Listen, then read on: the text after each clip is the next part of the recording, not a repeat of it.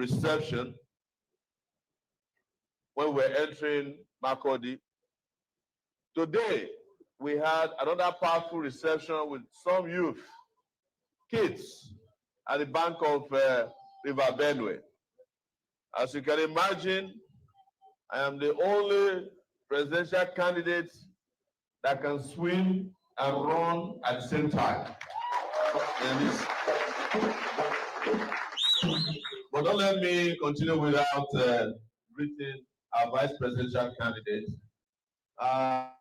He might look very quiet to you, but his heart is made of steel. I met him in Femi Falana's chambers. All of you know Femi Falana, the human rights lawyer. He's also a human rights lawyer in Kano. Don't let me go ahead without appreciating our National Secretary, Ina Okopi. When we arrived in Benue yesterday, and when he saw the decay inside the state, he said that he's from Kaduna, that he's not from Benue. But we told him here he cannot cancel his state, not yet. We also want to thank the governorship candidate, who, like myself, is the sports person. I found out today is a professional handballer, Chief Wachi Obi. And please give him a round of applause. When we were doing the arrangement for speaking, I discovered that the deputy governor was not given the prominence she deserved, and I yielded my place to her. And look at what she did. After she spoke, I was afraid to come out to talk. She apparently is the revolutionary that we have been looking for in our party from the female side of it. Our party is an equal opportunity party, and our position is that women should not only be playing second fiddle to men, because they are stronger than men. They create, recreate, establish, re-establish authority over men from time to time. In this dispensation, there are more women registered voters in Nigeria's history ever. About 47% of them are registered to vote. That is to say, if they convince their husbands, boyfriends, and others to vote for a female president, Nigeria can produce a female president even in 2023. And we hope. I am not one of those people who do pity party for women. Let's give them 35%. If you are 47% of the voters, you take 47%.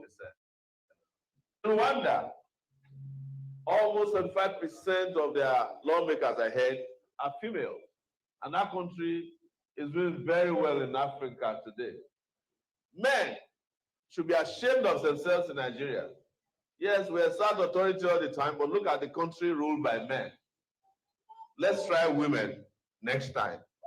And I will be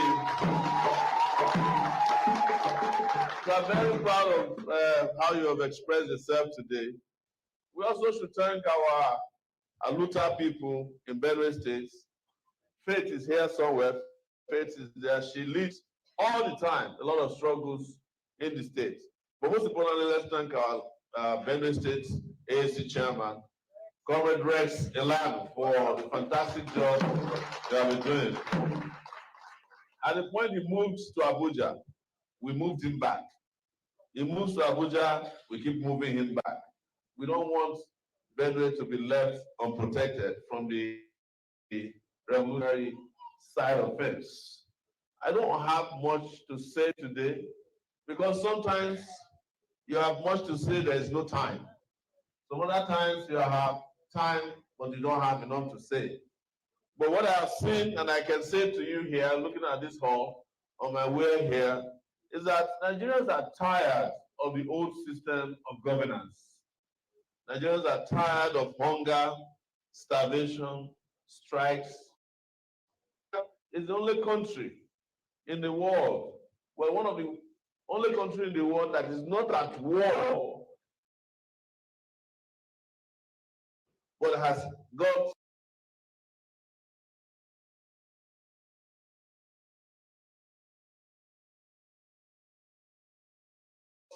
internally displaced persons inside the country. Nigeria is the only country. Nigeria has become a disgrace to the world. It is not Nigerians that are a disgrace, but Nigerian leaders disgracing Nigeria. And by reputation, Nigeria is letting down a lot of African citizens and countries. In fact, when we went to South Africa in 2018, I asked the South Africans, because they always take their girlfriends and their women. He said, but there's something about Nigerians. If they take your girlfriend or wife, the wife will never go back to you. I said, well, that's a problem.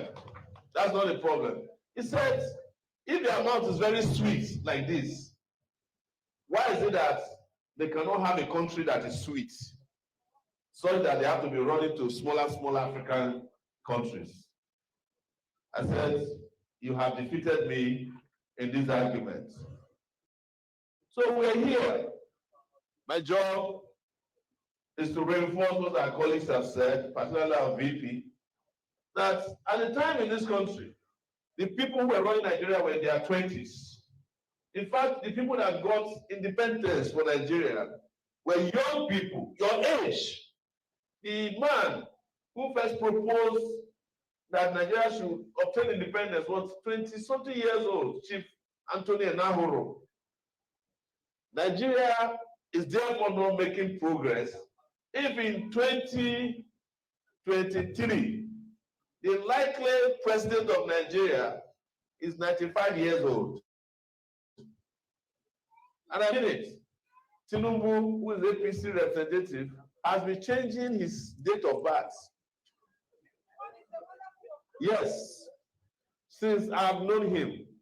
At the time I was a journalist, 10 years ago, they sent us a press release that Tinubu is celebrating his 65 years anniversary.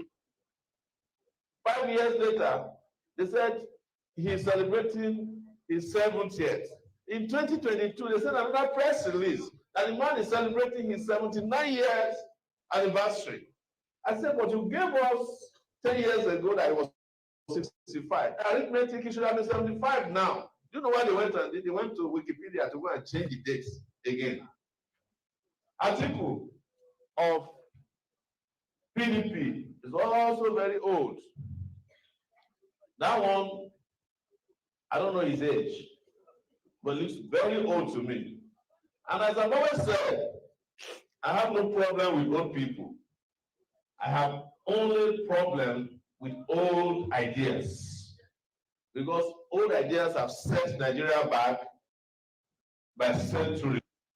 When places like Ghana are already offering technologically driven education, Nigeria is here going on strike in our universities for 9 months in 1 year. ASU in Nigeria, that's the organization in charge of our lecturers, their organization, strikes too many times than thunder. The reason is that the government of Nigeria is interested in tertiary education. Because even Buhari, who claimed he was poor when he came in 2015, sent all his children to school in London. That's the person who claimed he was poor. They have used the money that is meant for your education to send their children to school. When our leaders are sick, including when they have Qatar, the time, if he was Buhari, they would have flown him to London. Because there's no hospitals in Nigeria that can treat him. Even the Aso Rock Clinic that they budget 3 billion naira for every year since he came to power, they said they don't have an adult. I am not the one who is saying it, it's Buhari's wife that said it. So, for how long shall we continue like this? We say we cannot continue like this. We cannot continue like this. It is impossible for this country to make progress with the present crop of leaders. And most importantly, with the present crop of presidential candidates that you have seen. It doesn't matter how they mix it. All of you know about, today is Sunday, right? You know about overflow, when the church is too full. Take some people to another room they call overflow. That is how APC was to PDP in 2015. Now, in 2023, the Labour Party is the overflow of PDP. Same people, same characters, same operators, but they now package them to make them look like they are different. It's all falsehood. And I'm here not to come and lie to you like some of them know how to do. I'm here to tell you the bitter truth that I've always told to our leaders when I meet them. We must admit, also as young people, that we have let ourselves down. Why did I say so? Some of this that is going on in Nigeria, we could have ended them in 2020 if enough of us participated in EndSARS. We needed a revolution and it was looking at us like this. We walked away from it. Why? In Jos, for the first time, palliatives were discovered in warehouses. Christians and Muslims came together. There was no differences, and they liberated the palliatives. Our leaders were stealing Indomie noodles and hiding them when there was COVID. When leaders of serious countries were giving thousands of dollars to their citizens. That was in Nigeria at that time, held up by the federal government led by Buhari. I was receiving money in America sent to my house, sent to my account, even though I wasn't living in America. Even when I protested that this money doesn't belong to me, they said, but you are here with us and you have contributed to our economy. COVID, take care of yourself as well. But in Nigeria, what were our leaders doing? They were hiding Indomie noodles from you. They were stealing palliatives. Common Indomie, Nigerian leaders are stealing. They have no shame. Do they have shame? No. And now they have gathered together again and lying to you that they can save you.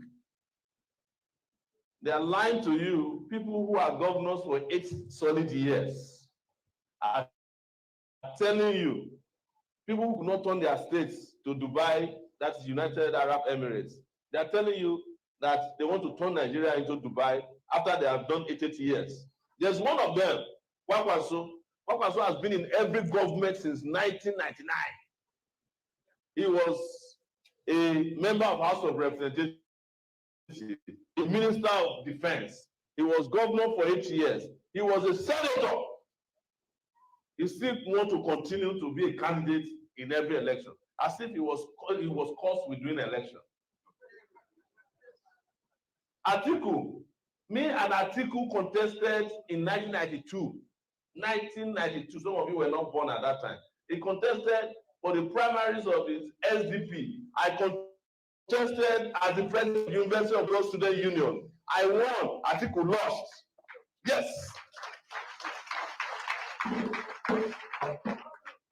2023, Atiku is still contesting against me. 30 years later, Abba, me Afaro.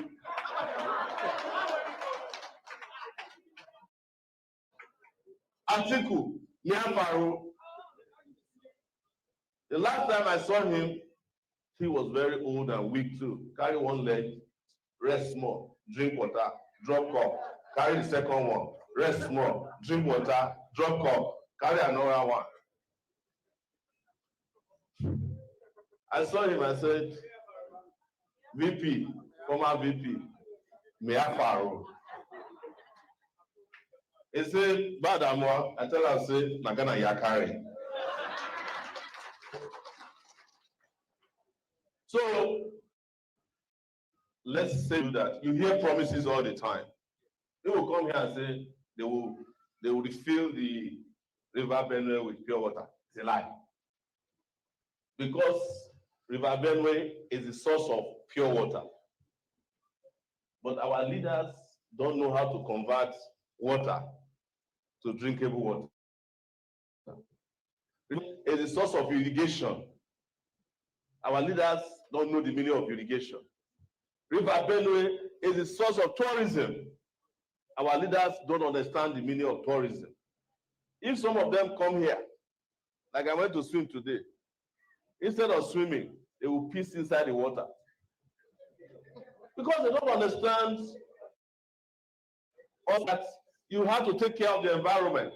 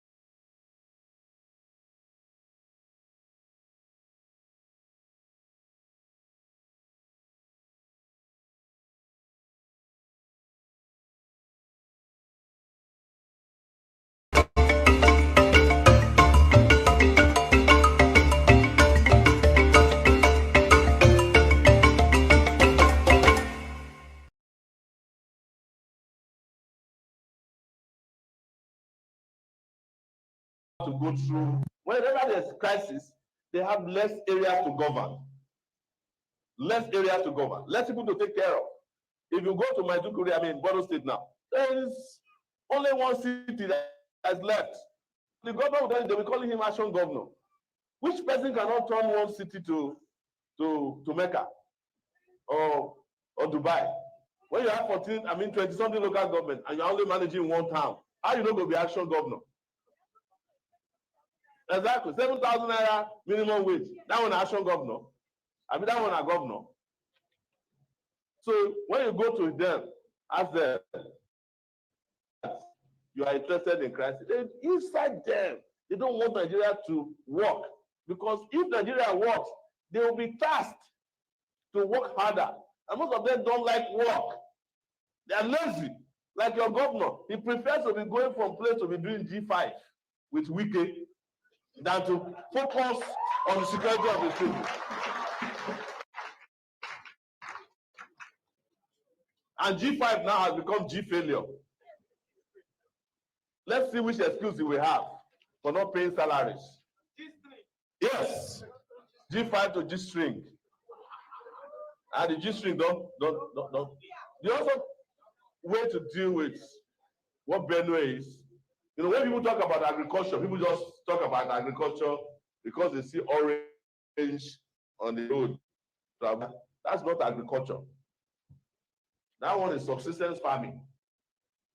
The one you sell orange and go and still go back to the orange and you are still poor. This state should be mechanized. Instead of SUVs, you should have tractors everywhere in your state. And the world has gone past even physical agriculture. Now, plant crops without soil. It's called hydroponic agriculture. You can grow plants in the air. So what is stopping you is because you have people who have lazy mentality in the way they govern you. And what stops Benue, anyway, from transiting from the food basket of Nigeria to the technological basket of Nigeria? with all the great youths you have in this state? Is it not from this Benue that some of the best musicians from Nigeria are from? So why must you do agriculture till you die if you have the talent to sing? Doesn't it fetch more money to be a singer than to be a farmer? Nobody else can. Some other people. So there's a lot you have. But our goal is to feed ourselves in this country and feed the continent of Africa. And we are going to focus on Benue State as one of the sources of this particular policy. Because we cannot continue like this. And also, we have our intentions to ensure that the kids we saw today in their millions across the country, some of them are not going to school because they can't afford to go to school. We meet a very brilliant kid who was asking us why some children, she couldn't understand, she's 12 years old. She said, why is it that some children are poor and some are rich? Why is it that some parents remove their children from school so that they could go to farm? And why is it that some children are stealing? We said, they're not stealing. They're just looking for what to eat. The real people who are stealing are Nigerians. A man was just sentenced to death in Lagos. Lagos of all places, for stealing, for robbing a woman of 57,000 naira. I said, where's the judge coming from that he didn't see Tinubu and sentence him to death? Is this not supposed to be according to the gravity of the offense? How can somebody who stole 57,000 naira go to be sentenced to death, and the one who stole 158 billion naira every year from Lagos State is going to become president of the country? Are they mad? That's the problem. Our justice system is also wonky. So, our brothers and sisters, there is nothing I can tell you that we didn't say here in 2018. Some of you were here with us in 2018.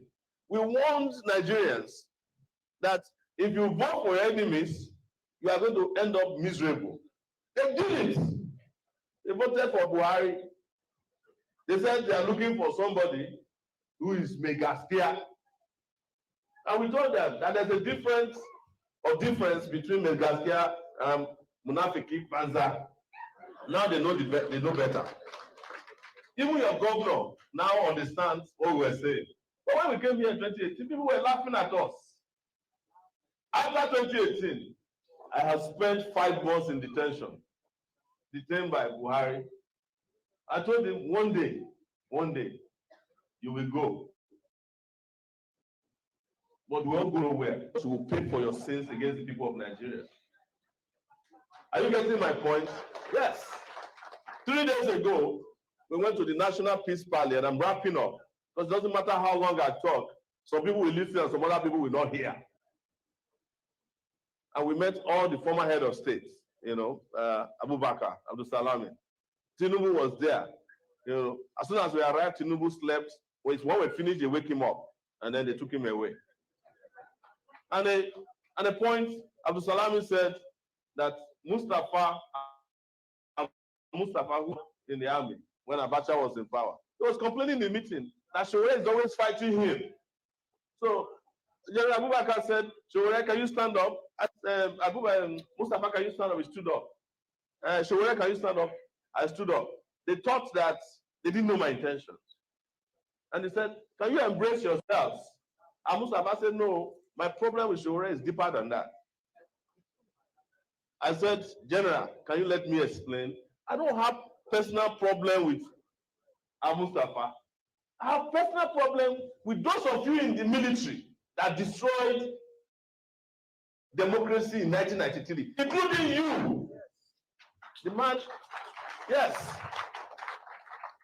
I said, had we allowed Abiola to rule when he won the election in 1990, free, fair, and peaceful election, we will not be signing peace accord to do election in Nigeria. Nigeria is the only country in the world where candidates are asked to come and sign peace accord during the election. Is the election war?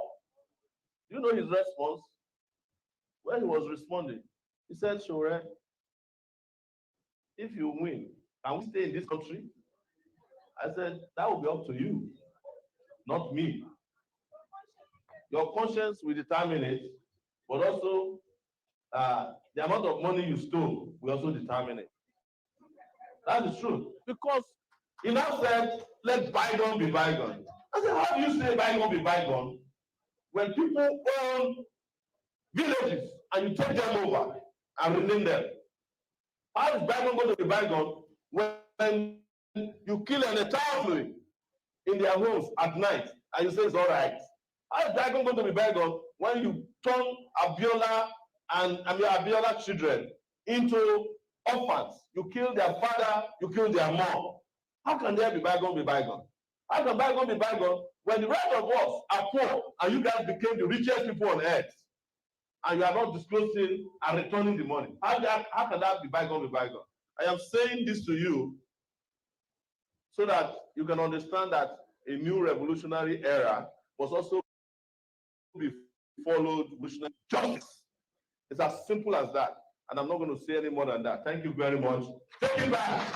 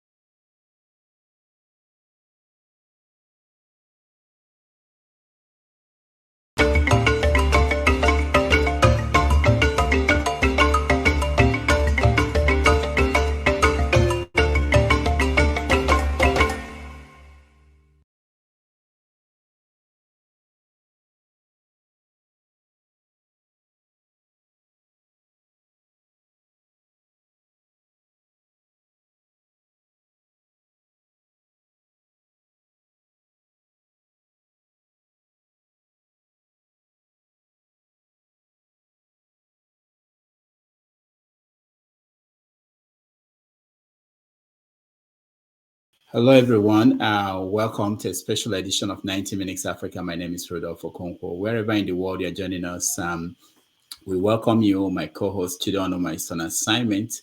Our special guest today, Omoyele Sowore, is on campaign. We had scheduled him to start at 10:30, but we just played a speech he made live in somewhere in Benue State. So we are waiting for him to join us. I think he will probably get to a hotel and then he will join us for the show today. So while we wait, we are going to begin a conversation on his candidacy and what that will mean.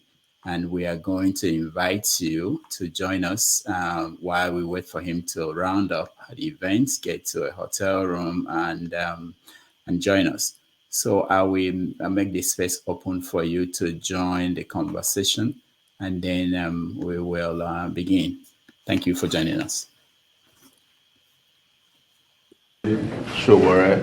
I'm the presidential candidate of the African Action Congress, and I'm going to be the president of Nigeria come after February 2023. So you all better be careful. I want to say here, and it's very important to me, that I observed one of the most peaceful elections in Nigeria in 1993. And we allowed that election to stand. We will not be signing a peace agreement today. Because that you are signing a peace agreement in Nigeria shows that elections have become war in Nigeria. This is the only country in the world where you sign a peace agreement during an election season, as if we are at war. But that is what our elders did to Nigeria. And I think next time we should sign a peace agreement with the elders who are instigating violence in this country, or have them sign peace agreements between themselves. Because peace is not breached by poor people. Poor people suffer the consequences of violence. When you look at elections, the people that suffer the most are those poor women and men. And when there's a breakdown in law and order in Nigeria, every rich man, politically connected, gets enough police protection, and they're able to get on the jet and leave Nigeria at the slightest provocation. This is where we are. And I should also say that some of the people that instigators of violence during the election are not in this hall. They are the vassal representatives of some of the men and women in this hall. They are state governors in particular. You need to get them to sign the peace accord. There are some of them as the most violent and virulent people in Nigeria. They demonstrated it in Kogi State. A woman was burnt alive in her house. Until today, the killers of those women or that woman have not been fished out in Nigeria. In Kano, there is someone campaigning that if they don't win the election, they will kill everybody in Kano. In Borno State, it's the same thing. You go to Lagos, where the APC holds sway, you cannot paste a poster if it's not Bola Tinubu's poster in Lagos. I just came back from Lagos. They have a team that tears anybody's poster that is not their candidate's poster. You cannot even pay for your poster or banner to be hosted in Lagos. They have a bureaucracy in place that makes it impossible for you to do. How can there be peace in a country where there's no justice? We keep lying to ourselves all the time. I also want to say that for the rest of us, as you have treated us today, because we don't have resources and we don't have powerful connections, we don't have access to state resources. Most of the other candidates use and abuse state resources. They have governors who just dip their hands into their state treasury and use them to fund their candidate activities, and nobody is challenging them. Once in a while, when they want to tickle our fancy, the EFCC comes around to play at the playground of the political parties. Two political parties are particularly very notorious for this. They buy votes, both at their primaries and in the final election. And how do you compete with these people? If elections are supposed to be about justice and bringing about great leadership and bringing about peace and development, how could great people win elections in a country where terrible people control all the resources of your country? That's another issue for another day. The other part is the media. And I should say this because I'm a media practitioner too, that they have shut several of us out. Also, I will accuse the media of Asiwaju. They have never interviewed me in this election. That is the TVC news. They have blacklisted some of us, but they are supposed to be a public media that should address, that should attend to everybody. And the last thing I will say are security agencies. Just like someone mentioned, the security agencies have allegiance and loyalty to just a few people. That's the truth. I was almost run out of the road in Ibadan just yesterday because Atiku was in Ibadan to campaign. I was also there to campaign, but I had one car. Atiku had over 40. And I had no police. Atiku had over 500 policemen attached to him. I sent a letter to the police today to provide me police protection. I'm going to Benue tomorrow. They said I should drop the thing on Monday. How do I get police on Monday when I'm going to Benue tomorrow? I submitted to my friend who represented the IG. I will just say finally that nobody should lose hope in this hall, especially those of us who are the receiving end of the injustices in this country. One day, the table will turn. Thank you very much. I'm the presidential candidate of the African. All right. Welcome, everybody. Nice to have you guys today, Sunday the 22nd, 2023. I'm glad you were able to make it, and we are waiting for Sowore to join us any moment from now. I don't know how long. He just finished in the hall. He might get to a hotel before he's able to join us. But as soon as I hear from him, I will let everybody go and we'll make room for him to join us. So if while we do wait, I want us to have a conversation on what we think about his candidacy and the impact he's making. Let me start with you, Janaba, am I right? I don't know if you are right. Can't you see my name there? How are you, Janaba? I'm fine. How are you? Happy Sunday. Happy Sunday, yeah. So I know that Sowore is your man, and what do you think about the impact he has made this round? He's doing well. Unfortunately, where he is, like I always say most Nigerians are not there, and in my own way of supporting his candidacy was all the councillor in my area and one running for Senate and House of Rep in Benue State to become AAC. Some of them have met with him in Abuja, where he lives, and unfortunately, Nigeria, we are still very backward. We are submissive to those that abuses us, and they have used the elite have used everything to cripple us, poverty, disease, hunger, and the one that is telling the truth, he has no resources to give to them, and I don't know why we are still where we are. All right, thank you. Lexis, welcome. Alexi, welcome. Thank you. Okay. So what do you think about Sowore? I call him Ọkùnrin mẹ́wàá, and that means 10 men in one person. Sowore is super duper a character that should not be overlooked in his quest to achieve anything at all. And I respect him because he knows that there has been injustice in the country, especially when it comes to what is happening to the East, the Biafrans. Sowore knows that all the conspiracy and things that has happened to that part of the country is not right. And he says if he becomes, or when he becomes, whichever one fits in, that he's going to apologize to the people of Eastern Nigeria because of what Nigeria has done to them. And I know that he's a very straightforward person. I have a witness here because I've interacted with him personally, even before this time. He had asked me once, why do you think you cannot be the president of Nigeria with all these things going on?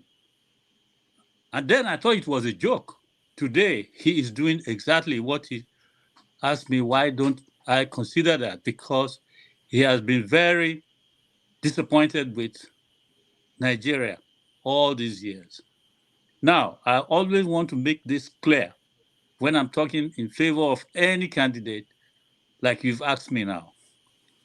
For me, he is number one because I know how he justifiably looks at what has been happening, not only the corruption and all the rubbish going on, but the treatment that many of us here cannot accept was improper against the people of Eastern Nigeria. In fact, some of us may have even had a kind of, would I say, euphoria that, yeah, we want those people and they have to remain where they are. Winning is not the point. Where is the peace? Things are still happening to people because they are Igbos or they come from somewhere less recognized by the people of the country. That's why I'm in love with Mr. Fa Rotimi. He said there's no citizen in Nigeria because the leaders have not given us the chance to be citizens, let alone being right and in things that can make the country better. I believe that we all should just separate and peacefully organize a commonwealth nations instead of even going into this election. All right, sure. So, Alex, thank you. Let's go so that we can get everybody before he joins. Did you see the name? Did you see the name I have? That Lexis. I wrote that name. There's no S at the end. It's the same name but written so that people can call it properly. Lexi. Lexi. Okay. Yes. Well, it's the same name that was there, but spelled phonetically. So that's the name I like to hear myself being called here. Oh, But anyway, let's. Sowore is good, period. But I All want right. separate nations as a commonwealth. Thank you. All right. Thank you. Echo, are you there? All right. I think she's not there. Isimile, welcome to the show. Hello, Dr. Damages, and hello, everyone else. Sowore is acting like as a lone wolf in his campaign to become the president of Nigeria. I would say, in my own personal opinion, does it sound tough? Yes. Does he sound theoretically intelligent? Absolutely. Is he going to deliver all that he's saying? Time shall tell. So that's my contribution for now. If I'm around to ask him questions, I'll reserve those for him personally. Thank you. All right. Thank you so much. I appreciate that. Let's see. I'm Sheriff. Is that? Hold Yeah, on. Doc. Yeah. How are you? I'm fine, thank you. How's everybody? We're good. Okay. What do you think This is about my Shore? oh well, this is my first time joining the chat. I always been trying to join and never be able Oh, to get in. But nice, nice. I'm a old time followers of Sowore since the day of New York saga and with the Jonathan regime. You remember those when they went to the town hall and when they was waiting for the people to come and they were late and she was there and the other guys were there and whatever. Anyway, I was also a contributor to his last I think the last election when he was running, he came to Chicago. I was also there, so you can have a little background of how I follow Sowore. Yes, Sowore is a man of the people. He's the only candidate in Nigeria that has been consistently doing and saying the same thing over and over again. Out of all the candidates we had, like Mr. Abba said, he's the most consistent one. To me, in my opinion, he's the only one that can deliver Nigeria from uh, the mess we are in. If you think about it, none of the people that's running right now want to step on the toes of the establishment. Nigeria needs to be totally formatted and restarted, from the scratch. So, like I said earlier, Sowore is the only person that can do it. But the people are not ready for the man like Sowore. That's all I have to say. Thank you. All right. Thank you. Man of prestige. Why are the people not ready for Shore? Yeah, yeah. Good morning, good afternoon. Can you hear me? Yeah, we can hear you. Yeah, thank you very much. Good afternoon, good morning, everybody. Yeah, I'm glad we have Sowore today. Hopefully, be coming back later. Yeah, thank you everybody for having me. Yeah, it's honor to have Sowore here. In my own opinion, he would have been one of the best presidential candidates if he had a traction. But that notwithstanding, where we are right now, he doesn't have any traction. So um he's not going to have any impact. I don't know how many votes he's going to be able to get about that. Notwithstanding, he's still very young, so he has a very good future, for himself. But the problem I have with Sowore, is because he has not been able to garner some experience. I would have liked him to go and contest for any kind of local government. I don't know where he's from, whether he's from the southwest or south. I'm not really sure where, but it doesn't matter. He's a Nigerian, so it would have been better for him to go and garner some experience. Maybe in a senatorial or governorship, any kind of things. Before he can proceed to where we are. It has to be a process for you to elevate yourself to be a presidential candidate in Nigeria. But with his credential that he have antecedent, because in the Nigerian space, where we are, it's not somebody that just come in and occupy such a place. It's not like America. Look at Trump. Trump was just a businessman.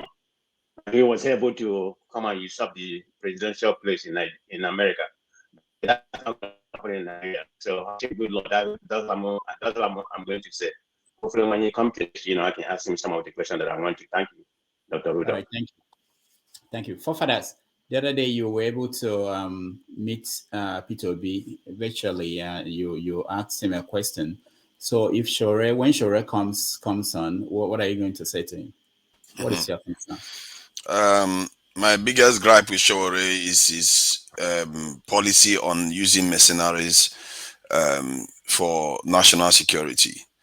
And I think that that is a very, very serious lack of judgment, because if this same man or activist has been fighting for the youths of Nigeria for how many decades, and when his plan on getting into office, the first thing he wants to do is give jobs to foreigners to come and kill Nigerian youths. I think that is the craziest thing, the craziest idea ever.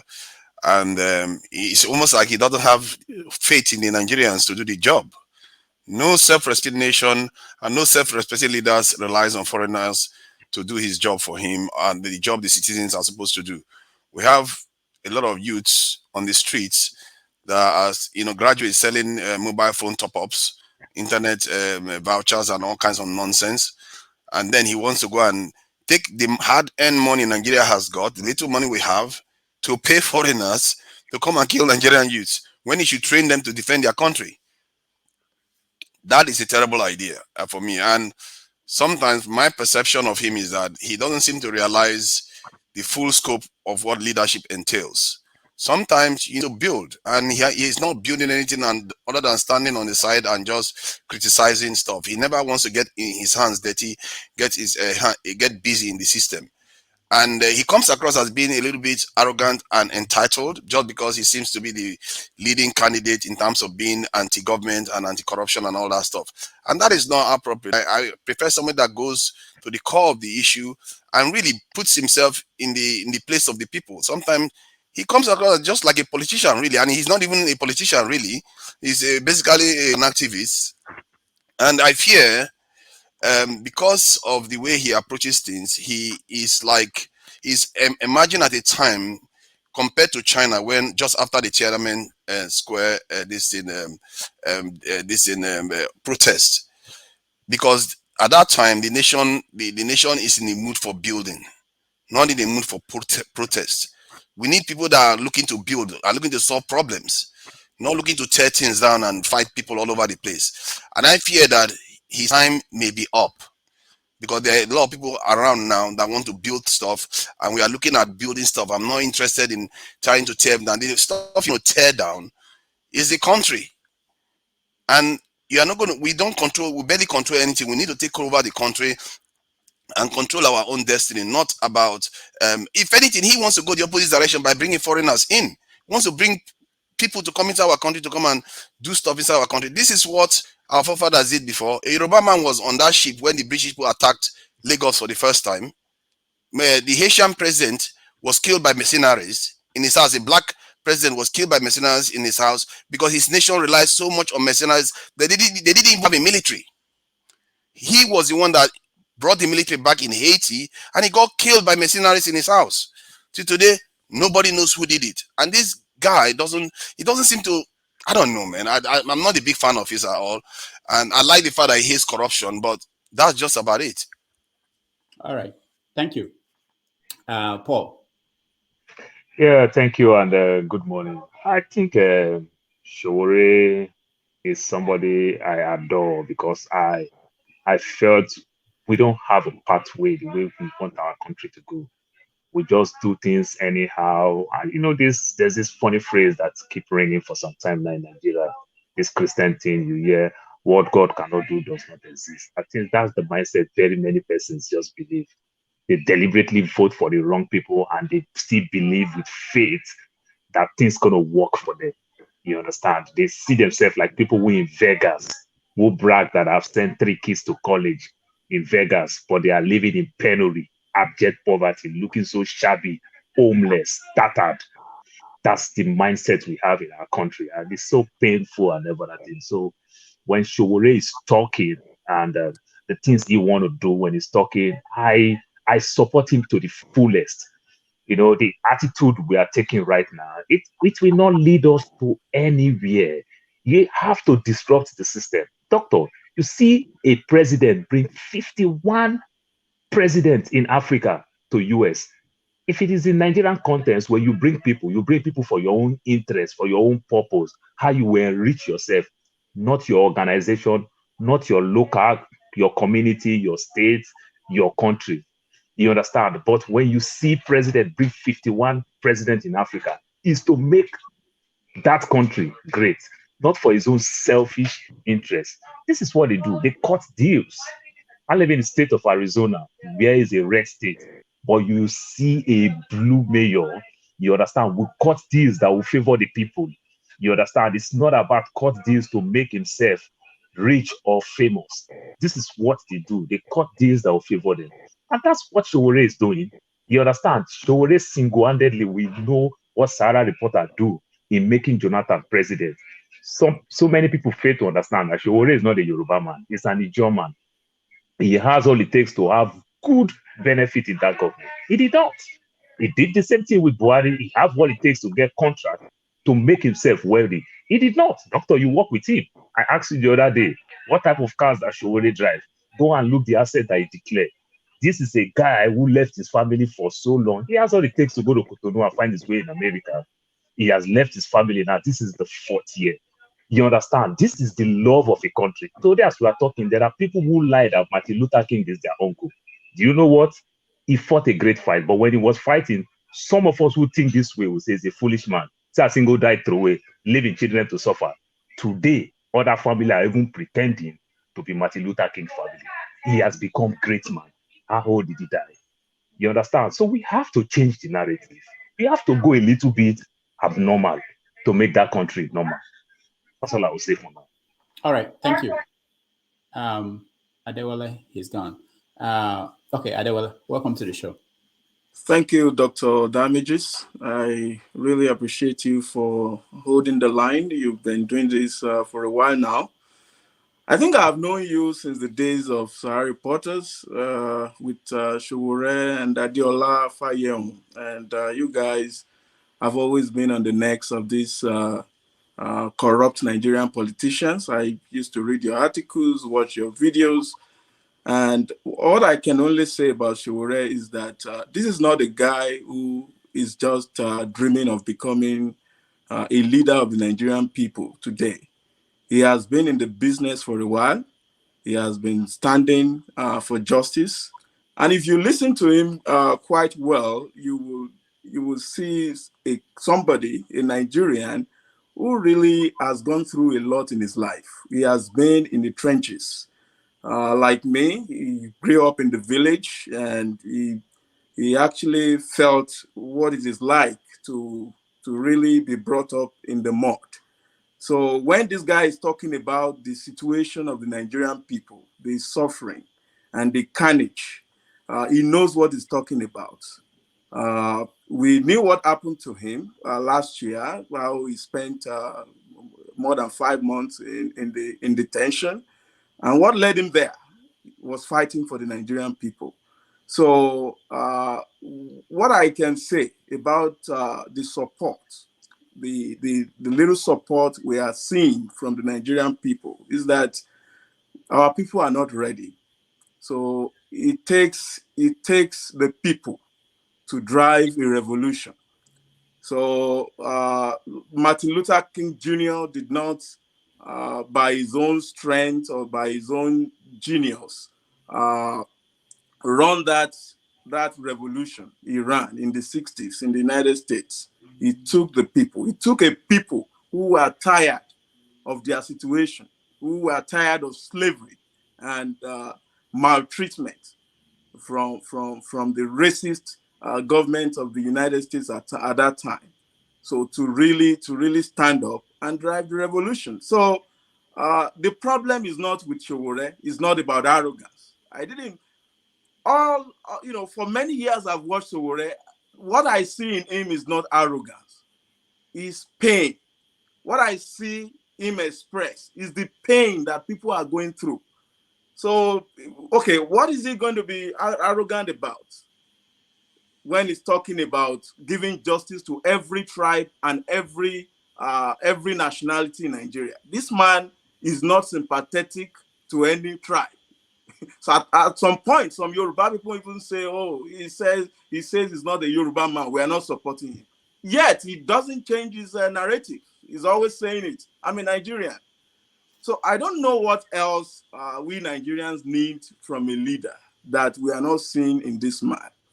And like we did, in the time of Buhari, when they brought Buhari, we were shouting, we were hailing him. The man came, he destroyed everything. Now the Nigerian nation is on the brink. So this same way, we are going to let this opportunity slip through our hands.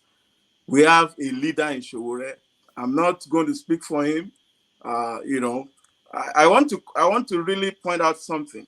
I heard Sowore say, if it gets to the point of hiring mercenaries to solve the security problem in the interim, I'm open to it. That's what he said. So he's not saying I'm going to bring in mercenaries to solve Nigerian problem. We don't have Nigerians who are brilliant. In fact, he has said that there are Nigerians are doing well all over the world, except in Nigeria. And he knows Nigerians who are doing well, and he's going to bring them in. That's his security policy. Whenever they ask him about security policy, he wants to get mercenaries. Well, what am I supposed to make of that? That's his first thing that comes out of his mouth. Want to bring foreigners? You could go and bring American soldiers into Nigeria. In other words, we will be having a military base inside this country. If I can do any country any good. I'm sorry if I can finish. What I'm saying is that even to respond to what you said, the state of the Nigerian security right now, you cannot solve the problem of security in Nigeria with the current apparatus you have in place. You have to do something in the interim. How do other countries do it? Figure it out. It's not so tricky. In our security agency. Nigerians are clever enough. We have them on the ground there. Let's not miss what's Dr. here. Damages, I think that's all I have to say right now. Okay. And I'm very excited to really see our leader, my leader, Sowore, come to the show today and share his views with us. Thank you. All right, thank you so much. African Wahala, I think that's the name. I can see. Yes, sir. Good morning. Good morning. Right. Welcome to the show. Thank you. Thank you very much, Dr. Damages. Thank you, everybody, for being on the panel, trying to figure out how to resolve this Nigerian quagmire that we find ourselves in. Omoyele Sowore is a great leader. I know people call him arrogant. They call him unexperienced. They have all types of names for Omoyele Sowore. But the truth is, if you're talking about arrogance, who are the arrogant people? Is it the people that have put us in poverty? The people that have continued to align with the people that destroyed the country? Are they the ones that are not arrogant?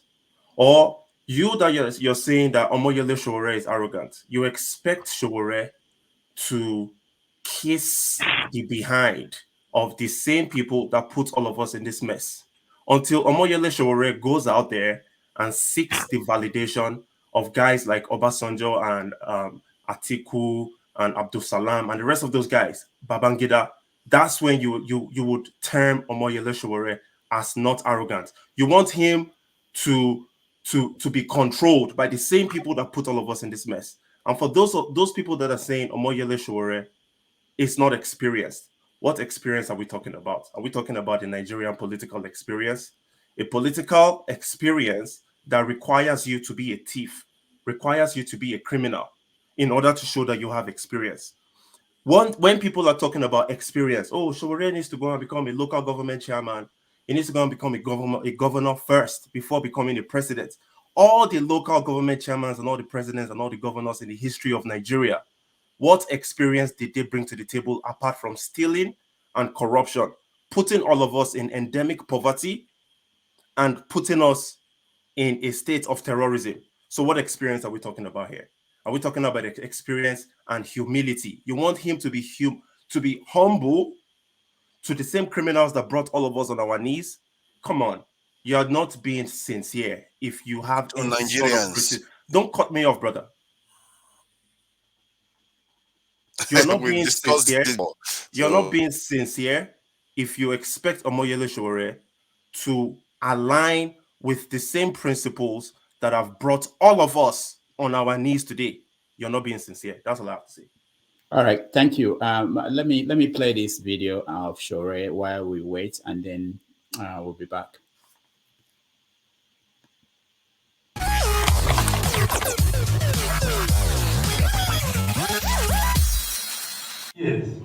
disagreements are not personal. Okay. They came from the military era. And it includes you. Okay. Please. I have political disagreements today with anybody that was in the military in 1993 that annulled the election, including you. Every one of you. And it doesn't go away. Thank you. Okay, I think you are talking about 20 years ago. Yes. I think I think if you carry that idea, by the time you become the president of this country, I think some of us will leave this country. So I think I think quite honestly, let bygones be bygones. What has happened has happened. You can't cry over spilled milk. And let's go on with what is in front of us. Ladies and gentlemen, I want to thank you again. Before we close, I will ask His Eminence Onaika to give us the closing prayers. All right. That was from the event peace team yesterday, I believe. There Abubakar was saying, let bygone be bygone. So what I think we should do now is while we wait, I'll just send messages to him to know how long when he's going to be here. You know the way these political events are. After the event, he will hang around, greet people and other things. So we will stay here as long as it takes. As soon as I hear from him and the time it was going to take for him to get here, I will let you guys know. But also, one thing I want is if you have said something, maybe we can get new people to come in and have their view on what they think about Sowore while we wait. Meanwhile, let me ask you. But can I say something about what they are all saying about him? I think Nigerians do this all the time. It's like when Ojukwu came along and said, oh, he's the child of a rich man. He didn't have to do this. We have to worship him. This type of thing, you have to call people out when they are saying something wrong. Just because he's been fighting for you forever doesn't mean he's infallible. This guy is questionable, some of his decisions to say that he bringing foreigners into the country and just because he's fighting for us, it's okay. Let him do that anyway. You can't trust anybody. You really can't trust anybody in Nigeria. Situation sometimes determines certain decisions you take. Forefather, let me tell you, former British Prime Minister David Cameron, during the riot in England, I can't remember the name that they called that particular riot, when David Cameron was the Prime Minister, the riot was getting too much. Do you know what Cameron did? He went and bring an expert riot police from New York in England to America. No, he didn't. I was in the UK then. Listen, you might be in UK, but I read my brother, I don't need to be in UK. I read the news. You are not in America now. You are in a program in America. I'm in the UK I don't need to be in UK. I wasn't here when it was happening. David Cameron went and bring a riot police in England. You understand? When he said so, that calmed the situation down. So certain situation, you understand, demand for some type of measures you will take. Not bringing foreign troops into the country. So he didn't say his first goal is for him to go bring. If there's anybody that criticizes, that's his first goal. I don't know whether you are hearing me. Anytime they ask him of his security policy, that's exactly what he says. No. Okay. And when you talk about foreign, ask him today. You hear what he tells you. When you talk about foreign, what are you talking about? The way the country is going, where even a captain in the army today, all their kids are schooling in abroad. That's a threat. That's a national security threat. You understand? Yes. For your at that level. So that's a threat. But it doesn't really matter. As at this time that we are a weaker vessel. We are weak. If it takes you to put some structure in place, you hate it, you like it. We don't have anything. You understand? We don't have anything. You need to find a way to are you people men or what? What is wrong with you people? If somebody's saying other men should come and help you, we have how many youths in Nigeria? Almost 50 million of them. That's not Jesus so. Christ. I don't understand this kind of thinking. That's not so. It's like getting an expert. No, I will call you when I'll call. That's not so. Sometimes when you talk certain things, when they say they want to go bring machineries, it's different the way you just say it. You are just saying it from a layman's perspective. Did you see an army general in Nigeria that bought a drone of $300 that I buy for my own son? and they are celebrating it all over 10 media houses in Nigeria. All right. Paul, thank Is you. that an army general you want to trust that bought a drone of $300? What are you talking about? You understand? My brother, let's not lie to ourselves. Paul, Come on now, thank let's you. put things in place. Thank you, Paul. I'm Sheriff. I'm the sheriff. Go ahead. All right, thank you, Doc. You know, it's so funny that we don't do our research very well in Nigeria. Look at Kenya. When Kenya was having problem with Al Shabaab, America had a base in Kenya right now and helping them dealing with Al Shabaab. Okay, look at Nigeria with what Boko Haram and all these people from Nigeria bringing all these insecurities in Nigeria. What's wrong with Sowore talking about, okay, I'm gonna bring machinery or I'll bring international, forces like America to come and help me with security? I don't see anything wrong with it. If what we have are totally collapsed, think about it. I'll give a perfect point. What I heard from Sowore like 2 weeks ago, when he said that the Nigerian security forces do not communicate with each other. The DSS or whatever they call themselves get information about the Kuje prison terrorists or whatever they did when they kill all those people in charge of their prison. And the local police, 2 weeks later or 3 weeks later, whatever time, the local police or the military did not share the information between each other.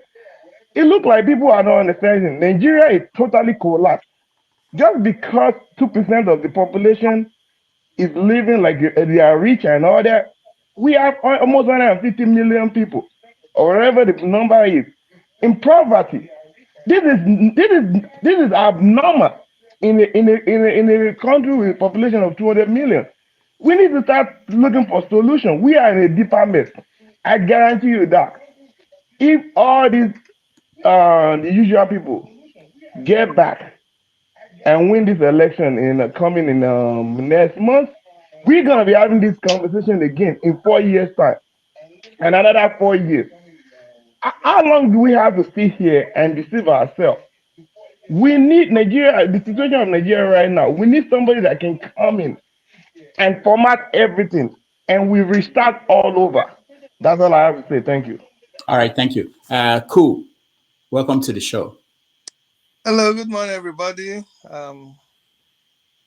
Nice to see you guys again. So I was waiting for Sowore to come on board, but I guess he's still having his program. Yeah. Forefather, yesterday, sorry, I was hearing you were being roasted and they beat you to submission. I was beating you on that platform yesterday.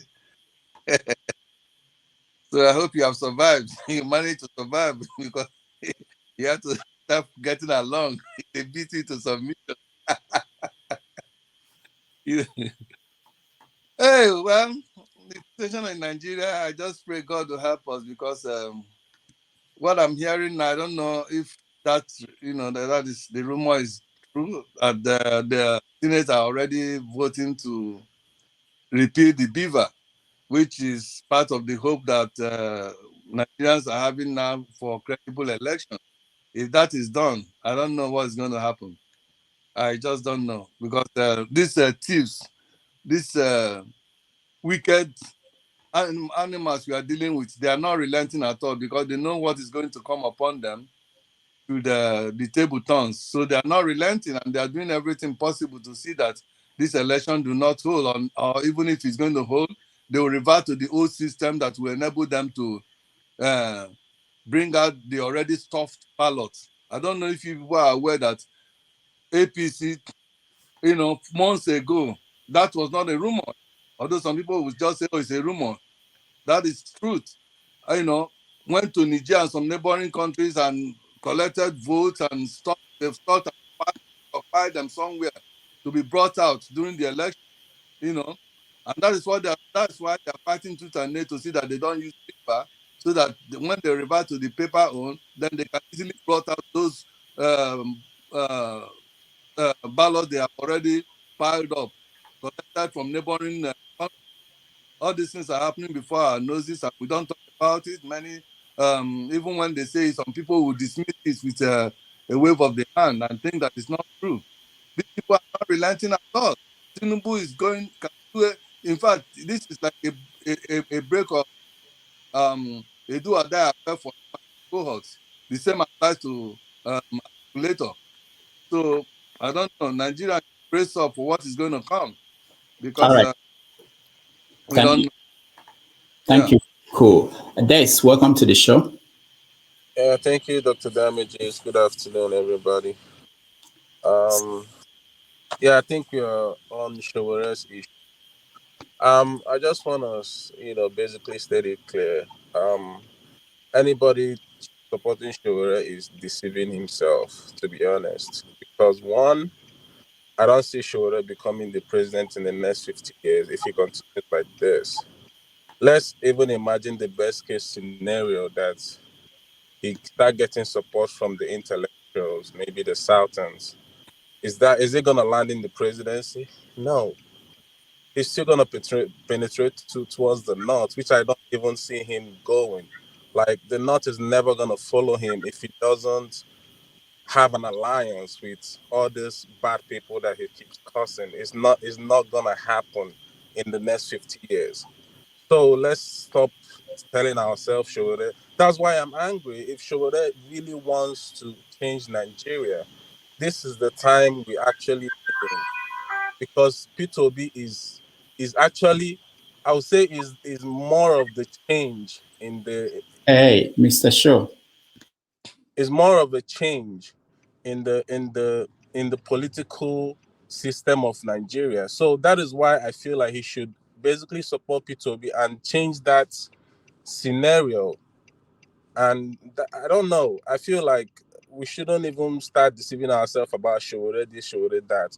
If he wants to be serious becoming the president of Nigeria, he knows what to do. And what he's doing will never land him the presidency, period.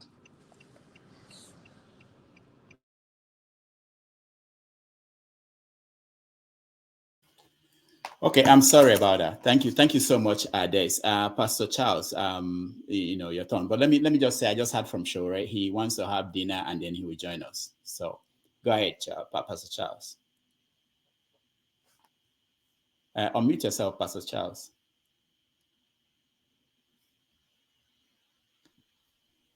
Go ahead. Okay. I want to say thank you so much, Dr. Damage, for allowing us to speak in your platform. Thank you. And also, I want to appreciate all of us who are here tonight to discuss issues that have to do with Nigeria development. To be honest with you, I am quite ashamed that some Nigerians, in fact, many Nigerians don't know what they want. We live in abroad. We have seen the world, and yet we are still thinking like people in the village. Sometimes it makes me feel sick, so sick inside of me. How can somebody not like Showore? I don't understand how can somebody with the sorry state, Nigeria is right now, and you hear Showore speak and you don't like Showore. I don't understand.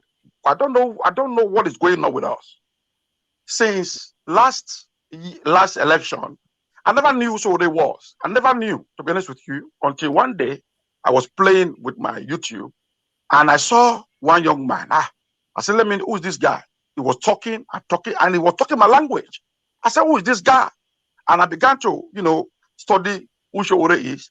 I discovered that Showore has been doing these things for almost when I was even in secondary school. I said, even in secondary school, when I didn't know nothing, when I was going from one corner, maybe looking for women here and there, smoking, drinking, and a young boy within my age category was able to mobilize guys against the military, against bad governance, and this guy has not changed. And today you see Nigerians who they still talk as if they don't know what they want. In fact, honestly, I feel so ashamed. I feel so ashamed. But one thing I do know is that Showore has shown, he has proved himself to the world. He cannot merge with people who have destroyed the country. He cannot do that. Stop saying that Showore should go and merge with Peter Obi. Peter Obi, after election, he will go back to PDP or APC. How can you expect to go and merge with them? What do you want, people? What do you want? Are we blind? I don't understand what is going on with us. Are we blind, people?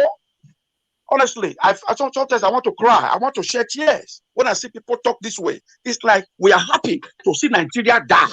We are happy to see Nigeria in a bad state. And it's like we are happy. Just because a young man from nowhere, a young man because the father is not a rich man, not a billionaire, is coming to say no, Nigeria must be savaged, and we are here, saying no. Who is he? Who is he? Who is he? Who is he? Honestly, it's a shame. It's a shame. Thank you. Thank you, Pastor Charles. Hold on, cool. Hold on. Let me hear from Sydney. Sydney, welcome to the show. Thanks, Dr. Damages. Can you hear me? Yes, speak up a little bit. We don't have your line is low. Your volume. Okay, can you hear me now? It's still low, but we can hear you. Go ahead if you can do better than that. Sorry. Okay, good. I just want to say that, Sowore he's been an activist, and I think he's a very bold person in terms of his ideas. However, I think that this season, with the political landscape, it will be very difficult for him to make real inroads. With the way Nigeria is patterned. And I just wanted to correct a few things Forefather was saying in terms of security. Like last time, I told him about Obi, and it was very clear Obi had a plan, and he has been speaking about it. Using mercenaries is not an issue globally. Every country, even the US, uses mercenaries, especially when you may not want your military to get involved, or you may want a different approach to Not at military home. strategy. Excuse me.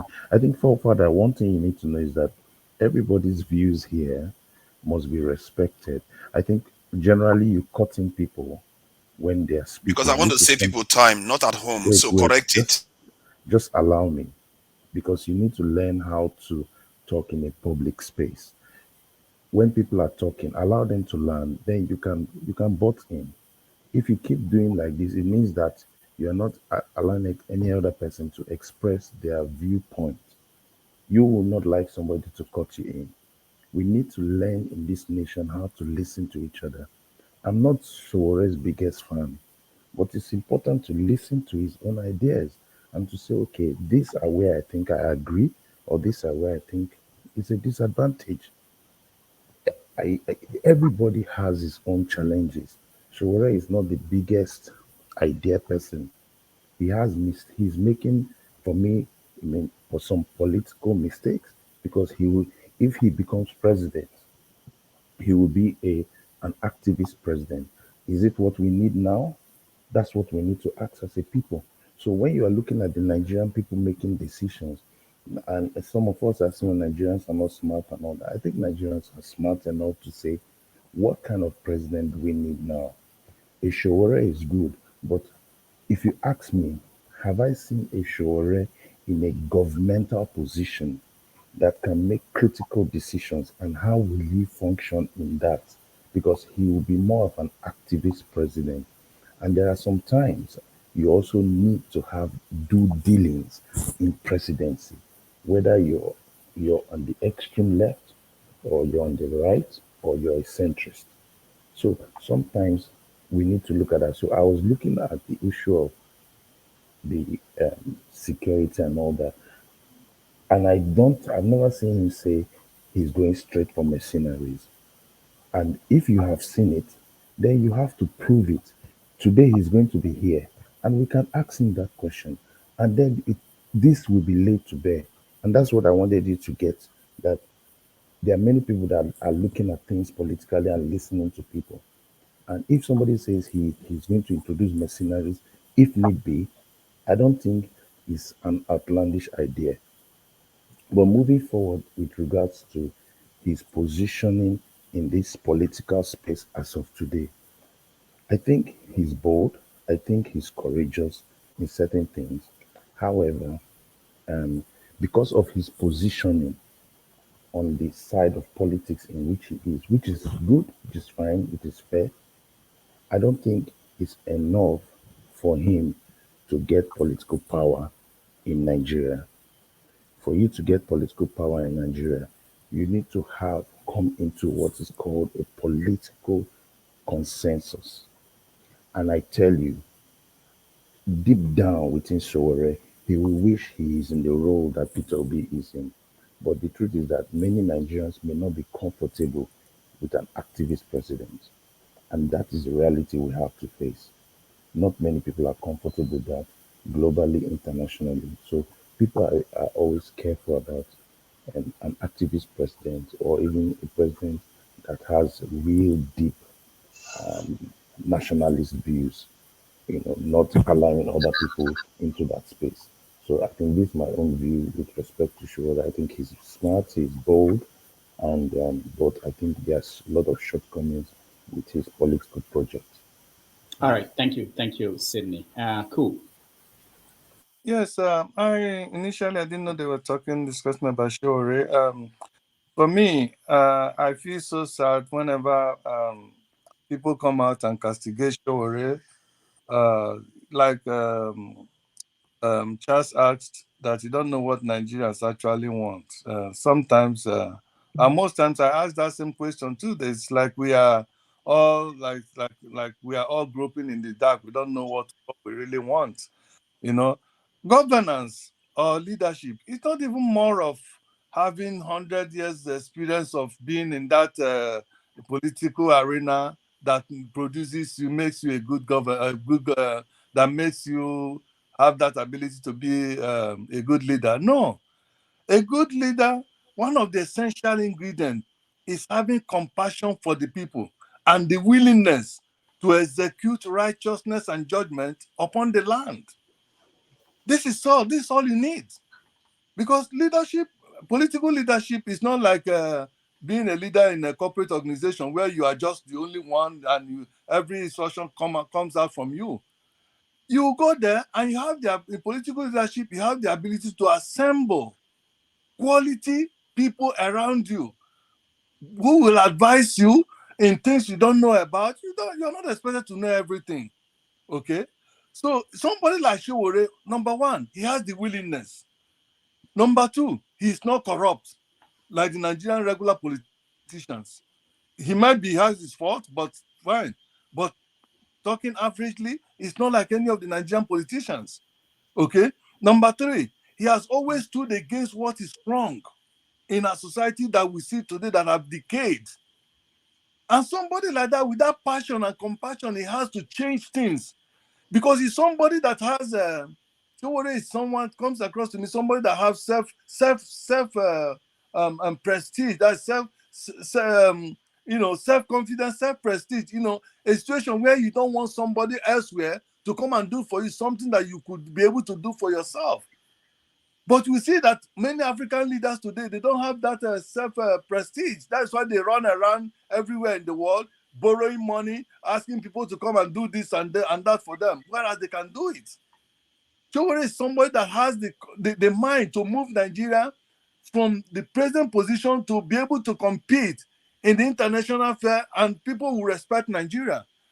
He means well for Nigeria, even if right now with the political arena, he's not going to be able to get there. And I, for one, I will even encourage him to make it faster for him to become a president of that country one day, to join Peter Obi's team. And if he joins there and is able to take the position, which I believe more than 99% of obedience will be so happy if he takes the position of EFCC boss. And if he goes there and operates very well, trust me, after Obi is done, Obi and that is done for 8 years, Showore will gracefully glide into the presidency of Nigeria if he does that position well, which I know he's going to do it very well, to the admiration of many millions of Nigeria that have been yearning for justice and equity, that have been yearning for the system to avenge these evil murderers for the blood of people they have spilled every day. They spills every day to avenge and to recover all our money they have stolen and used in resettling their families all over choice places in the world. and leave Nigerians to be suffering in a country that God has blessed with so much, and yet people living in abject poverty. So this is what I have to say. They should stop castigating him. I know he's making a lot of mistakes. He's confronting the powers that be, and they don't like it. And he will be the last person the powers that be will want to smell Aso Rock. But he can get there if he makes the right decision. And the right decision, I believe, in my own opinion, is to join the team of Peter Obi, Obidati, so that he can have that portfolio that I and many other people will want him to occupy, and that is EFCC boss. All right, thank you so much. Let's listen to. I think John Abba raised his hand first, and then we go to forefathers, and then I saw you. Go ahead. All right. The fact that there is no pathway for Sowore to become the president in this section doesn't mean the supporters and those that believe in him to change their mind. The notion that he should compromise himself or he should lower himself. How did the human being lower himself than leaving his wife and his children to go to a place, not even be free on the street, rather being detained? What sacrifice is more than that? And what experience you want him to learn from becoming a local government chairman or becoming a governor of any of the state? I think we are all saying things because at least everybody's entitled to his or her own opinion. But you should not think that simply because it's not doing well in the poll, then it will be abandoned. That, okay, you are not going to be anything, you are not getting our support again. That is not consistency. That's not the measure of a man. This is not a judge become a coup or Jude become coup. That's not how it's supposed to be. All right. All right. Thank you, John Abba. What I want to ask people who are here, if you've spoken before, if you can give room, when Sowore comes in, everybody will get a chance to ask him questions. That's why I allowed him to. Okay, let me go then, Rudy. I said he should I'll eat see you and guys get in a little ready. bit. Go ahead, Ismail. Go ahead. Let me hear from you. Okay, I bet to disagree with some points made by Mr. Cool. Pardon me.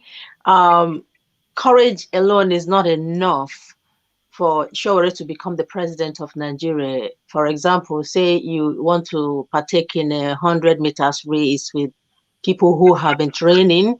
Obviously, you have a dream, a vision. You have the belief in your mindset that you can make the race or possibly win it. But actually, you need to. It's like a baby. You need to start crawling first, and then walk, and then train.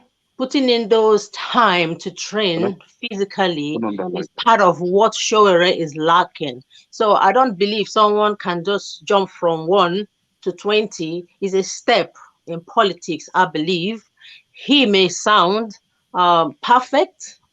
He may be saying the right things, but has he taken the right step for him to get where he wants to be? He needs to do it the way that he would actually get to where he's going to. I don't believe in miracles in politics because he's going to be serving humans and I'm one of them. I don't want someone to be in position to come and use me as a sample of the people he's going to be serving. I want to see what he can do from the little he's given, then we shall determine how he can manage the bigger ones. It's like you don't have experience in running a company and then someone invests millions in your company.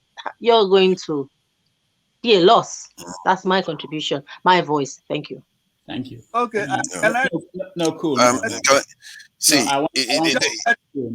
Yeah, well, it was my turn. I think I don't know because I wasn't in the Nigeria 2000s, but when I was in Nigeria during the 1993 to 2000, I never saw Sowore on the landscape. Well, all I know is that Obasanjo went to prison, Yaradua was in prison, they died in prison, and a lot of people that fought for the DC during that period on the ground, many of them ended up either in politics, and the ones that inherited everything, like Tinubu and all the rest, that one was in London. And my view of Sowore when I saw him first, because I've been hearing about him a lot in Nigeria, when I saw his interview first, I was like, oh my God, this guy comes across as if he's a little bit traumatized from all the imprisonments, and he doesn't sound very coherent, because they were comparing something about Mandela, and he just got a little bit crossed up in something that wasn't needed at all. Then during this campaign, he started talking about foreign troops. See, the way I look at things is that maybe you guys should do that too. You have to look at from our history 400 years ago, what has happened to us. What led us here in the first place? And any leader that comes and tells you they're going to do things to reinforce that, run the other direction. Because we are bringing other people, trusting other people for our own security. Anybody that outsources their security or survival to other people, they have forfeited their right to survive as a people. That is, it's just as simple. Nobody does that.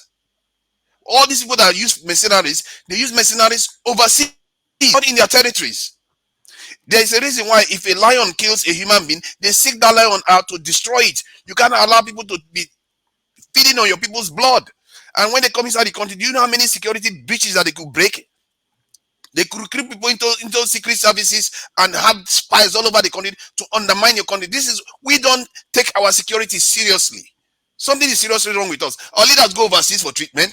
Our leaders go, INEC goes to foreign country to go and present this. What is wrong with us? Are we still colonies? If we are colonies, let's just settle it. Our men go home and let Igbo people come and take over. If that's what you want. But if you want a free country, you better start thinking like that. Because if somebody says they are going to bring foreign soldiers to come and defend you, you should be rejecting it offhand.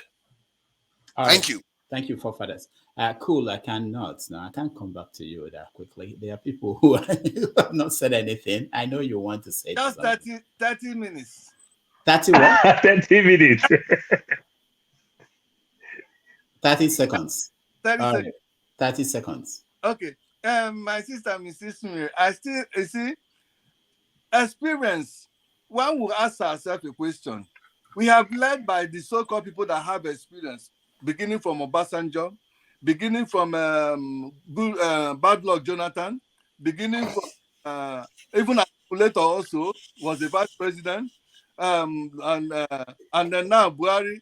These so-called people that have experience in your own terms, where has he led Nigeria to? Where has he led us to?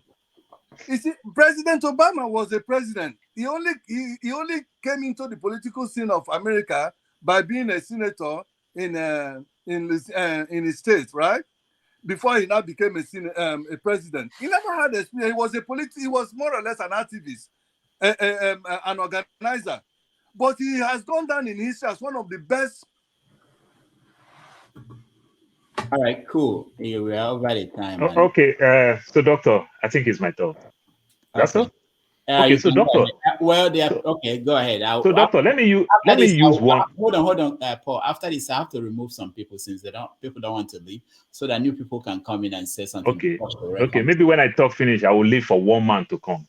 Yeah, there are more than one man. There are two men. Okay. So doctor, let me say this thing. Sometimes when forefather talks and everything, we don't like to tell ourselves truth. If Nigeria can cry during Jonathan's government that the US government refused to sell them weapons, and Buhari government come, it take them some time, then the US government started selling them weapons. Then to some extent, you don't have the freedom that you are claiming you have. With one button, that aircraft can be in Nigeria. They can collapse that aircraft. So when you are talking about all these covert operations, you are talking about, it's going to bring covert operation, it's going to bring this, it's going to bring that. My brother, you don't have that sovereignty that you are claiming until you fight for it. Saudi Arabia today is punishing America. Guess what? They still have the US military base in Saudi Arabia. The US still protects Saudi Arabia, but you must learn how to cut good deals. You understand? When you are talking about security, great countries like Germany, UK, American base is there, the CIA is there. You understand? They still gather intelligence from those countries. It doesn't matter, but you must learn how to cut good deals. There's something Obasanjo did many years ago that I love so much. I'm on par with the former US Secretary of State, John Kerry. They asked Obasanjo, they say, Mr. President, how come in your country you people are practicing this gay thing and they are putting people in jail and everything? Obasanjo told Kerry, said, if not for one thing, I would have not listened to you. If it is only Amanpo, I would have insulted her. But because of you, I will listen to you. There are 6 million Nigerians in America. Every day they come to him, they don't come for anything. They only come that they are looking for 2, 3 wives. But the US refused because it's bigamy to marry 2 wives in US. If you give my Nigeria 2 wives, I'm going to give you gay in America. That's how you cut deals. You understand? You see, it's completely abnormal in America to marry 2 wives. That is the same way it's completely abnormal in Nigeria to practice gay. So you must learn how to cut this. You must learn how to meet people halfway. You understand? So when you talk this thing, we don't have all it takes to be that military that you are claiming. We still buy guns outside. We don't have aircraft. We don't build aircraft. We don't build all these things. We don't have any. Even our uniform today, they even import our uniforms outside. My brother, and you are saying we don't want any people who want to fight our war. Now you just wrestling, you won't go fight. Okay, now you know what you are saying now. You are sounding like your very leaders that you like to hate. You see the problem. No, hold on. You see the problem. He's sounding like the very leaders that have sold their people out repeatedly. He is saying strike deals. Do you think they will give you any deal for your people? They will give you deals for themselves. You have to take Germany the deal. cut good deals. There's US military base in Germany. They cut good deals. South Korea cut deals. There are they there. There are CIA. They got intelligence there. But they know that they will not go past where they don't need to go. They know all these things. That's what I'm telling you. They cut good deals. That's what your current leaders are doing. They've sold us cheap. That's what your current leaders are doing. Are you surprised that when Dr. can I speak and leave? They go and betray us too? They will get into office and they will sell us out again. Because they never believe that a black man is free. You would never believe that. And if you don't believe that, then that's what you are going to go and do when you get into office. You are already saying it. This is how we think. This is wrong. Thank you. Man of Prestige. Can I just speak a minute and leave? Give space for other people. Man of Prestige, yeah, go ahead. Speak. Yeah, thank you very much. I don't know. Some people tend to monopolize the whole space, you know. And I mean, you're not the only person here, so everybody has to have an equal opportunity to speak. But anyway, let me make my final statement. I'm going to make, I think, in reference to what I was saying before. I mean, we're all here. I think Sowore is the topic today. We are all here to critique him and advise him, but I think we are going to a different space. You know, it should have been all about Sowore, good advice, bad advice. You know, but he's a right guy. So having said that, you know, let me repeat what I said before. My advice to Sowore, I'm just giving, you know, I hope he can contest in, you know, maybe in a local position that will lead him to maybe a more desirable candidate in the Nigerian space, because Nigeria is not like USA. If you don't have any kind of experience or whatever, you know, you can just come in and become something. It's not in the Nigerian space. You have to start from somewhere, because in my opinion, Sowore, this is not an insult to him or whatever, you know. Sowore is an arrogant, you know, sometimes narcissistic, you know, you can't deny that. But that's an ingredient to be a leader. So, but he need to learn how to work with people. I know he worked with Sahara Report, but that's a mini place. He can't compare what he's doing there to a Nigerian space. So he need to gather more experience, you know, politically. That's what I think. But it's just my opinion. So that's my advice and critique. Thank you, Dr. Tamari. Hopefully I come back later. All right, thank you, man of Prestige. Let's welcome Kene. Kene, welcome to the show. Yeah, thank you, Dr. Damages. Good day, everyone. So, are you excited? Today? Well, I'm always excited until I begin to talk about those criminals in Nigeria. But this is it. We're talking about Sowore, right? I wouldn't want to condemn, disqualify Sowore's political ambition. He's doing what he's supposed to do. Actually, I, as a person, I love anyone that can confront criminals and tell them to their face that they are criminals. So I think Sowore has that energy. He has that guts to, stand and speak before those corrupt leaders and address them the way they should be addressed. I wouldn't want to say that he's arrogant doing that. Sowore has those features of an activist. He's a good activist. I always say that he's a good activist, and only if he can listen to some true advice for him to go back to his activism and begin to do that the way he has been doing that. He's good at that. Someone I had, what do they call it? Dr. John Abba saying that Sowore sacrificed the comfort of his family to come to Nigeria. He went to court and all that. He went to jail and all that. That's a good thing to do. After all, some that believe in money ritual, they do sacrifice even their children in order to make money. Some of us will sacrifice the comfort of our organic foods in Nigeria to come to the US, UK, in search of greener pasture. So he's doing what he's supposed to do. I don't think it's something that should be, commended for. Talking about Mr. Cool, I think he has gone. Um, uh, Commending Sowore for being a good person and all that. I don't know when Sowore turned to be a good person, because after 2019 presidential contest, his own party accused him of corruption. So his own party, his own very party, allegedly accused him of embezzlement of the party's funds. So I don't know if that is true, but I don't think they are with him right now. I think they've covered their own political party. Now, I would advise Sowore, right? To be candid, I would advise him to go back to his state and begin to build political. I don't know how to put it, but I don't think Sowore has any antecedent that we should look back to and say, "Oh, I think this guy should be good. Should be voted for." It has nothing. This guy just came out from the blue, and he wants to be a president. Some of us here, we have companies, we have businesses. Before you employ someone, you have to, that person has to go through interview, right? Some of us will look out for experiences. What experience has Sowore that qualifies him to be a president? Nothing. That he's a journalist, really, or that he's an activist. Some of us we were activists back then in school. He stood behind Abiola and took picture, or maybe he didn't even know that the cameraman captured him. They captured him, and maybe by providence he bumped into that video, and he's using it to campaign.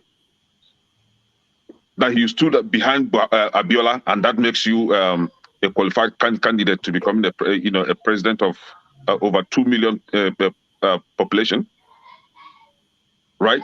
So I would advise him. No, hold on. I would advise him to go back to his state, and maybe just like a man of prestige advice, he should at least campaign for maybe local government chairman or even governorship position.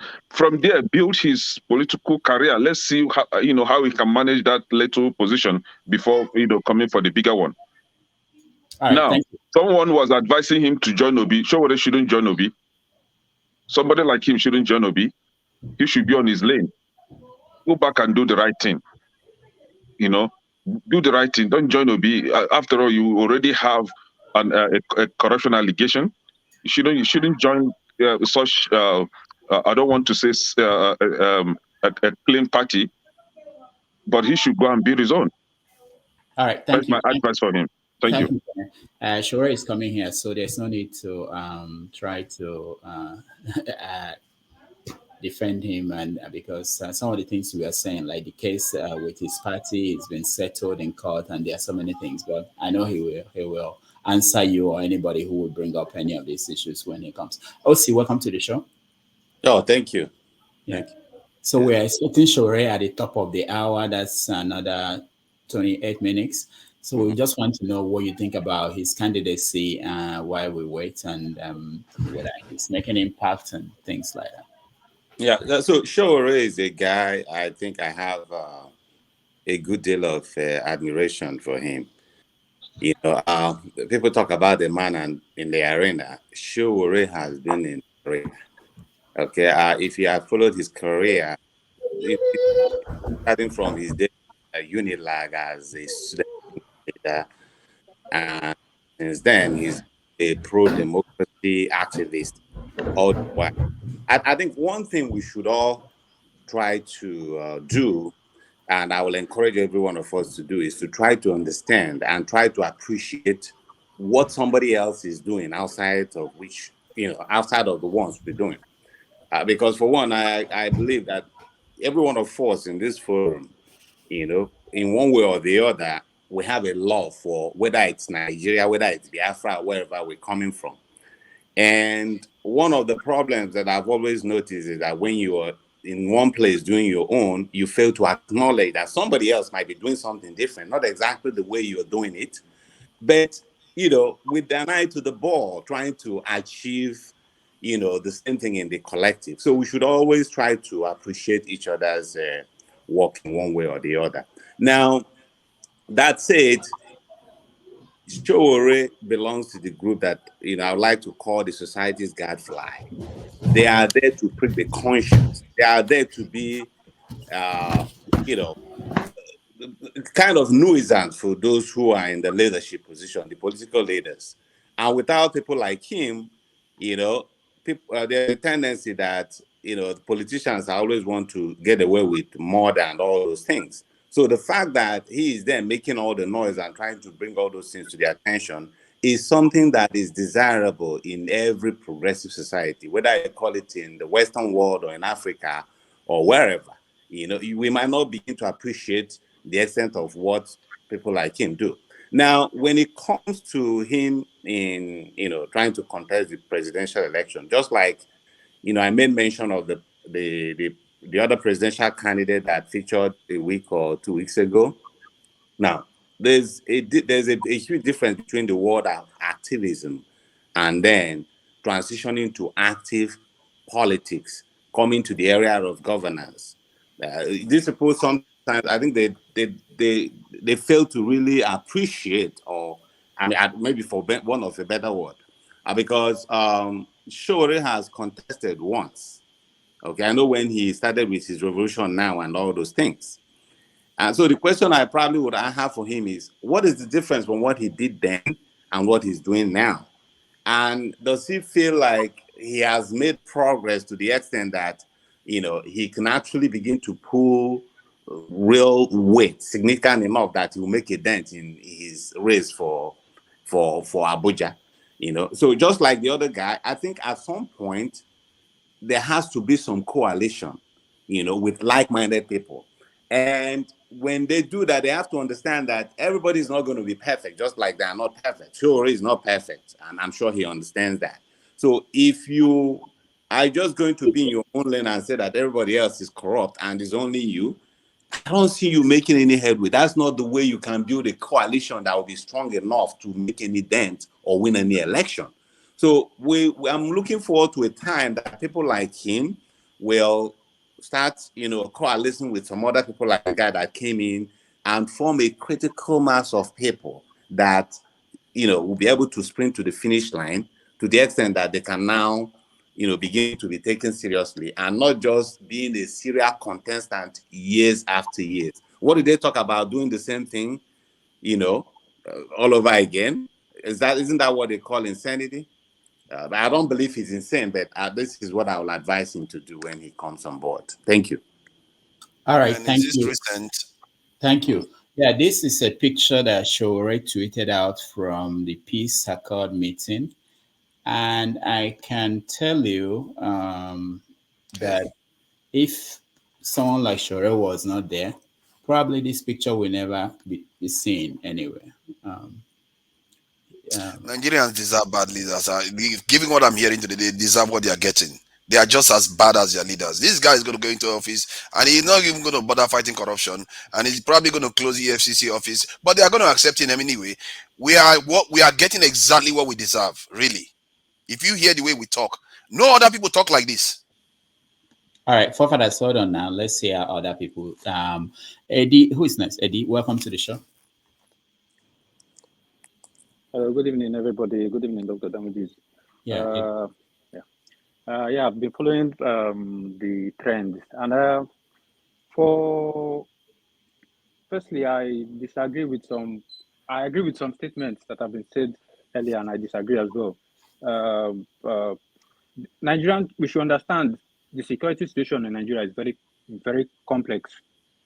So if Sowore is looking at one of the tools to face the security challenges as employing foreign mercenaries, in as much as it will be detrimental, but I don't see him bringing the entire how will I say, the entire security architecture as mercenaries. There will still be collision between Nigerian military, if there is anything. Even if you look at the Nigerian military currently, there is what they call it. They've been infiltrated by ex Boko Haram bandits. So even from the security report coming from Nigeria, they said the people, the Fulani headsmen or something coming from they're from Niger, they're from Senegal, they're from all over the place. So already we have foreign elements in Nigeria. So hence the situation there is very complex. So if someone is looking at it from what they call it, from another angle, I think we should hear him and we should hear in details his plans, because he's not going to just wipe out the entire Nigerian security structure to bring foreigners. I don't think someone like Sowore would do that. Anyway, I don't support Sowore, but for a young man vying for the presidency of Nigeria, I think he needs encouraging. And besides, he didn't start today. I don't know Sowore. Since I've been following Dr. Damages for about 10 years, that's how I knew about that there was a Sowore. But then I went to research about him, and then I saw that he's been an activist and all that. So he didn't just turn up yesterday to become this thing. He has a track record of which we should not criticize him, saying he hasn't got experience. What experience has the president of Ukraine? What experience has he got? Has he got any leadership experience? Was he not he was an actor or a comedian or something, and he's a president leading the country, fighting Russia currently.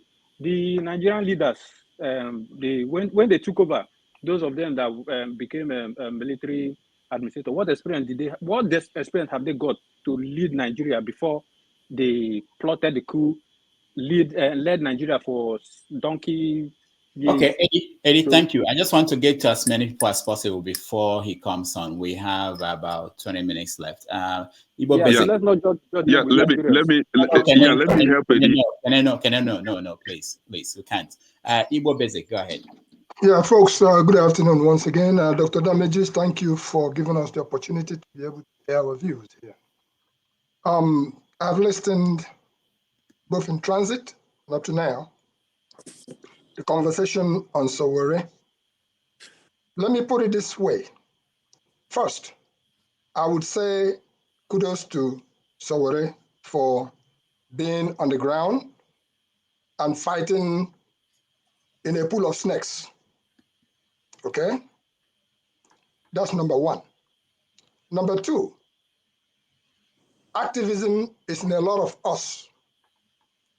And I pray to God that those of you who are still young enough should utilize the opportunity of your age and get in there and see what you can do. But don't forget, there is a fundamental character in each and every one of us. Let me put it this way. If activism is all it takes to be a president in Nigeria, our great fella Ransom Kuti would have been the president of Nigeria. But there is more to the Nigerian space, particularly the Nigerian political space. Those who are in there now, let me put it this way. A good friend of mine, we grew up together. He is contesting for the presidency under Abga. When I spoke with him, I made it clear, you are not going to be the president of Nigeria, but you are entitled to air your views, to fight in, because you are in the game. Everybody who is in the game at this point in time believe that they can win the presidency of Nigeria. But indeed, there are actually 4 persons who has been acknowledged to be up there as front runners. A lot of us here, if you are given the same opportunity to get out there, sometime when you get there, the system changes you. I have known many people who left from here, for instance, from the United States, went down to Nigeria. Either of 2 things happen. You try to come and change them. They don't really want to be changed. They'll end up changing you. I know a professor from New York who went down there. He served 1 term in the House of Representatives. Of course, the rest is history. I know another person who was up in New York. When I visited him in his office in Nigeria, what he said to his boys was, "Where is the loot? Bring me the loot." I felt so ashamed that we are trying to come and make a change. In a nutshell, let it be a stepping stone. You have to be in the game. For Sowore, I would advise that not a single tree can make a forest, no matter how strong you are, no matter how much money you come with. You have to understand the game of Nigeria. And if you understand the game of Nigeria and is able to build alliances, alliance is what it takes to get there and be president of Nigeria. When Buhari first time, give me just 1 second. When Buhari first time was running in Nigeria, the person that was actually making a difference there was a man named Didiawo. So in a nutshell, let us advise our young brother, hang in there with the fight, but be ready to build alliances with whoever that you see that is getting ready to make a difference. So let's go make a change in that country called Nigeria. All right. Thank you. Thank you so much, Igbo Basic. We're getting to another 15 minutes before he joins us. So please, if I call you, make it very quick so that we can get to the rest of the people. Bola, you're next. Unmute yourself, please. Yeah, I'm very glad to be online today. Thank you, Dr. Damages. Sowore will bring a lot of transparency to play. We need somebody to start with that. However, Sowore may not be able to win because of the complexity of the Nigerian politics. But however, politics, the kind of virtue he will bring to the table, he will expose a lot of things. And little did we know that we get a lot of budget for Aso Rock Clinic and all that. So if that kind of a person comes into politics, for him to win, we know Nigerian politics is not a zero-sum game. So, and the kind of personality of this man commands that he wants to divide it and conquer it. However, when you are dividing what is not binary, you end up, the last part of it is binary, which you will still divide and conquer. And we know that when it's 2, then it's a zero-sum game. So because it's a zero-sum game, his approach is maintaining his lane. He has helped Peter Obi before when they tried to impeach him by helping him. So I believe his ideas is good for this, our democracies, for us to have this kind of people. Say, for instance, if a Peter Obi wins now, then he stands more chance. But as it is, if you look at it logically, the odds are in favor of Obi compared to a Sowore. But however, this thing that Sowore is doing, he should keep doing it so that he will stand as a presidents, and people will learn. People copy things. That's what I want to say. Sowore may not win now, but what he's doing, and for people that have been talking about him being EFCC chairman, well, logically, I don't think that can happen because Sowore is fighting for the masses solely. He's fighting for the masses solely. So he's not diplomatic. That's how I will put it. And because he's not diplomatic, a lot of people feel it's not right for it. Yes, the society is very complex. Okay. So let him continue. Thank you. Thank you so much. Sorry, I have to stop you. Just everybody else is 1 minute so that we can and when he comes in, I will have to let everybody leave. You can stay in the studio, but I will talk to him maybe 30 minutes. I want you guys to talk to him really, but I want to at least talk to him for 30 minutes or 20.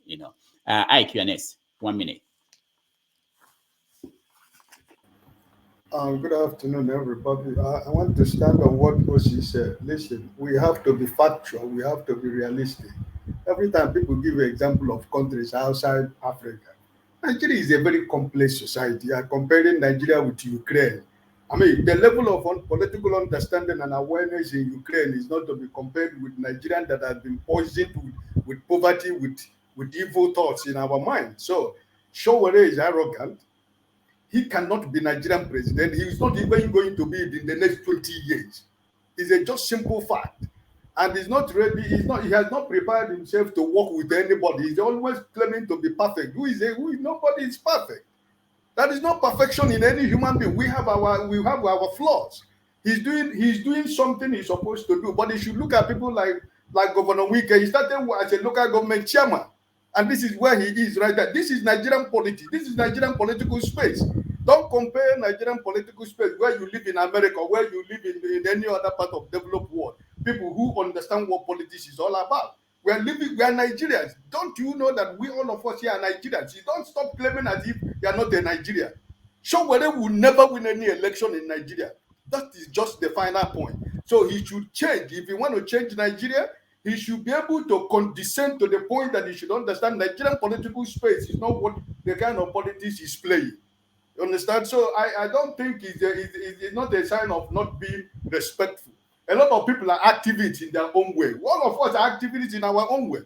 Okay, so, but the point remains that he should condescend if he want to be a political figure in Nigeria. Thank you. Thank you so much. Let's go to Thomas. Thomas, welcome to the show. Thank you, Rudolph. Happy Sunday to everybody. Sowore is doing well in his own way, but Sowore politics cannot take him to even local government chairman in Nigeria. But he's doing well. He's doing well for himself. He has motivated many, change their brain, reset their brain that you can go out there and make something. And even Sowore is the John the Baptist for the obedience movement. I can say that for fact. But one question I would like people not to ask him today, because I could remember the same question was asked. They asked Kwankwaso the same stupid question. You know what Kwankwaso answered, and some people nearly cried on internet. So don't ask him some stupid question that you should go and join Peter Obi. Don't just ask that stupid. It's a stupid question. Don't do that. Thomas, let me say this. On this show, anybody that comes here should be able to answer any question. It doesn't matter who the person is. I believe that we, the people, if you want to govern us, you should be able to answer any question. I don't think any question is stupid. You just have to be, you have to think about being respectful. And I say that quote unquote, but you should be able to ask any question to anybody. This is if people feel that they want to run for office. But Rudolph, sorry, I'm sorry. Do you remember the response of Kwankwaso when it's okay. I know the response. We talked about that. Anybody can also respond any way they wanted. I'm not saying I can control any guest how they will respond to the question. But as far as people who join me here, they have the right to ask any question. When I interview anybody, nobody tells me, don't ask me this question. If you don't want to take any question, you shouldn't come here. And I don't think Sowore has experience in the media. I don't think Sowore has any problem answering any question.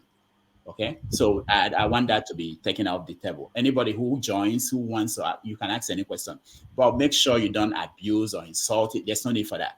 There's a way you can frame your question. You can, any question you want, you should be able to ask that question. Thank you, Thomas. Let me go to Oh, Ovie. okay, that's fine. I'm looking forward to hear from you. Thank you, Rudolph. All right, thank you. Ovie, go ahead. Yeah, two things for me. Somebody was actually quoting a book by Matthew Ashimolowo yesterday on this platform. What is wrong with being black? I will narrow it down. What did they do us Nigerians? Right? On one hand, Buhari no get certificates. We no need that. On one hand, good luck get PhD now for farming. On one hand, Kwankoso PhD no count. All his experience no count. Obi is not too experienced. Sowore no experience. The question is, what do we want? 50 years from now, our children will look back to this day, they will laugh at us, say we are a bunch of confused people, right? And I disagree with those that are saying that, the Nigerian politics is not too developed like that compared to other. No. In the game of power, in terms of Nigeria, it's as old as the first human being on earth. For sure, who is the son of nobody coming from nowhere, to be able to incite the name among the great people that we are going to talk about as soon as far Nigerian exists in terms of humans, we will talk about these people, including Sowore from nowhere. I mean, come on, deserve some respect. I'm one of his biggest critics in terms of how he played his politics. But at the same time, I understand that the field where in they fight, not be for anybody. If it dey easy, all of us go to do them. And say if it easy in our setup. But in this game, I don't think anybody set it up for Sowore. It's coming from nowhere. Nobody even know him Papa self. Me and you know. Nobody even bother to even recharge one day. Who be this guy Papa? Because it's nobody. But today everybody is talking about it, but still, who will never even achieve anything. Who they fear to even follow our dream? Who they fear to follow our dream? Or they condemn? All right. Okay, thank you. Let's run through because we need to take a small break before he comes in. Austin, you're next. I think I love Sowore very well. Yes, he may be very blunt, but I think I like him. The only thing I'll keep on begging on Sowore is that, look, I don't know, the probability of him getting to Aso Rock is very slim, but I think he can always work for the country, whether if you are the president or not. We need many hands like him. And trust me, if you say I was the commander-in-chief of the armed forces, I will appoint Sowore in some positions that we need to make the necessary change. And I think if you tell him work for the nation, even if he's not the president, I believe that a good leader should be a good follower. That's what I know. If I know I want to be the leader, I can also follow. It's by following that we know that you can lead, because you should be a very good team player. So that's the only thing. But Showore's characteristics, I think I love it so much, and I know that he's very blunt. Yes, we need to learn to negotiate, but I feel that he must not always wait to be the leader. He can always do something different, even work for the nation, even if you are not the president of the Federal Republic. Thank you. All right. Thank you so much. Let's go to Mo. Mo, welcome to the show. Hello, Dr. Damages. Hello, everyone. Thanks for having me again. I think I've heard a lot of positive and negative things about Sowore. So I wouldn't really go through that. What I really want to concentrate on is his chances of winning. And at the rate that he's going, I don't see him. I mean, for the fact that he's not even mentioned in the top four, I think that should just signify that he's basically running a race that he's going to lose.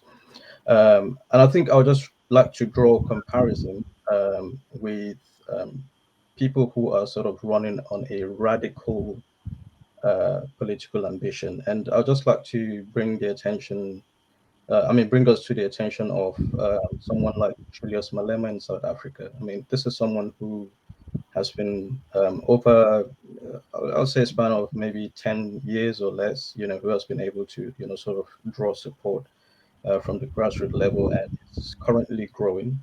We've seen what his activities are what his activism is all about, and we can see that he's also he has also a foot in politics itself. I mean, in order to win, you have to be in the game. But when I look at Sowore, he's not really in the game. He's playing more of an activist than being, if you allow me to say, a politician, as in the sense of being there, doing what it takes, to garner support, from the grassroots or from All right, Mo, I have all to parts stop of the you. country. And I think doing that Mo, doesn't give him the chances of winning. And by Mo, thank that, I think okay. Mo, thank you. We Thank have you. 2 more minutes left. Let me just hear from Chidi, and then we take a break, and he will join us. Chidi, go ahead. Thank you so much, Dr. Damages. All na politics, my brother. Thank you so. You don't make me now. All na politics, they call you. But thank you so much. Dr. Damages, I came for Kene. Unfortunately, it's not Kene. I need you to come to the screen. Yeah, Kene. You see, it's unfortunate how I honestly I never knew you from this angle that I saw you yesterday. Come and join me. I'm eating. No, you see, there's time to laugh, and there's that. Dr. Damages also does comedy, but I don't know what this thing where we find ourselves in Nigeria. I don't know what it means to you. Okay, so maybe that's why you take it so casual. We are in a state. If I'm not. If you know, obviously you don't know me. For you to open your mouth and say Chidi is against Nnamdi Kanu, that thing, it rubbed me in a way, not me personally, but to hear you say it, I was wondering, where were you going to with that? What kind of mischief was that? Because Are you revisiting yesterday's show, or you were talking about today's show? can you let me finish? No. Dr. Are you Damages, if revisiting I have the yesterday's floor. show, or you are talking about today's show? Can I let him finish? Okay, and we have like 1 minute left. I have to leave someone Dr. out. Damages, I conduct my show, and I heard a lot of the letter told me some of the things that Kenneth was saying on your show. I wouldn't let that happen on your show, as much as you want to be free with people. But you see someone like Kenneth talking the way he was, just talking trash. You don't, if you don't know somebody, just shut up. Because if you knew me, then you wouldn't be sounding the way you were Dr. Shidi, sounding. do you know me? Let me Do have you know my me? time. Just block this guy and let me talk. When you have your time, you talk. That shows you don't even know Don't how come to here and be yourself. talking to me as if you're talking to You're a child. Do bloody you know me? fool. You're bloody. You don't know anything. Do you know me? You're a stupid guy. Do you know me? You're very Who are stupid. you? All right, guys. See how you're talking now. Do you know me? People like you. Who are you? You see your mentality. Now you. Hold on, Chidi. Look at this animal. Do you know me? No, can I? No, please, you guys, this is not good.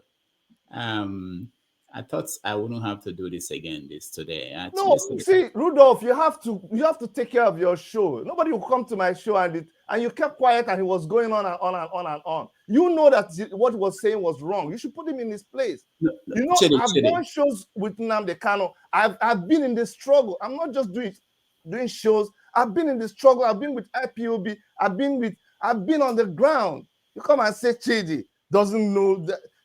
So everything you're saying was based on the premise that is false. So why should you go on? Why should you go on? All right. So that's what I just wanted you to know. And you don't even know my antecedents with Joff. Go to my channel. I've interviewed Professor Joffo. I know him. You just come and what I'm trying to tell you, Kene, is that we are on a serious matter. You can castigate me. Dr. Damages, can I respond to him? You want to, you should wait. Hold on. You can't talk to me on the road. You can't talk to me on one-on-one. You don't have the discipline to wait. You have to You can't talk to me one-on-one. Wait and take it like a man. You see, you're not a man now. Wait. Maybe yesterday you were running your mouth about me because I wasn't there. Keep quiet and let me put you. Please, Chidi. I hope I will have time to respond to you as well. I hope I'll be given the time to respond to you as well. Come to my show. Come to my show and I have no time to waste on your stupid show. Me. All right, guys. We have to take a break, okay? We have to take a break. And you actually came here to insult me. How dare you? Question quickly, which is you actually came here to insult me. How dare you? Care to tell me because I care about young people this time around, but you forgot that in 1989 he wasn't young. Sorry, 1999 He wasn't young, but he accepted to be president.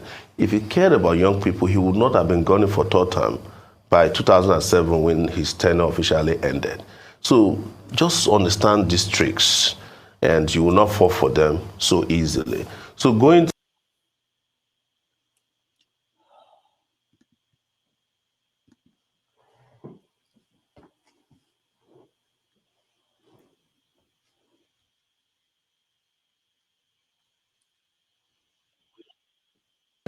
I'm the presidential candidate of the African Action Congress, and I'm going to be the president of Nigeria come after February 2023. So you all better be careful.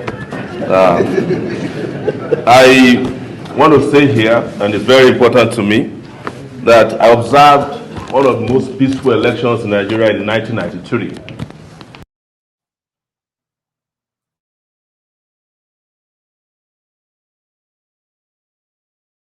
And we allow that election to stand, we will not be signing a peace agreement today.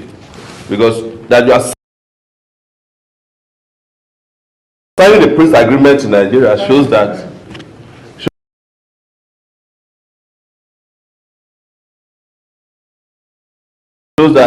elections have become war in Nigeria. This is the only country in the world where you sign a peace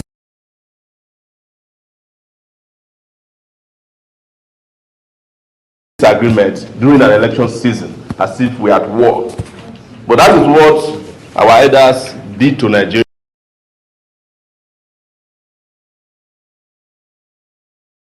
And I think next time we should sign a peace agreement with the elders who are instigating violence in this country, or have them sign peace agreements between themselves. Because peace is not breached by poor people. Poor people suffer the consequences of violence.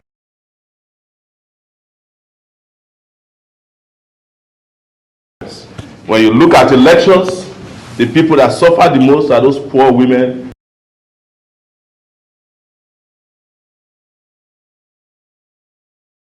and men. And when there's a breakdown in law and order in Nigeria, every rich man, politically connected, gets enough police protection, and they're able to get on the jet and leave Nigeria at the slightest provocation. This is where we are. And I should also say that some of the people that instigators of violence during the election are not in this hall.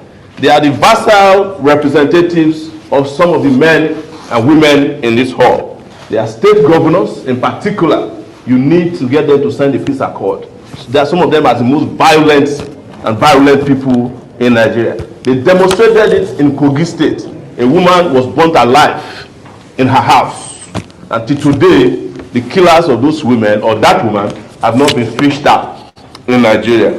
In Kano, there is someone campaigning that if they don't win the election, they will kill everybody in Kano. In Borno State, it's the same thing. You go to Lagos, where the APC holds swear, you cannot paste a poster if it's not Bola Ahmed Asiwaju's poster in Lagos. I just came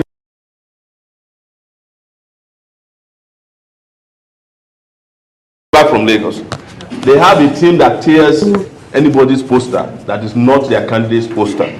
You cannot even pay for your poster or banner to be hosted in Lagos. They have a bureaucracy in place that makes it impossible for you to do. How can there be peace in a country where there's no justice?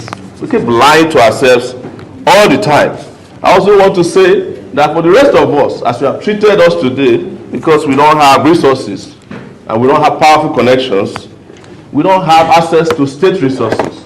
Most of the other candidates use and abuse state resources. They have governors who just dip their hands into their state treasury and use them to fund their candidate activities, and nobody is challenging them. Once in a while, when they want to tickle our fancy, the EFCC comes around to play at the playground of the political parties. Two political parties are particularly very notorious for this. They buy votes, both at their primaries and in the final election. And how do you compete with these people? If elections are supposed to be about justice and bringing about great leadership and bringing about peace and development. How could great people win the election in a country where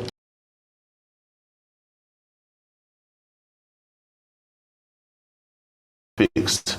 And before you say, well, government has no business in refineries. If government has no business in refixing its own refiners, what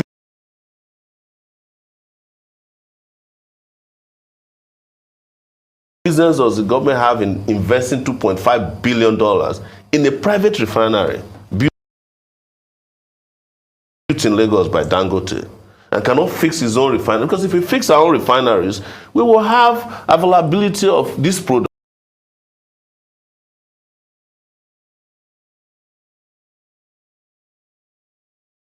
But the other part is that the only product that is subsidized, according to them today,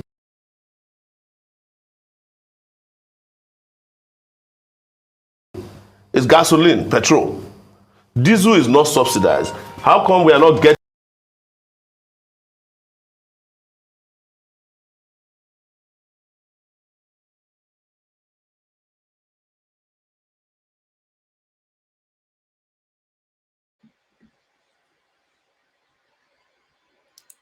Rudolph, you are muted, but I guess.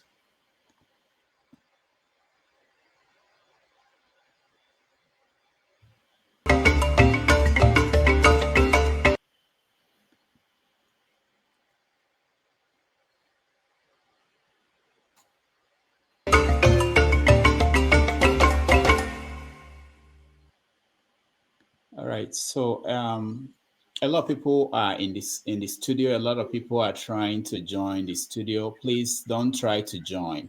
We're not taking anybody anymore. Please. You will have a chance to answer ask Sowore questions.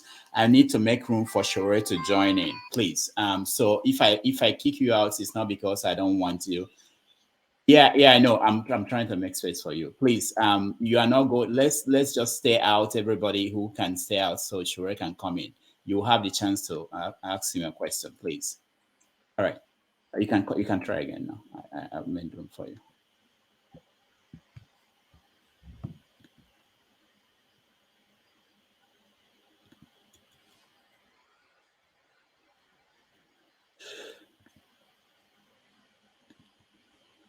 All right. Just basic instruction. It's not working with our people. All right. No, if you want me to go, just say no. You everybody.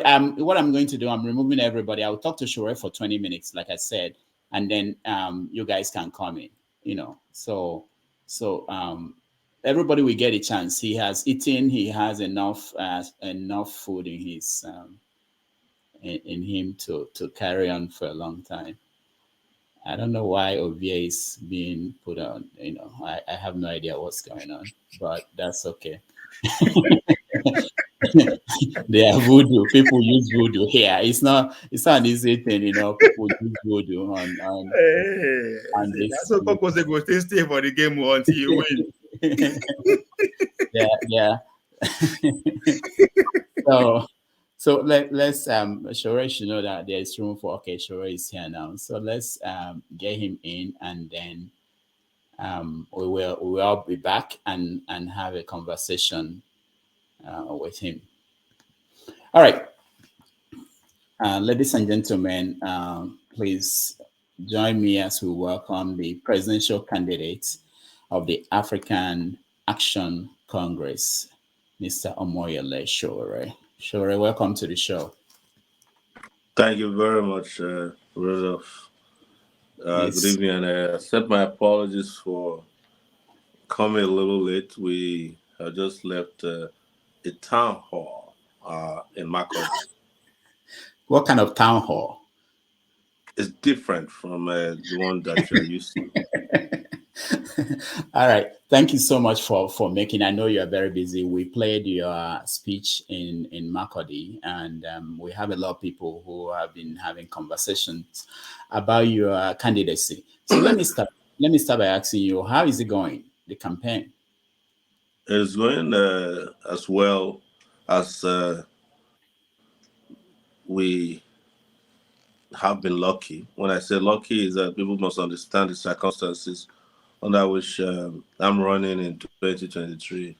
It wasn't expected, considering that after the 2019 election, I faced huge legal challenges that restricted me to Abuja for 3 years. Got me detained for over some 5 months and several other issues. I think while I was in Abuja, I was charged 3 times for criminal offenses, and there were several civil cases that was brought against me. The last one being a libel lawsuit filed against me by former governor of Ekiti State, Kayode Fayemi. That's last, I think that's a few weeks ago. So I was sued by the Attorney General for libel, defamation.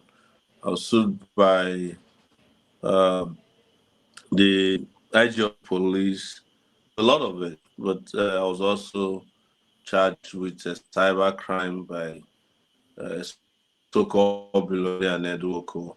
I was also charged for disruption of public peace in January of 2021. So it's been a lot of legal challenges. We were also in court to retrieve our party, and we eventually got the party 6 days to the closure of nominations for the presidential campaign and other positions that our party applied for. So you can understand what I mean by the circumstances surrounding my participation in the 2023 election. But overall, it's been great. When Makodi today just done our town hall meeting, we changed formats this time around, considering that we don't want to be doing politics the way it's done in 1920 or 1923. So, what do you say you've learned that is different this time, apart from your circumstances in terms of the Nigerian people? You've been traveling across the country, you are meeting people. What are the differences now that you see now compared to the last time? I think Nigeria has lost plenty of territory. That clearly uh, is very vehemently evident in this election cycle. So there are places we could travel to in 2018, 2019 that you dare not go to. Uh, the democratic space has also shrunk considerably. And most people have lost faith in electoral politics. They no longer believe that votes would count. So there's lethargy. And there's also a lot of division. I think the APC government, the Buhari regime, really, really divided Nigeria to the point that politics has become very, very divisive and toxic, more toxic than I've ever seen it in my lifetime. And I've been around experiencing elections since 1979. That was the first time I observed as a young kid election in Ondo State when I was still in primary school. And I saw some, in fact, I was the presiding officer in a local government election in the 90s in Ondo State. I was there during June 12, 1993 election. I wasn't around in 1999, but I at least followed what was going on. I was around until 2018. No, 2015 was the first time I saw a major election in Nigeria and covered it for Sahara. You were in the studio, Sahara TV. I was in Lagos in those days. But I think the country is particularly divided along ethnic and religious lines. It's too obvious. Okay, let me show you this. This is something I got from your friend today. Gado, from a cartoon he drew for the Kenyan newspaper today. So he wanted me to show you this. So this is what his impression of the options what Nigerians are facing. This is in the Kenyan newspaper today. What do you think about your opponents? Let's start with Bola Tinubu, the one leading ruling party? I love this. I wish that the cartoon demonstrated that there were two people to my right and left. Then it would have been perfect to depict. What do you think about his? What do you think about his impression of the Nigerian voter? Two tips. This is clearly very highly representative of what is on the ground now. So you have to my right, big man, former VP, trying to stand straight. No, right to my right, is Kwakwanso. Yeah, Kwakwanso is out there pretending like he's interested, but he's also trying to, it's like a pretender, right? To my left is Atiku. Atiku is just in now, just standing there, hoping that people think he's strong. But you can see it's like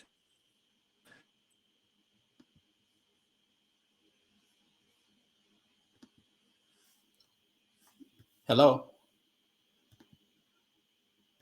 It's falling apart, but it's gone like a wax. You understand? Can you hear me?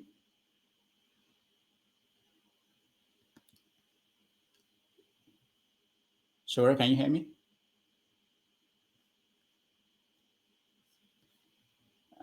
We're having difficulties hearing you. Can you hear me? You're muted. Hold on. Okay, go ahead. Go ahead.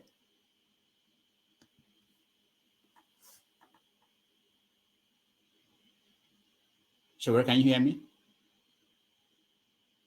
All right. That's one of the first things to fix when you become president.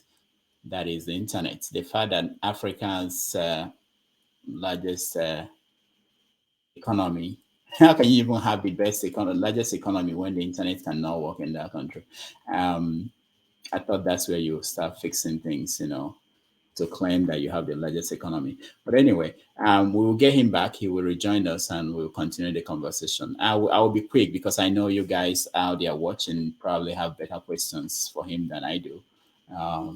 And I've talked to him at the beginning of the campaign. So I really want it to be an interactive section where everybody will get a chance to talk to Sowore. So let's see, while we wait to get him back here, let's listen to more of what I think is some of his best answers to some questions that you may have.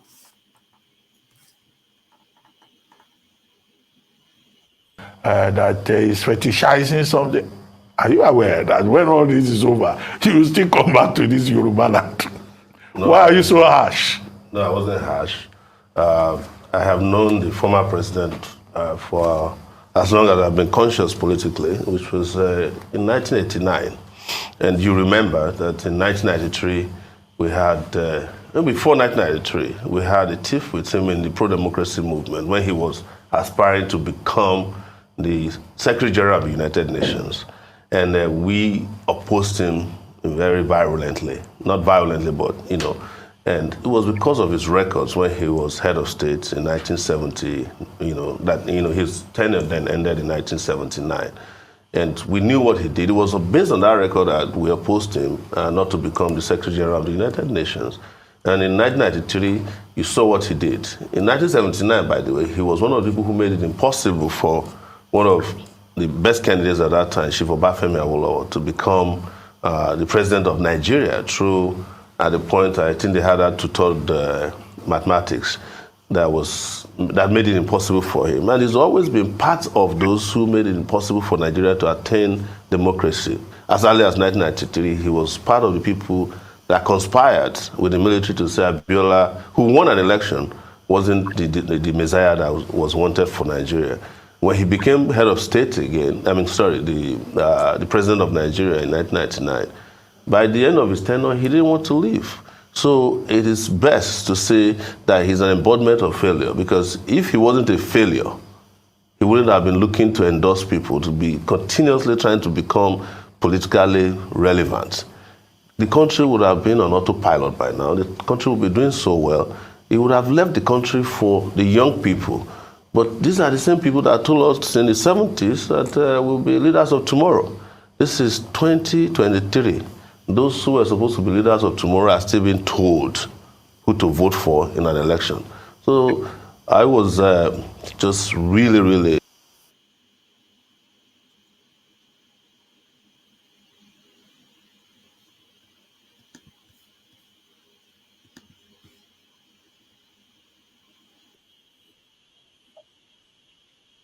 issues of refineries that ought to be fixed. And before you say, well, government has no business in refineries. If government has no business in fixing its own refineries, what business does the government have in investing $2.5 billion in a private refinery built in Lagos by Dangote and cannot fix his own refinery? Because if we fix our own refineries, we will have availability of these products. But the other part is that the only product that is subsidized, according to them today, is gasoline, petrol. Diesel is not subsidized. How come we are not getting any effect from that unsubsidized product? Kerosene is not subsidized. The Jet A1 fuel is not subsidized. All those products from which they have removed subsidy, what benefit are you getting from it? Nothing. We are supposed to be saving plenty of money from diesel. But you can't, not only can you not find diesel as you want these days, but the price keeps fluctuating on a daily basis. So if you remove the so-called subsidy without any plan to support the poor in the country, that means petrol will go to 1,000 naira and you are paying slave wages of 30,000 naira per month. How do people survive in this country? That's the question we should be asking. Government should not exist to make life miserable for the citizens. It should exist to find solutions to problems that are afflicting the populace. And that's what we are saying, that's what we stand for. So that they will stop deceiving you every year. Where were the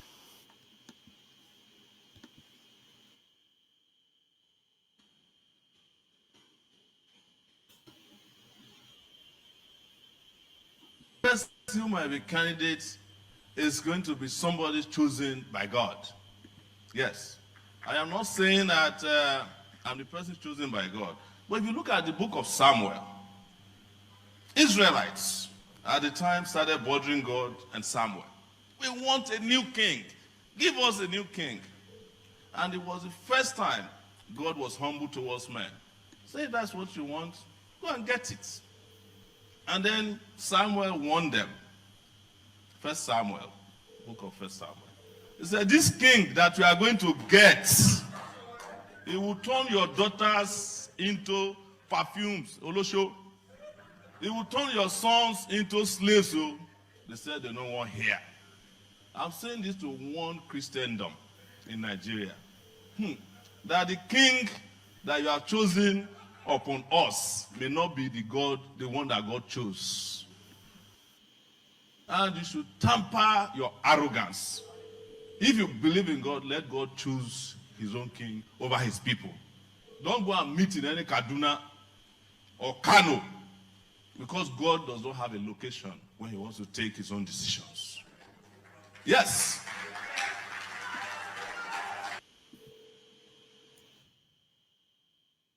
I have the same position. So as president, I'm going to pause repayment of debts until I audit the debts. That's what I'll do first and foremost when I'm sworn in. I'm not repaying any debt until the audits are properly done. And because we need the money to fix the country. But Buhari has borrowed Nigeria back to the Stone Age. Everybody has agreed on that. But our problem is not debt to GDP ratio. Our problem is debt to revenue ratio. And the revenue will aggressively increase. When we get comfortable, we have I've discussed this several times, including on these shows, and I've identified several other revenue sources that either been hidden or are not being harnessed the way they should be. I've identified taxes that are owed to Nigerian states. That's up to about 4.5 billion. I said this on Arise TV by oil companies, and those are low-hanging fruits.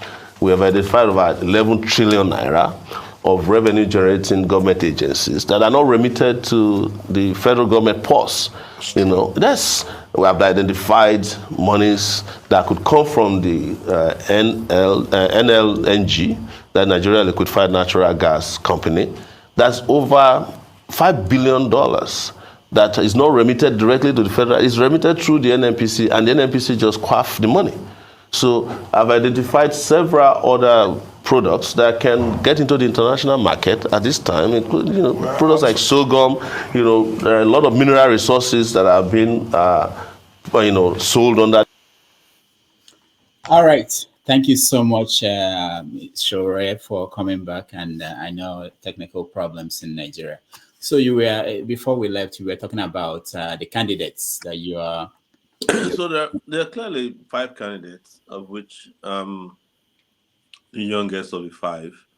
That is not to say there are no better other candidates who are young, some younger than myself. There's a guy from SDP who is, I think he's 52 years old now as well. He met me while I was waiting to become 52. He became 52. Prince Adewale. There's a 38-year-old guy who is the candidate, I think, of the YPP, if I get it correctly.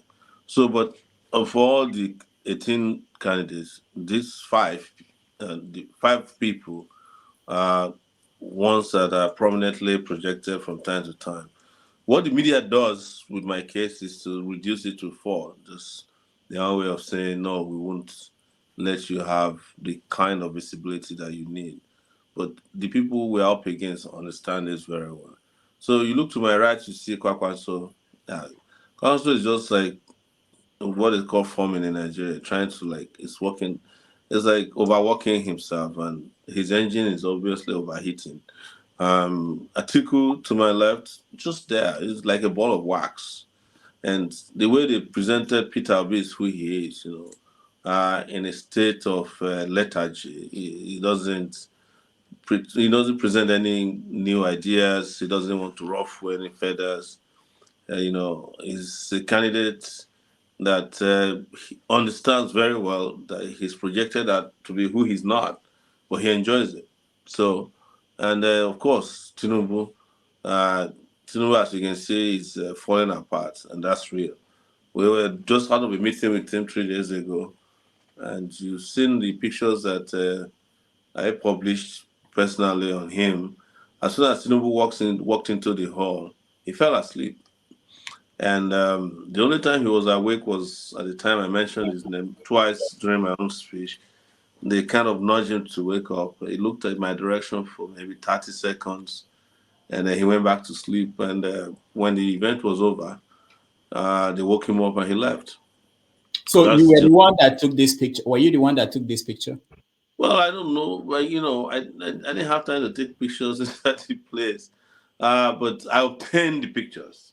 No, because I wanted to know if you were not there, would this picture have been out in public? No, they would definitely not have been out. I obtained them from people who were afraid to publish them. That's where I started. I put on my Sahara reporter's cap. When the pictures were, there was only one photographer inside, and I'm sure that we know, but I'm sure he's not the one who took these pictures.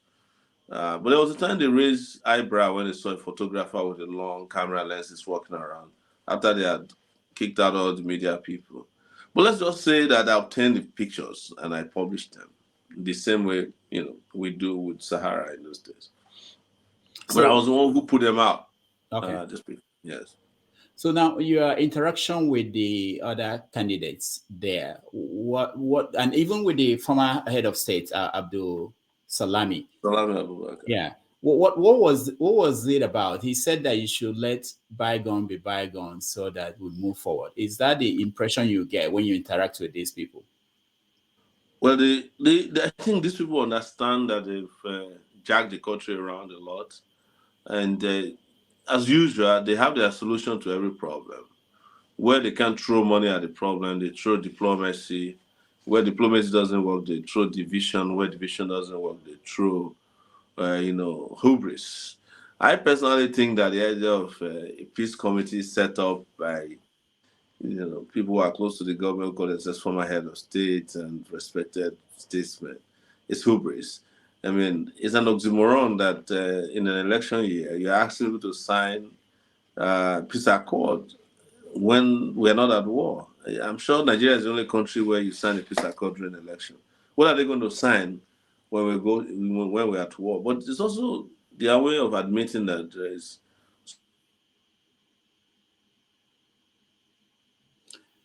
All right.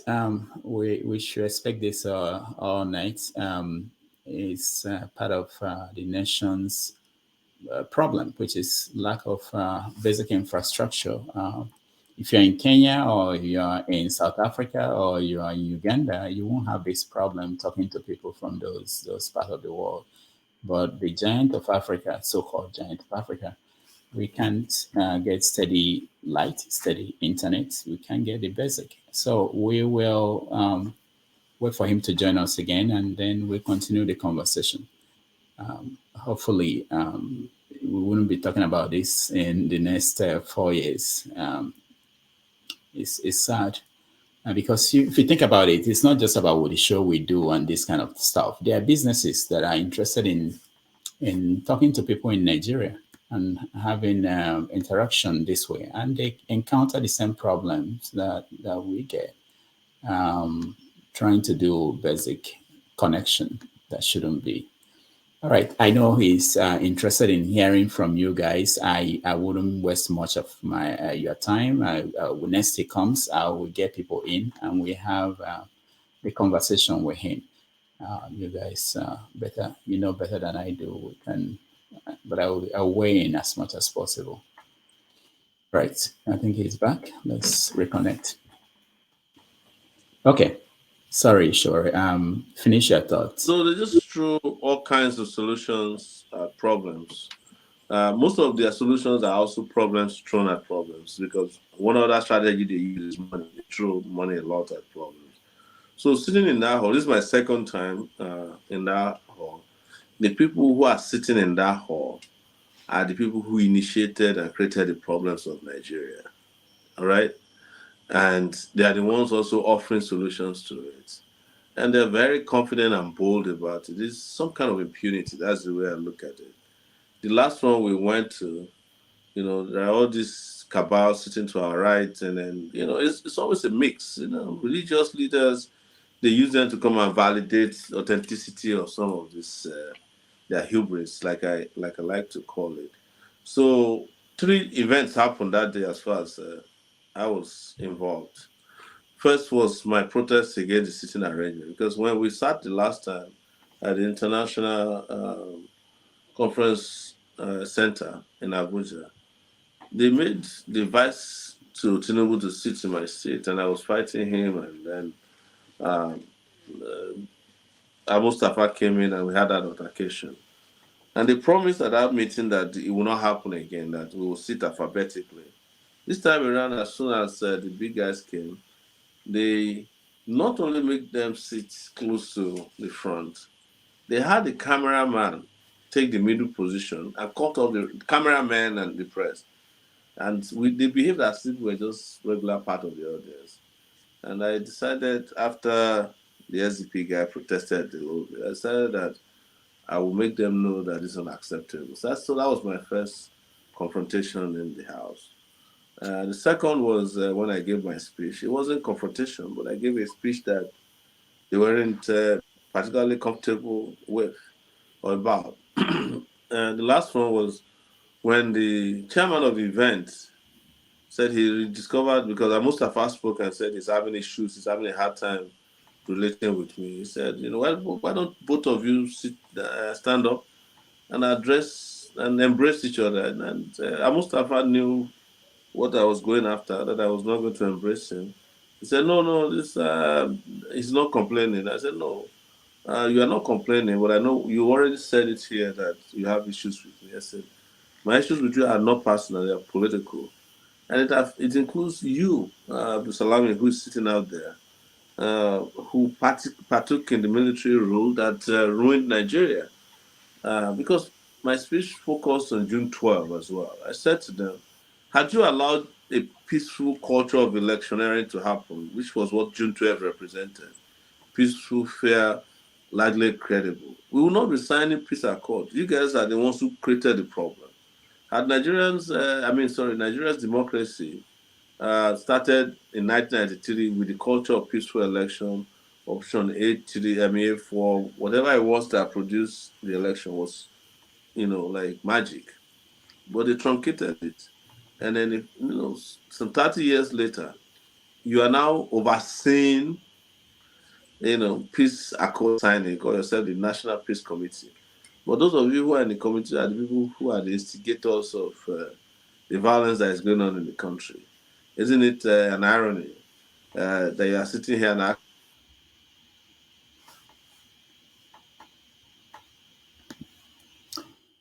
All right.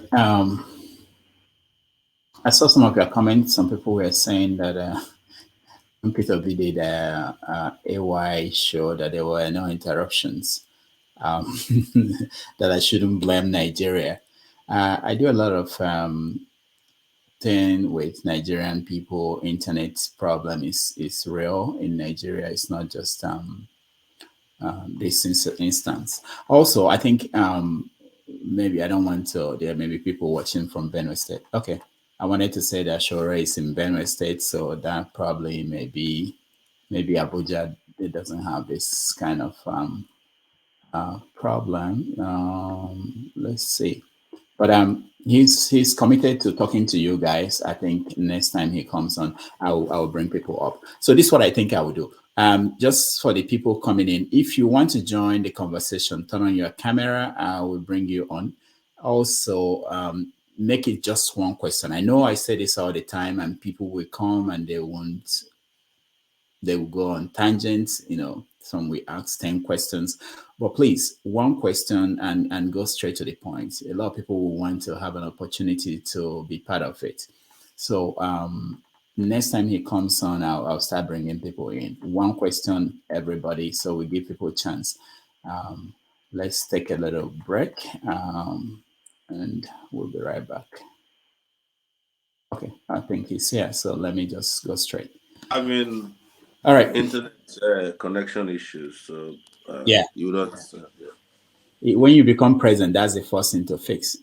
No, of course. In the last almost 20 years, my life is mainly been about the internet and on the internet. So I can't tolerate network issues. And not only is the network very terrible here, it's expensive too.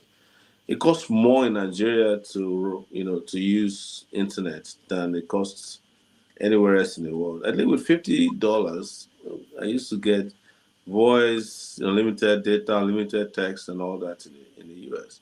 Here, there's no way somebody of your caliber can spend $50 in a week to maintain your internet. And you have to get like 4 different internet lines. So that depending on where you drive to, geolocation, there are some places where Glo works, then MTN doesn't work there. If MTN works somewhere, Nine Mobile doesn't work there. We invest in. I'm carrying over 6 devices as we speak, and yet it's hopeless. All right, we're going to bring people up. They're really itching to join. But before then, I want to ask you this: polls. When you look at the polls being published, what do you think of them? There are no polls in Nigeria. It's just people manipulating public opinion. It's a form of rigging. First, those people who are doing these polls, people like Peter Tedo, they are all involved in elections. He's the one who negotiated some of the election activities for Peter Obi. Peter Atedo is known in every political circle as a Peter Obi. He's the person who is the DG of Peter Obi's campaign, but not unofficially. The NY poll, that's Ngozi Okonjo-Iweala, they are all Peter Obi's people, and they are the ones who recruited their foreign partners. We know how these things work. To claim that somebody is leading in Nigeria based on, in fact, there are allegations already that shows that some of the Twitter activities we are seeing are also bots that they themselves arranged and recruited. You know, one of them is on a board of Twitter. So she might have known people who know how to do some of these things. What they try to do in military parlance, or when the US, in those days, when George Bush's father was around, is what they call shock and awe. You know, just shock everybody into submission and say, we are the top candidate.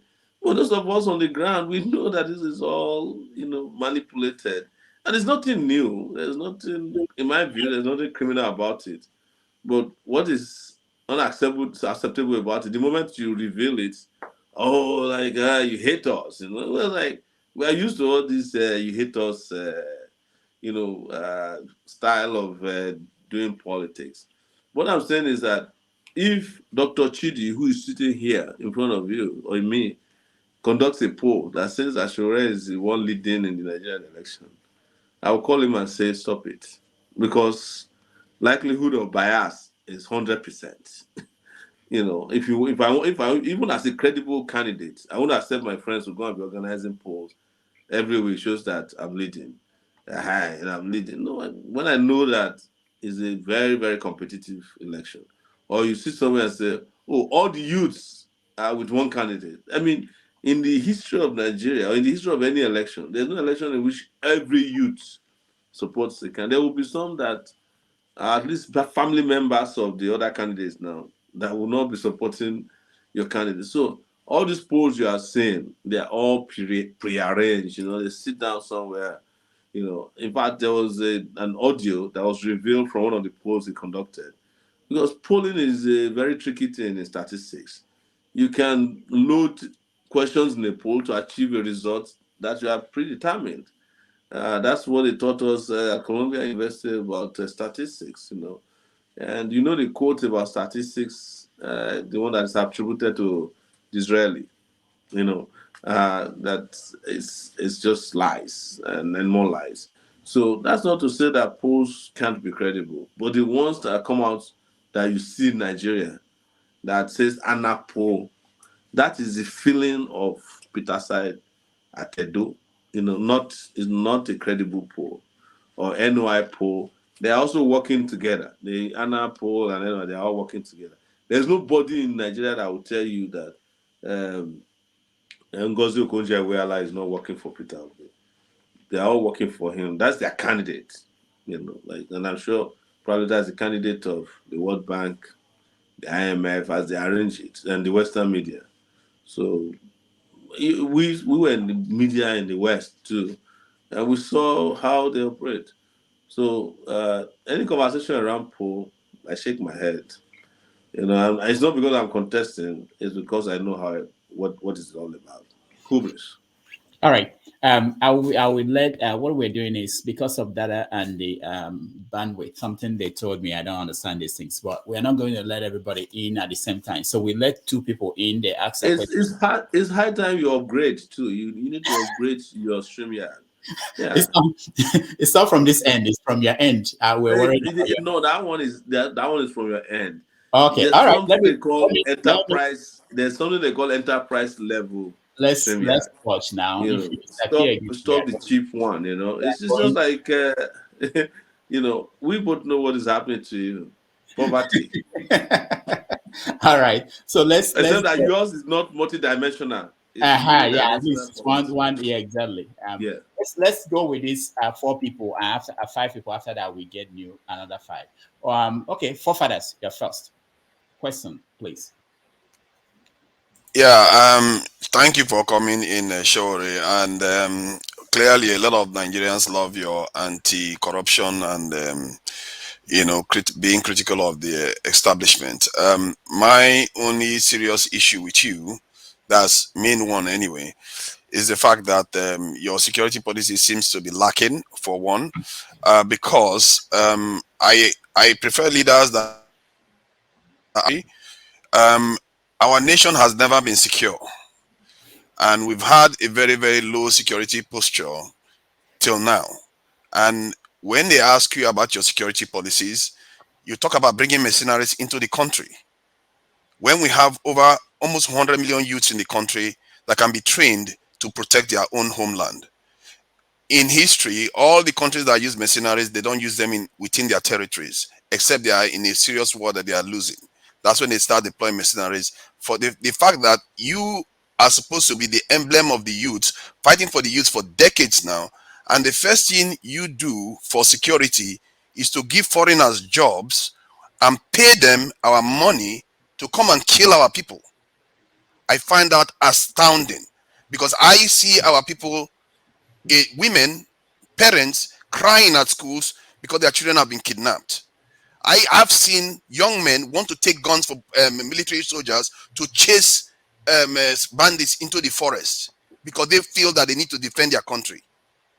And for you to say, every time they ask you about your security policy, you say that you want to bring foreigners into our country to come and kill our own people. This is the mistake our forefathers made, and it seems that you don't have an eye in history. So please explain to me why bringing foreigners into our country is a good thing. All right, Well, thank you. thank you very much, forefathers.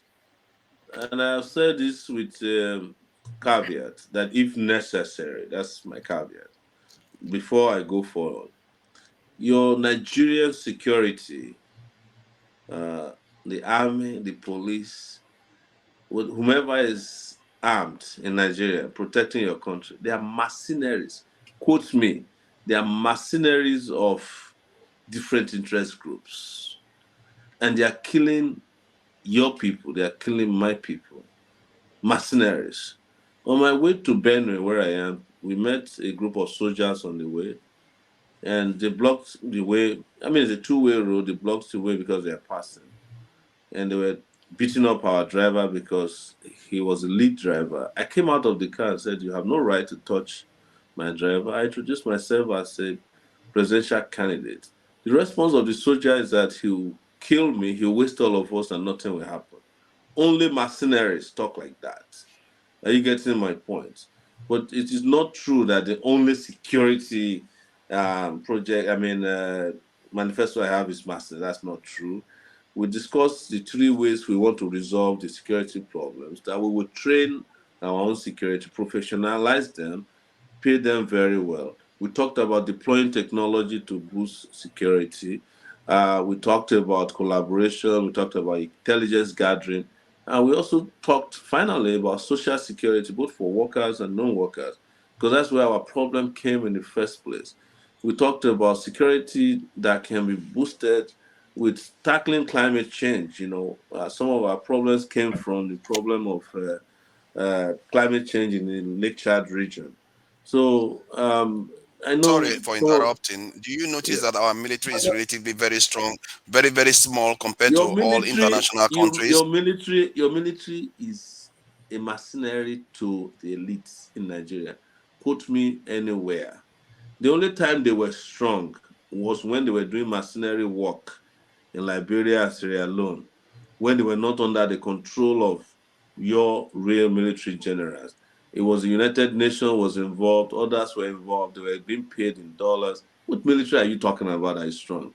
If your military I'm is talking about the relatively size strong, of our military is very small compared to other countries. Have you noticed exactly, that? exactly.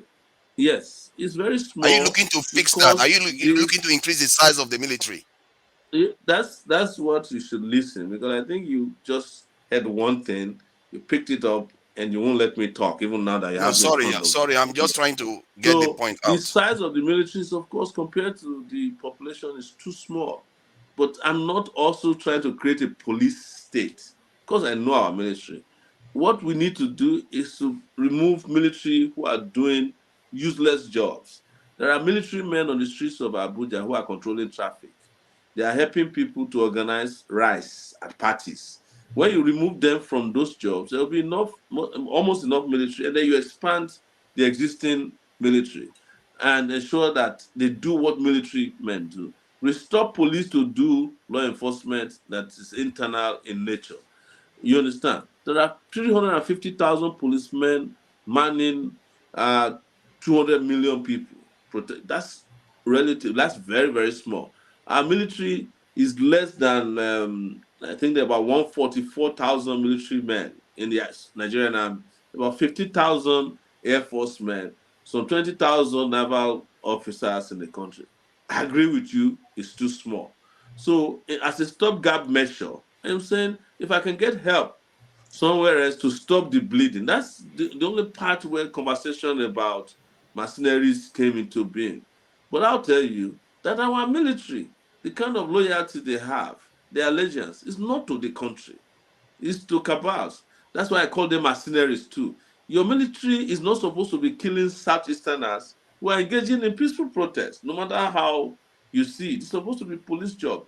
But as I'm talking to you, in Ebonyi State, military is burning down people in their houses every night. Is that a strong military or a rogue military? Or a military It's that a sees a stressed presidential camp? military. It's a stressed military. That's what it Yeah, is. well, One okay. soldier to 2,000 citizens. You are going to be Yes. stressed if they gave you that kind of job. So stress makes you kill innocent people.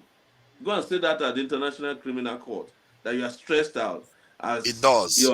yes, as your own defense of killing innocent people or burning down villages internally in your country, of opening fire on innocent citizens. That is not an excuse. It will never be an excuse. I will never accept it as a head of state and president of Nigeria. I want a military that works to protect the territorial integrity of Nigeria, not to kill people within the territory of Nigeria. That is why Then I'm recruit telling you the. that they act as mercenaries. Let me tell you, wait. You can find military men tonight if you have little money to go and kill for you. By tomorrow, the person is dead. That is not the military formation that you should be arguing about, and antagonizing me for. I have been involved in this country now for 30 solid years, dealing with the army, the police, and all sundry military people. Don't come online and be justifying brutality by saying that they are stressed out. I'm I'm stressed out saying that you too, need to recruit but I've not more killed anybody. I'm to stressed out stop too. it.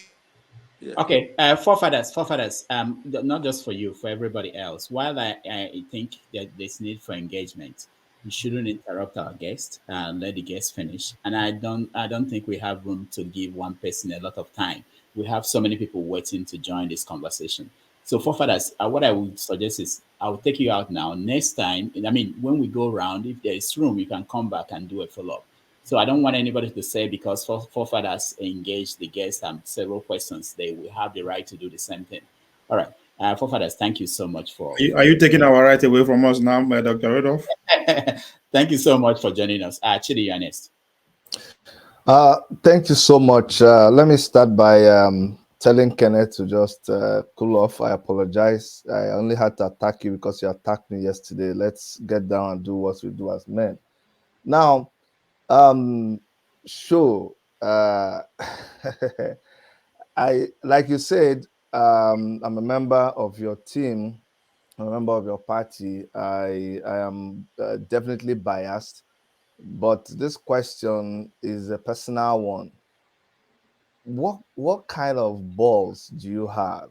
Are they really made of steel or normal balls that makes you able to get up in a room, look these people in the face, not once, not twice, and say the kind of things that you say to them? I want to know where you bought your, or where your parents bought your kind of balls that makes you able to do and say the kind of things you say. Because whenever it comes out of your mouth, it is not, we will be fearing for you, be shaking for you. That's my question. No, I don't kind of celebrate, balls publicly because they're supposed to be private, right?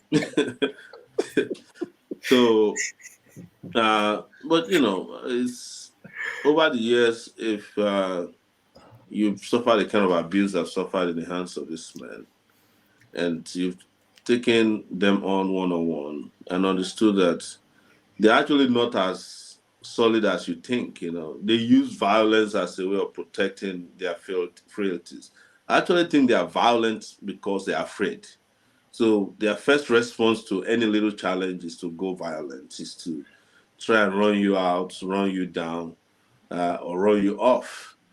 So over the years, I've decided that like they used to tell us in those village philosophers where they get drunk in those days, say man dies but once.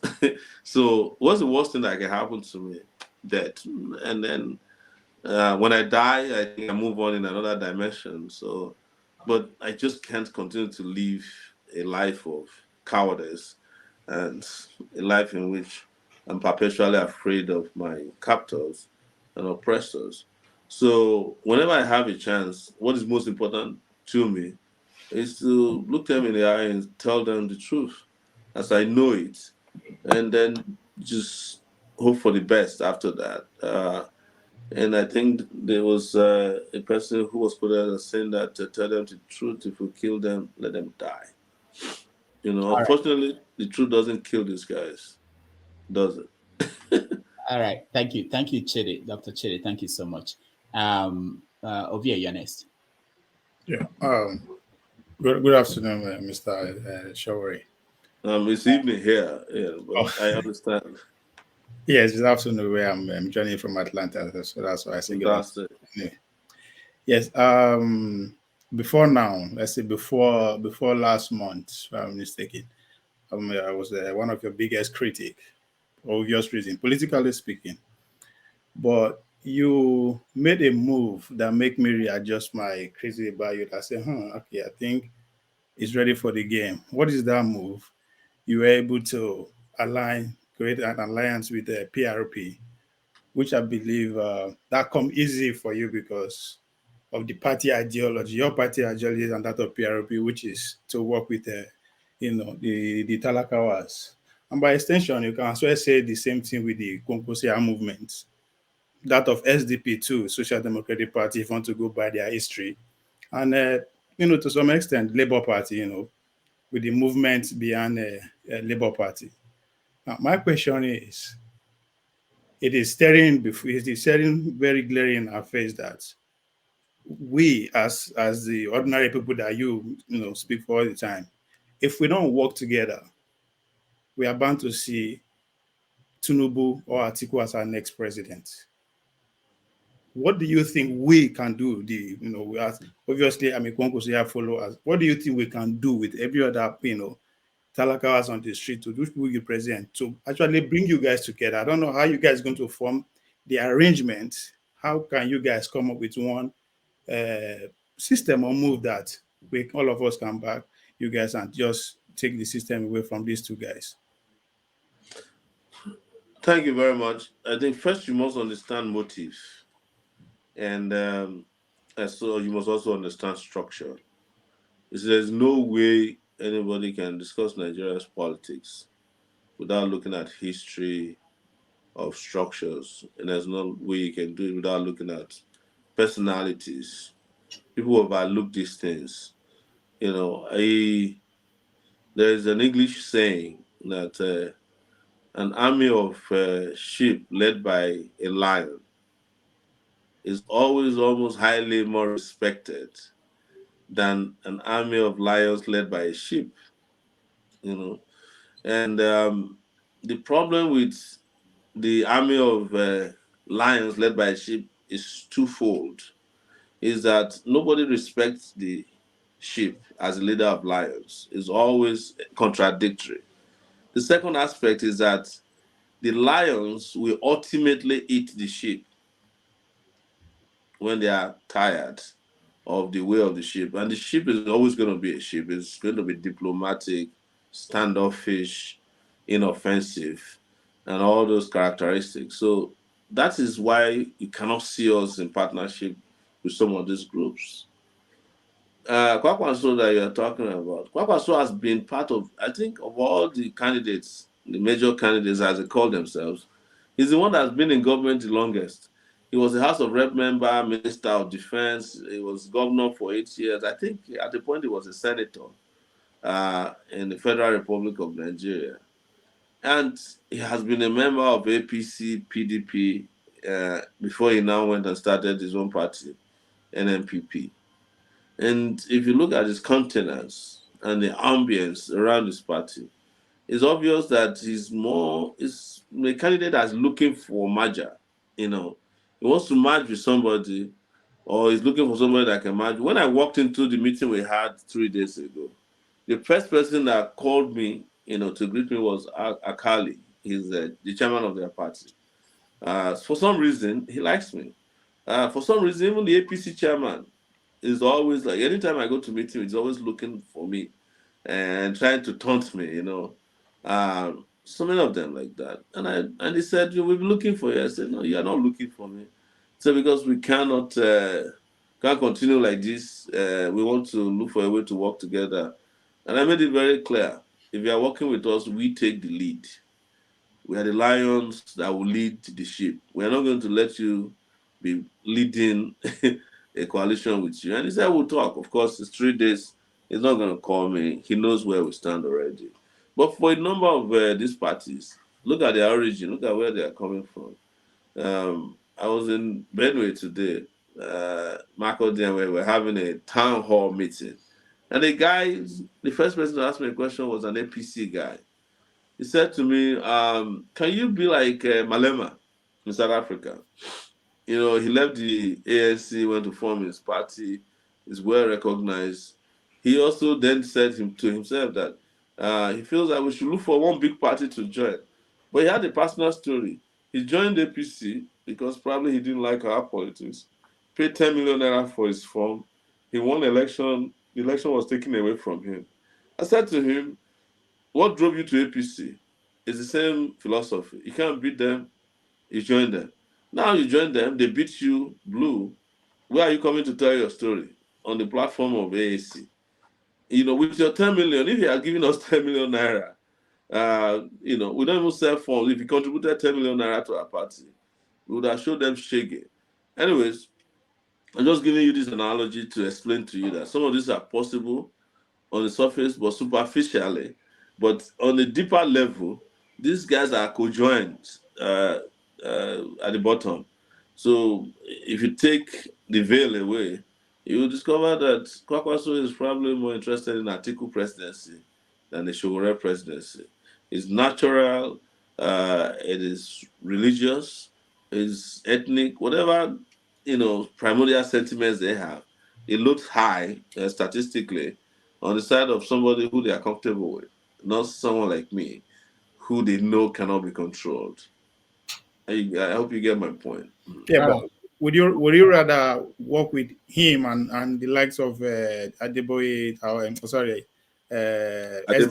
Adebayo and Obi, or seeing these two guys continue, what they know how to do best? I'm talking about the APC or PDP. No, you see, I don't know why people keep making the mistake. There's no difference between APC and PDP and Labour Party. So that's what I'm saying. Yes, Labour Party is PDP light. Is the overflow. When you go to church, there's a place they call overflow when there are too many people in the church. That's what Labour Party is. For the PDP, they just happen that the overflow is bigger than the main church, the main auditorium at this point. That's what they are dealing with. But the way to describe Labour Party for you is that, let's assume that this is completely hypothetical. Let's say there's a run-up between me and Atiku, for instance. Labour Party will go with Atiku. If there's a run-up between Atiku and Tinubu, Labour Party will align with Atiku. That's the plain truth, because that is their root, that's their origin. So that's the way to understand where these guys are coming from. So I cannot, for instance, go and have alliance with Peter Obi when his campaign manager, the BOT of his campaign, Obasanjo, Obasanjo is in charge of nominating DG for Peter Obi's campaign, even without Peter Obi's knowledge. He's the one who nominated Okukwe. When Okukwe crashed, he's the one who nominated Oshitokun. I don't know if you know Oshitokun very well. Oshitokun is, and Femi Fanika, they are Obasanjo's closest young people during his tenure. They're the one he uses when he wants to abuse people like Shoyinka and Achebe. They are the ones, notoriously Obasanjo people. So how do you expect me to go into alliance with a party that Obasanjo controls? Obasanjo will just wake up one day and flog all of them, and start withdrawing support for them. So we are here on ground, and I'm not saying that you don't know enough because you're abroad. Rudolph can tell you when we were working closely together on Sahara, we used to get breaking news in America before the people of Nigeria. They rely on on us breaking news for them. So you guys probably have more information sometimes than we do. But in this case, I'm directly involved on a day-to-day basis because apart from just being participating in politics, I'm very nosy too, like most of you. All right, thank you, Ovie. Nice to have you here. Let's connect you next. Yeah, thank you. Uh, um, thank you, Mr. Omoyele. I appreciate your presence here today. Dr. Damages, let me also take this opportunity to apologize to Dr. Shidi for responding to him. He's my big brother. I shouldn't have insulted him back. So we are all here clamoring for the good of Nigeria, not to fight ourselves. So, Dr. Shidi, I'm sorry. Very good. Mr. Omole, prior to 2015, I will count myself as one of your strongest fans, when it comes to Sahara reporters. Actually, I refuse to read news from either NTA or any other Nigerian newspaper platform, but Sahara reporters. However, during the 2015 election, the campaigning, you use your Sahara reporters platform to campaign against Goodluck Jonathan. I would say that your influence actually helped to pull Goodluck Jonathan down, and Buhari emerged as the president. Now we've all seen what Buhari has turned to.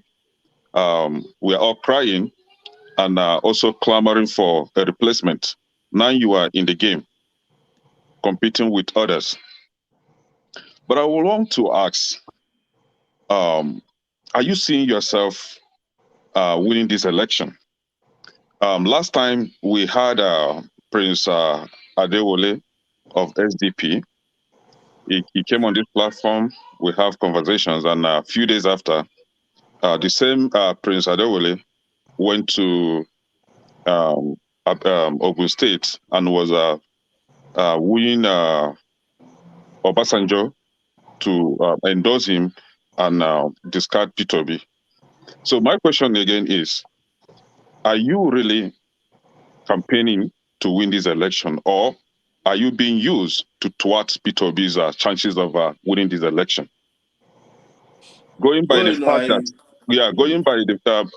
fact that the likes of Afenifere, Edwin Clark of South, where I think you come from, the Northern APC Christian leaders, the Middle Belt Consultative Forum, they all have endorsed Peter Obi. As a Southerner that you are, and also Peter Obi, I think you should give a chance for someone like Peter Obi to come up, support him, then maybe next time, the people will come behind you. The fact being that, as it is today, the game is for Peter Obi, and you know it. Thank you. Well, I don't know where you guys get your confidence from, but I like it. Everybody that is participating in an election is capable of winning the election. They have equal chances. The Peter Obi, when you were speaking, I know you are Peter Obi person, because most of you, like I said, are overflow from PDP. You are complaining about Goodluck Jonathan kicking out. What is wrong with campaigning against a thief? Jonathan was a complete thief. They ruined the Nigerian treasury. Had Jonathan not run Nigeria the way he ran it, there wouldn't have been a Buhari. You should blame Jonathan for creating the atmosphere for a Buhari presidency because of the way he handled the Nigerian treasury. And posterity will judge all of you, including me, who at one time, for ethnic reasons, religious reasons, tolerated criminality in our country because it suits you. I am not like that. The reason I say so is that when Jonathan was in trouble with the Yaradua Kabah, it's the same me, not being contacted by anybody, who took up the mantle of the fight to make sure he became the acting president and eventually he became the president of Nigeria. Rudolph is my witness. I never campaigned for anybody in my life except when I ran in 2018. The people who are campaigning for Peter Obi today, that you call your leaders, they were campaigning for Buhari in 2015 openly. One of them being Obasanjo. Obasanjo campaigned for Buhari openly in 2015. Why do you accept him? Because it suits your agenda. Aisha Yesufu campaigned for Buhari in 2015. You don't question her because it suits your agenda. Patrick Utomi was a member of APC at the highest level in 2015 and beyond. You can go and check it. It's with Peter Obi. You don't ask him why he campaigned for Buhari because it suits your agenda and it suits your sentiments. But anybody that is against your candidate suddenly is being used. I feel insulted, my brother, to say that at the age of 52, I'm older than Obama at this time that I'm running for president of Nigeria. At the time he ran for presidency of the US, he was in his 40s. You look at me in the face at the age of 52, after 3 decades of fighting for democracy, going to jail, getting my whole body messed up, my brother killed. You look at me with disdain and you tell me that I'm being used against Peter Obi. Peter Obi, that is the person that has worked with every corrupt leader in Nigeria, including being a special advisor to Jonathan at the height of theft of national resources. He was an economic advisor to Jonathan when they were stealing Boko Haram money. Have you never found out? And that doesn't disturb you, but it disturbs you that I'm exercising my democratic right to contest for the presidency of my country, just like you could. Suddenly, anybody that doesn't work for Peter Obi is working for some marooned cabal somewhere. I think you should drop that attitude when you talk to fellow citizens, because number one, it's a function of right for everybody to aspire to the highest position in their own country. Second, if you are sure that Peter Obi is going to win, why should you be disturbed about other candidates? If Afenifere can deliver Yoruba land for you, Peter Obi, what is the big deal about Sowore?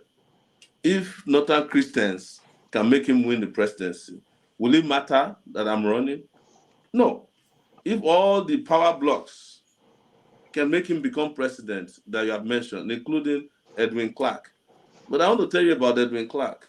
In 2017, 2007 or 2010 or so, when Jonathan was having issue with the cabal, Edwin Clark kept quiet. He couldn't say a word to protect Jonathan. Not only did we fight for Jonathan on the platform of Sahara Reporters, we set up a people's parliament in New York with O'Kane Debate and others. And we were issuing resolutions over resolutions threatening the Nigerian government. We went and protested at the Nigerian embassy to get Jonathan in office because we knew Yaradua was not coming back alive. I'm sure you didn't see all that at that time. The only thing you see is your own narrow perspective of who should be candidate and who should not be candidate. And as far as you are concerned, the moment it's not your candidate, everybody else can go to hell. I think that is wrong. And I reject it. And I reject the denigrating attitude towards any other person that is not Peter Obi running in this election. My brother, by February 25th, we will know who will be president of Nigeria. And I hope it is me, so that you can get dignity you deserve as a Nigerian. And otherwise, I'm sure we'll be back here again, probably apologizing to ourselves the same way you're apologizing to Chidi today. Wishing that you never ran me down, because this is one of the problems we have. We look down upon ourselves. Who is Peter Obi that I cannot challenge him in an election? And it becomes a problem. If I were to have a sense of entitlement, I will say to you that Peter Obi should not be allowed to contest election because he never fought for democracy. But fighting for democracy is not a condition for becoming the president of Nigeria. It's not. Everybody has a right to aspire to be president of Nigeria. And nobody has a right to tell any citizen of Nigeria who to vote for or who to support. You are at liberty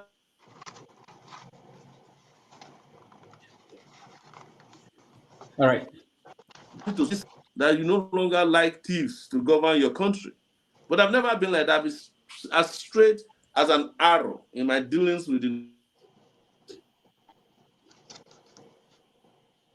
Nigeria done fighting against corruption, institutional corruption. It is written on Sahara Reporter's page that we stand against institutional corruption, we stand against big men, godfathers. That's what the site has ever done since it was started.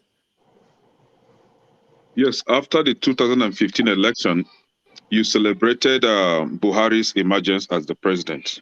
And this tells that you actually supported Buhari, and Buhari is one of those criminals that we are actually trying to remove from office. So you were part of them, part of the people that put Buhari there.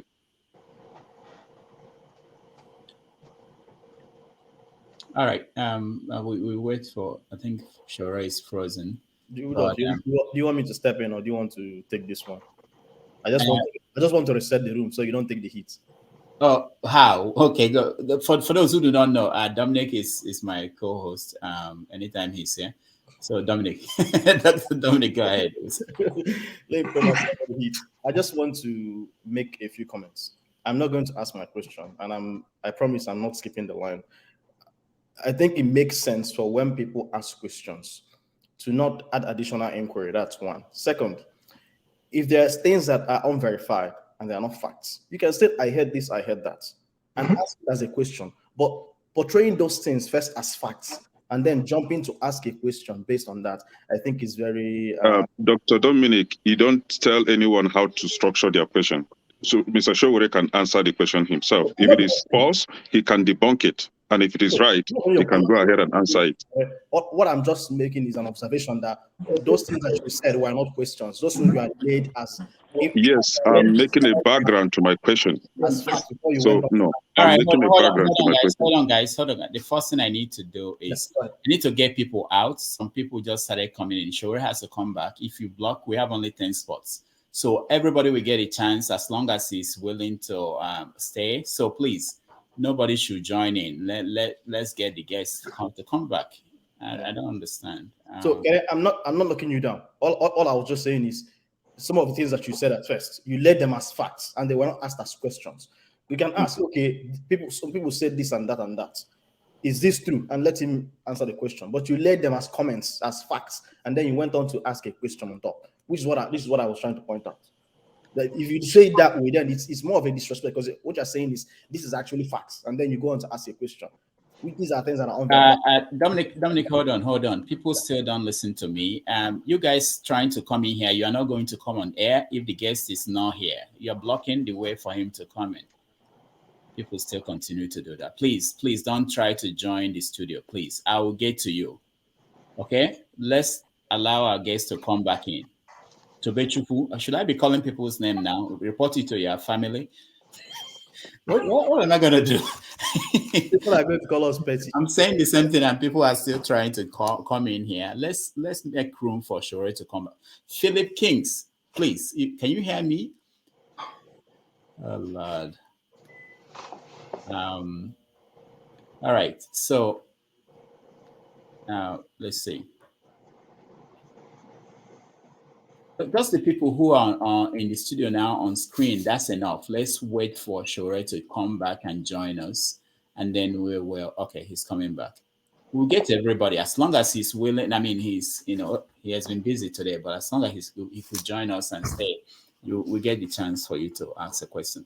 All right. So, where are we? Sowore, are you done with? No, I have.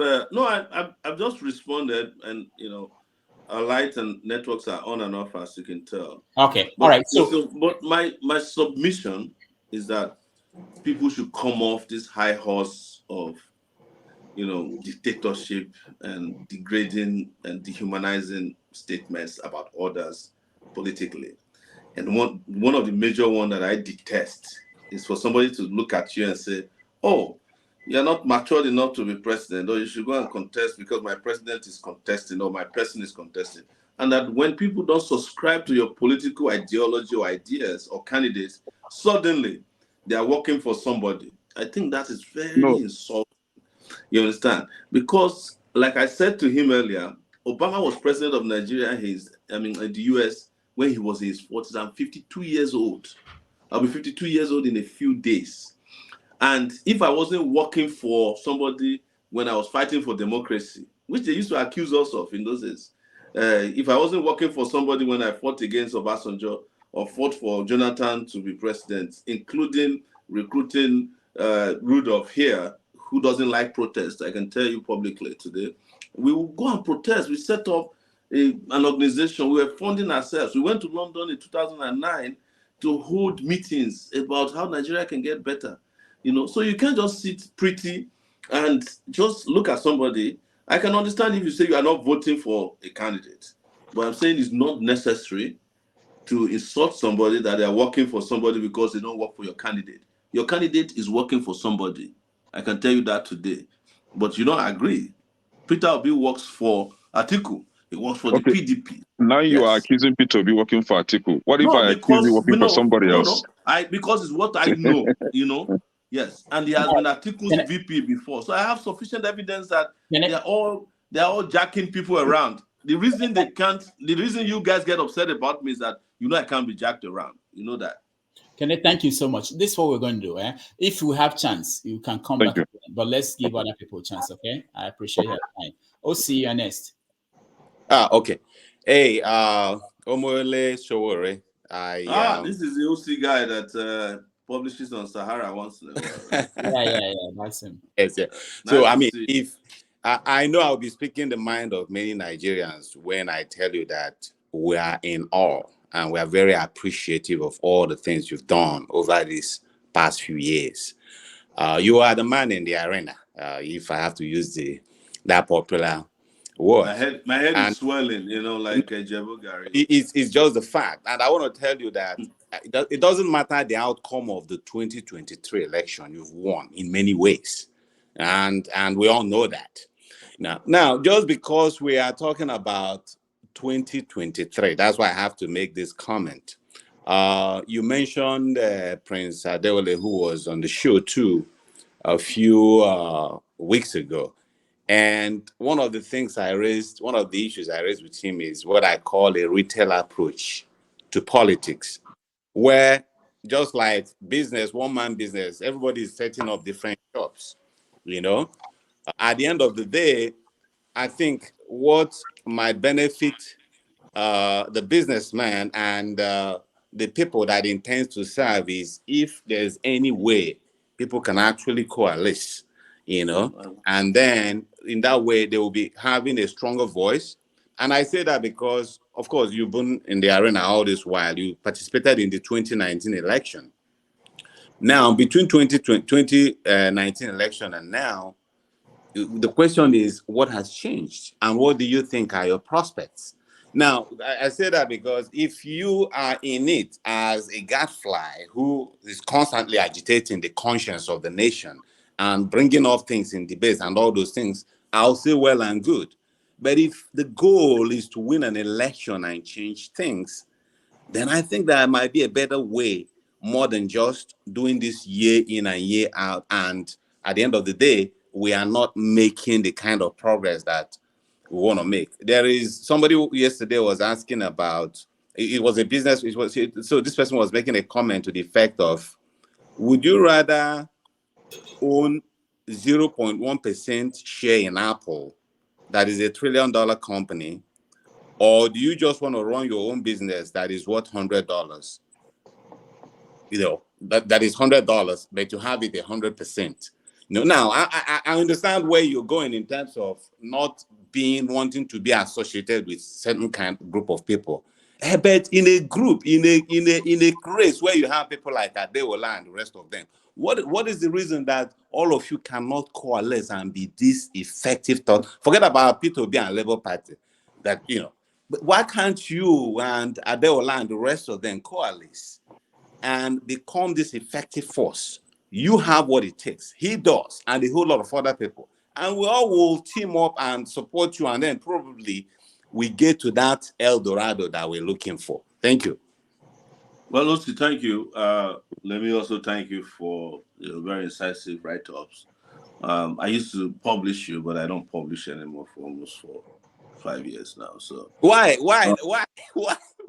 because I've the moment I decided I would go political, I also wanted the sites to keep operating on its own without interference. Okay. That was the goal ever. That and Rudolph can tell you this. Our goal is like, you don't want to have what I call founder syndrome. You are stuck with one idea. And I will answer you with regards to, because I've tried it before, with regards to only 1% of Apple and 100% of nothing. That sometimes the integrity and dignity dictates to some people, because Apple itself, before it became a $3 trillion company, was owned by one person who had other options, or someone who was approached and said, "Why don't you sell that?" The guy who co-founded Apple, he decided to own nothing, and he's still alive. And the person who owned everything is dead. Maybe his option was, if I don't have too much money, I'll probably live longer. Who knows? I don't know what was behind that. But here is my understanding that I can share with you about Nigerian politics. Nigeria itself is run as a business. Of course, it was created as a business by the British, and it never quite became a nation. Nigeria remains a country, to me, mostly a business, or business as usual, if you want to call it that. Is this. In 2018, we were confronted with the same question. Why don't you go and match with Feladro Toye Mogalo? And an attempt was actually made, but you should ask yourself today, why is it that I'm the only person who is still standing from the coalition that was supposed to be the third force at that time? Because most of those guys emerged from the same manipulations we are talking about. We found out one of them was being funded by the VP's office directly. That was Oshibajo's office. And we thought, it's going to, we could go to meeting with them. They already had a predetermined outcome. And in that case, I was their target because I was the only person who was not controllable. In fact, I went to one meeting and I left knowing that it was a scam. The person who umpired the eventual coalition eventually also joined the presidential race. That's what BS Ekwesili. So some of us are clairvoyant enough to see where these things are headed. That you want to win an election and you don't win doesn't mean that ideas haven't won. Sometimes, and I keep saying this to people, that when you don't win election, as is arranged by the elites, it might be that some more eyes needs to open so that that next stage that is necessary will come to pass. And it's inescapable that one day people will wisen up. They will find through every means possible that people are just playing on their intelligence, and they will consume the sheep that is leading their lions. Just as you have revolutionary moments, there are also moments of revolutionary confusion. If you study the French Revolution, it didn't happen overnight. It took 10 years. It was at the time that it was going to happen. It wasn't ideas that triggered it. On the day it happened, it started. It was scarcity of bread. But it had been building up before then. So I'm not opposed to a coalition. I'm friends with Adewale. I'm friends with the ADC guy. I forget his name now. Dumebi, Kachiku. All these guys, I know them.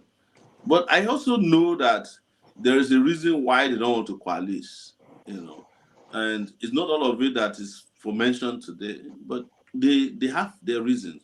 Some of them are genuinely afraid that if they go into coalition with me, they might get into trouble with the state. And it's real. You get my point.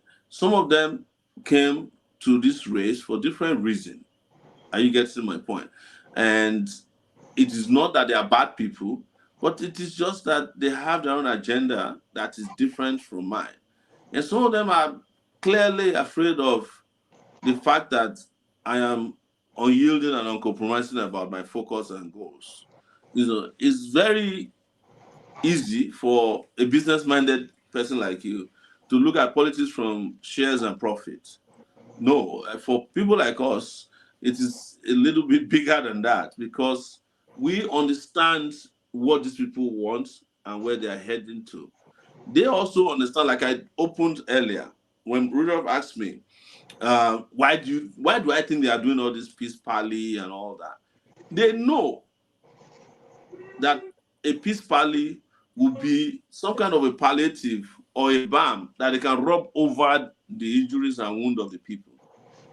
I'm saying it categorically here. Abdul Salami doesn't believe in free and fair election. Abdul Salami doesn't want me to win. He doesn't want Adewale to win. You understand? Abdul Salami has his candidates, and that's who they want to win. But they want to also behave as if they are neutral. They're not neutral. The people that are holding billions of dollars in their private pockets that didn't belong to them, you think they will vote for a hunter who prevents corruption? You are wasting your time. Or they will mediate somehow a process that allow a Sowore to become president of Nigeria. When he was saying convincingly from his mind, for the first time, without missing words, he said to me in that hall, he said, if you become president, we might have to leave the country. That's what Absalam burst out at that meeting, on record. He said, young man, Mr. Sowore, if you become president, some of us might have to leave the country. And you know my answer to him, which was not recorded? Sir, it will be your choice when the time comes. He knows. It's not like they are knowing me for the first time. They know me. They have my dossier. They are the ones who arranged my arrest. When they arranged my arrest and they wanted me to soften down, do you know what they did? They went and arranged somebody to bail me, so that the person can be holding me to ransom privately, like, I mean, bail you. Shut up. You understand? Even Pastor Suleiman offered to take my bail, and he issued a statement to that effect. The Oni of Ife offered to take my bail. You think they like me? They don't. It's an arrangement within the elite. There needs to be someone who can put a leash on this guy on our behalf. That's what they did with Nnamdi Kanu first time. They granted him bail to their political friends, but discovered later that he doesn't kowtow to them. He's not genuflecting on the altars of those gods. So they decided to go and finish up the guy at home. When it didn't work, they went to Kenya to go and bring him. Are you getting my point? Mm-hmm. So these things are fundamentally deeper than our superficial analysis that we do. You understand? When you are writing an article, you don't have to think about the consequences if you don't live in Nigeria. But if you are living in Nigeria, all those articles that you write every day, you write one. You'll be writing only once a week. And you'll be asking people, can you help me look at it so that this article doesn't kill me? Because they won't waste time coming to. They will first of all come and meet you. Waiting be your problem now. Your traditional ruler will contact the church pastor will contact. They say you are writing too much. Are you sure you are prepared? These people are saying they can kill you. You don't look at it and say, is it worth it to be writing for Nigeria? Then you start writing comedy. Are you No, this thing sounds funny to you, but when you are dealing with these guys and you know them deeper than as we know them, the issue has to be handled differently. Are you getting my point? Yeah. I'm close to Nnamdi Kanu and all the things that are going on around him. Are you getting my point? When somebody came to me and said they would release Nnamdi Kanu because of the Court of Appeal judgment, I told him, I said, you guys don't understand the way the Nigerian state works. Even the judgment itself was meant to cool some areas down. They know they will not respect the judgment, but they need to keep making people feel that they can have faith in the judicial system, even when they know the judicial system is fake. That's the reason for the judgment. It's the same court that granted him bail that came a week later to grant a stay of execution over a bail they granted. That's Nigeria for you. Yeah. So it's for me, I look at it fundamentally than you do. But that doesn't mean that your advice is not good. But it's just that the size of your advice may not fit the shoe that we are wearing. All right. Thank you. Thank you, OC. Let's go to Echo. Echo, you are next. Question, please. No follow-up question. Let's just get to more people. I beg, Oga Udo. I'm You just allow giving. me talk freely. Just let me be. All right. Ogasho, you are welcome. Thank you. And I want to sincerely thank you for standing strong in the midst of the bullet. People like us are watching and following your footsteps. And I know if they put Sowore down, there are plenty Sowore that has been betted. Absolutely. So my question be say, my name is Madam H.O. My children see that they sent say I be bullet with Obi. I don't know whether you see her. So my own bullet to you be say, the human capacity of a nation is in the hands of the youth, the hands of the teenager and the children. When Boo Boo went to see Nabi where he goes some years ago, they asked and say, your youth population is growing. What is your plan? He can't open his mouth tell us, say, climate change. Now that day my head gaga. I can't realize that these people not get plan for my children. So my question to you be say, what will be your plan to develop the human capacity embedded in this young generation? Because I know they are smart, they are intelligent, and they can become the Elon Musk of Africa. They can become the Mark Zuckerberg. What is your plan? Because me, as their mama, I want to remove their command from Yahoo business. So, don't be waiting Papa God created to be that. I want to remove them from kidnapping business. I want to remove them command from Boko Haram. I want to remove them from banditry and all. Because they become that. Because these useless people, when they talk about in the political arena and in the religion arena, they stole their destiny and they gave them poverty. They gave them lack and hopelessness. And because my children won't survive, they get to devise a way to survive. So when they be your plan, when we go work with you to make them to come out from these bad things, make them use that knowledge when they do this Yahoo, make them come take and develop the tech world so that make we Africans they control the tech world. That is one. Thank you. No, H.O., thank you. And at the same thing in line, not they disturb me, you not disturb the men. Make a match break there. What will be your plan for the street children? Because Papa God, when he bring them into their mama womb, he not also make them day street. He said of people like Oyedepo and that the Geo of Redeem. And that one went there, Abuja, where to be do now. When doctor went supposed to build hospital, they treat people. He can't turn, go the big auditorium. Auditorium when they're supposed to build, to take my children come out for street and reprogram them to fulfill destiny. So what will be your program for street children? And also, nowhere for Mecca, when I see say their picking, it becomes a majiri. So an amajiri is an abomination. Mecca not they do it where Muhammad they say it come from. Why can't be say amajiri can't take hold in our land? So they all the useless northerner leaders they can't turn amajiri to their machinery because they don't turn them mumuizi. What will be your plan for their amajiri? Because me, alias H.O., the convener of Anti-Diamond Charity Organization in Nigeria, and the convener of Anti-Diamond Charity here, I am ready for this war because I said their picking become a majiri.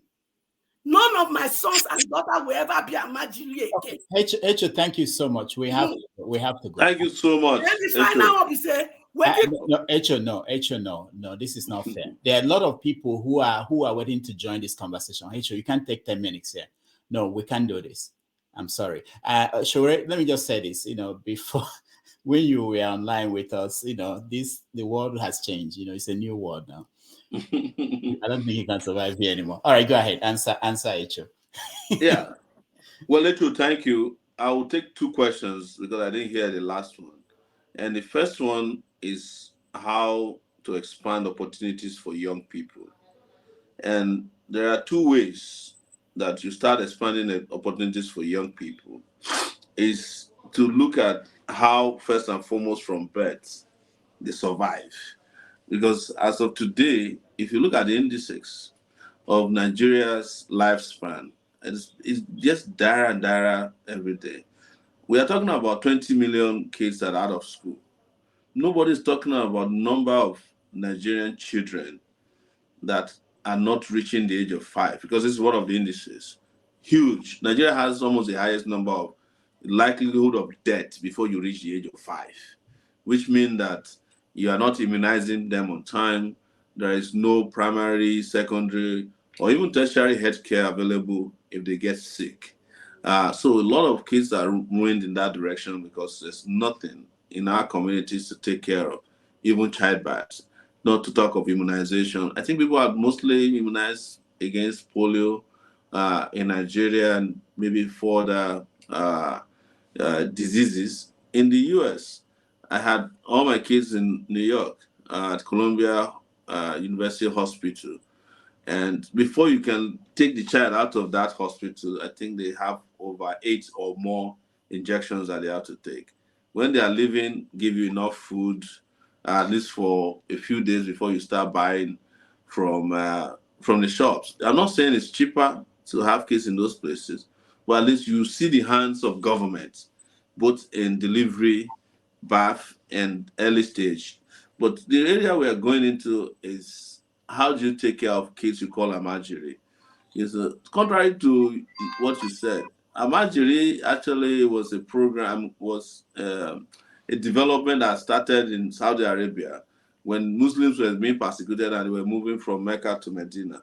The meaning of Amajiri will surprise you. It's people who travel in search of knowledge. That's the simple meaning of Amajiri. But the Nigerian brand of Amajiri are abandoned and neglected children. And what we have said is that a child can actually be Amajiri and become a pilot. Reason being that I was a child who was fishing at the age of 9, who has now become a potential president of Nigeria because I had other smaller opportunities that my parents provided me. So, but your main question is all these guys that have ability to transform themselves into wonderful tech stars, how do we provide opportunities for them? And my answer is simple. You have to create the environment for it. And what's the environment for it? Provide them easy access and quality education, number one. We have to invest in education like we've never done before. Create the environment for those who may not go to school or will not want to go to school to also get educated by learning other things. What I have as a solution for that, for early secondary school students, is to combine the education that we have with several other things that you can learn. So there's no reason why you be in GSS 1 and you cannot learn how to make tiles or how to fix tiles. You can be GSS 2 and also learn to be a plumber at the same time. These things can work hand in hand. You can also be GSS and also learn how to barb hair. In the US, you can't cut somebody's hair publicly with a shop without a license. So you can combine a lot of these things together, but you have to provide the opportunity and there must be investment. The second aspect, after you have granted them education or other opportunities to learn whatever they want to learn, craft, technology that may not require going to school, is to provide them the ability to access capital. I hate to hear from Nigerian politicians two words: empowerment and vocal training. What is the meaning of vocational training? No, they call it vocational training. I asked one of them one day, your children, did they go to vocational school? What is the meaning of vocational school? Oh, you have to teach them how to be carpenters. Why can't we do that in the secondary school as part of the general curriculum of education from GSS 1 to GSS 5? So, because then You can decide on a number of things, and you can develop a new level of tertiary education, which is a 2-year community college opportunity. If you don't want to do 4 years, you don't have the money, a local government can own a university that provides you 2-year education. So you have what they call an associate degree like we have in the US. So you can try to stay in the local government and become the accountant after your 2-year education in a community college. When I become president, I'm going to eradicate all these multidisciplinary universities, college of education, turn it to university, polytechnic, turn it to university. They're no longer necessary. You can learn at the same place how to be, an electrician, elect, which are courses that were designed for when the computer did not exist, and also become a lawyer in the same university. Every goddamn higher institution in Nigeria today will be harmonized as a university when I become president. There's no college of education anymore. No need for it. What we replace the college of education with is a community college, and every local government will be licensed to obtain a community college license, so that local governments can own community colleges, which is a 2-year university. And if they are doing well and we look at them and they can upgrade to a 4-year university, we'll give you the upgrade. Because some private universities in Nigeria are not as good as if a local government owns a university. That's just on the educational side. Then what else do you do for young people? Provide them opportunity to get jobs. But not everybody wants to work. I belong in that category. I cannot work 9 to 5. I've tried it before. It didn't work. So I decided to go and create a job for myself, completely by accident. So there are a lot of people who just need the opportunity to make that step forward in life. The opportunity must be there so that they can make that transition. With regards to Nigeria, the opportunities are not there. If you have it, if they have a chance, they will kill it. I did Sahara Reporters for how many years in New York? I decided to rent an office in Ikeja and try to set up a similar, smaller Sahara Reporters as a foundation. The day I was entering the place when we were about to park in, they came and attacked me. They beat me up. Police took it over. And before you knew it, they were charging me for crimes I've never committed. They were charging me for murder based on a story I wrote about some guy. The police commissioner, all of them had become involved. They were waiting for Sahara Reporters. When I was arrested, it's the same thing like I told you at the beginning of this story. I have 3 charges that are criminal in nature. I have about 10 civil cases from high-end individuals in the country. Just want to kill the idea. Even when they know that I'm not longer writing for Sahara, because they knew when I was in detention, I couldn't be operating Sahara Reporters from detention when I had no access to any device of electronic nature. So we go back to all these young people. What happens to opportunities to obtain capital? You understand? From the government. Opportunity to get waivers if you have a certain level of credible intelligence that we see. The US gives Nigerian young people special category of visas that has to do with intelligence. The Nigerian state doesn't have a program for Nigerians who have high IQs. But the US will give you a special visa if they detect that you have certain abilities that is not very common, it's rare. The only way you can get money in Nigeria to start up a business, if you have certain special skills to steal or help them launder money, they'll give you money. You will get serious money. So I guarantee you that all these programs will not work if you don't solve one major problem: electricity. If you don't have electricity, you cannot industrialize. It's impossible. Anybody can deceive you all they want. You can give all the loans in the world, grants in the world. If you like, you can, get the best pastors who have direct telephone number to God. It's all a lie. They're part of the scheme. Their job is to make people dumb more and more, because I cannot believe, and I don't want to go religious today because they will say me and Rudolph are working together. I can't believe that a professor will carry the Bible to a church of a student who failed from his school to teach him what is inside the Bible that he has in his drawer. That's the irony of Nigeria. Not only they do that, they call them daddy and mommy. We were mentioning the Dunamis guy. I met him twice now. When I first met him, I just come out of detention. Somebody told me he's very radical. So I went to him. He asked me to kneel down. He wants to pray for me. I was private. I said, why do you want me to kneel down? I want to pray for me. If I stand up, will God reject the prayer? He said, no, why am I proving difficult? Before you knew, he wanted to put head on my hand. I said, look, don't put your hand on my head because I'll be forced to put my own on your head too. You know, he laughed it over. The next thing he said to me, he said, do you know that he got a calling? I said, you got a calling? He said, yeah, from God. I'm a medical doctor. My wife is a medical doctor. I said, sir, that's wrong. God should have called you to a hospital, not to a church. That was the end of our meeting.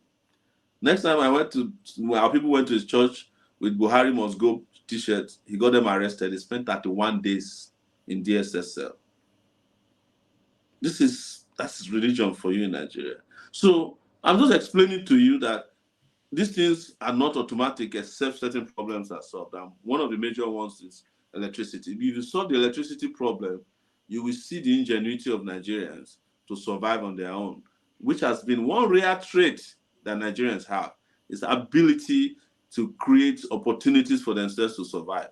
But if you just add a little bit of salt and pepper from the government, you have a powerful country to contend with. Brazil started producing the Embraer jet in 1969. But when they started producing, nobody would touch an Embraer jet. But today, their Embraer jet is the best mid-range jet and private jet in the world. What are we producing? Kuli. All right, thank you, Ejo. Thank you so much. Ibo Basic, you are next. Please make it. Please, if you can just go straight to the question. I know I say this all the time. Please, we want to get as many people as possible. Those are sending their questions on the chat. I will get to that. I will try to maybe pause getting people in, and then we can also get your questions to Sowore. In the meantime, I think Sowore is off the screen. I'm here. I'm okay. just okay. I'm just Good. trying to drink water, drop cup. All right. So Igbo Basic, you're next. Yes, Omoyele, thank you for being here, and thank you, Dr. Damages, Rudolph Okonkwo, for giving us the opportunity to communicate with our brother here. Before you came online, Omoyele, I had made a mention that if being president just requires balls, sorry to come back to the issue of balls, that Fela Ransom Kuti would have been a president of Nigeria. And we all loved him, and he did his job. To line up my question today, I'm somebody who is very pictorial, and I'll try to present my questions in the form of pictures. I'm not sure, I may have met you since you sojourned in New York. I may have met you, but I have not had an opportunity to function with you one-on-one. Here I go. Here is what I call the passport of Malamilia. Some of you may have seen this, or some of you may have not. I call myself a senior citizen because I'm on a second missionary journey in the United States. Now I've seen some of these things. As you can notice, the stage name is Igbo Basics, and I have encountered quite a few things just being Igbo Basics. But I'm sorry, I'm going to be who I am. Here is my next photograph. And you can see that. That was a publication we did some time ago. And then my final picture is this particular one. You can see the people who are in the picture. There's Atiku on the outside. There is Professor Patu Tomi. There's Sergio Zakalo. There is Yaradua, who is being carried by Obasanjo. Then there is also Buhari in that picture. Having put all that in perspective, my comment to you first, and then my question, is that you are actually representing some of us, not by your choice. Let me put it that way. It's by your character that you are there. You've gone through the thick and brimstone. Every experience you've had in jail, beaten up, and all whatnot is a result of what God has prepared you to do in terms of your character. After all that's said and done, we are at a crossroad where you understand what we call the OIC, Organization of Islamic Countries, which people like Ebituki were fought before. There has been this thing going around that if, by any chance, the man who has been referred to as an ancestor, who is, by the way, Jagabo or Tinubu, somebody referred him as already in the ancestral land, that if he by chance gets into office, that Nigeria will end up becoming an Islamic state. What can you do if in the event, as things are narrowing down, can you make an alliance? Because everybody in the race right now, including you, believe they can win the race. Anybody in the race is capable of winning the race. Somebody might trip along the way, and somebody else will come up. But my friend Peter Obi in Abga also believes he can win the race. So I am saying that for you, if in the final days you see that you are not going to cross the finish line, what can you do to possibly align with a younger generation to achieve our goal? I am not expecting somebody like me who is looking at 70 years old. I'm looking at 70. I'm not expecting that to happen. You are young. Can you join forces, not with the older ones who are in their 80s, with the younger ones, to make Nigeria what we all want it to be, because we want to come back to Nigeria? Thank you. Thank you so much, Iwo Basic. Sure. Well, I don't think there's anybody who can boast of a desire to return to Nigeria like myself. I will say something here that is probably only peculiar to our kind of thinking. You see, there's a lot of symbolism in how we describe Nigeria. You know, symbolism of passport, of religion, an agenda, political, cultural, religious agenda. And one thing I realized in Nigeria is that you can sit down in your house, dream up a conspiracy theory, and it will come to pass. That's how bad Nigeria is. Like, you can predict that Nigeria is going to merge with Togo and have a Togolese preside over Nigeria. And it will come to pass one of these days. It's how bad Nigeria is. But here is what I'll tell you. The alliance that needed to be made has already been made, as far as I'm concerned. Our own alliance is the alliance of the oppressed. But the oppressed, as usual, has not come to a place of consciousness. That is the problem. But what is consciousness? For the oppressed to understand that the political elite in Nigeria has a way of distracting their attention with all kinds of things. And that's why I pay attention to the likes of Obasanjo, because these guys are like a football team. They have left wingers, right wingers that will open up flanks, and then the attacker will come. All of them are working for the same political goal. The second aspect of it is this idea of youthfulness. I think, to be honest, it's esoteric as far as Nigeria is concerned. Why do I say it's esoteric? We just call people youths because we like the idea of youthfulness. But we have not debated or investigated if youthfulness is usefulness. The reason I say so is that the most irresponsible people in the APC government are younger governors. Kogi State is a very young governor. I think I'm older than him. some of the most irresponsible House of Rep members are the younger ones. One of the most irresponsible senators in Nigeria's history was Dino Melaye. I'm older than him, I think. So being young is not a passport to a better life or better thinking or better ideas. That's why I said to ourselves, let's remove the sentiment. And to be honest, anybody that is asking a question about alliance in this meeting we are having is calling for me to merge with Peter Obi. I know the trick. You understand? That's the game all of you are playing. You just don't want to say it because it's not always sounding good. You don't want to be seen as saying what is on your mind. You're asking me to join Peter Obi. I cannot join Peter Obi. I can never join anything that Obasanjo has a hand in my life. If I die and you wake me up and you say that the only way you can live is to come and work with Obasanjo, I will never do it. I will never join hands with anything that Babangida is involved in.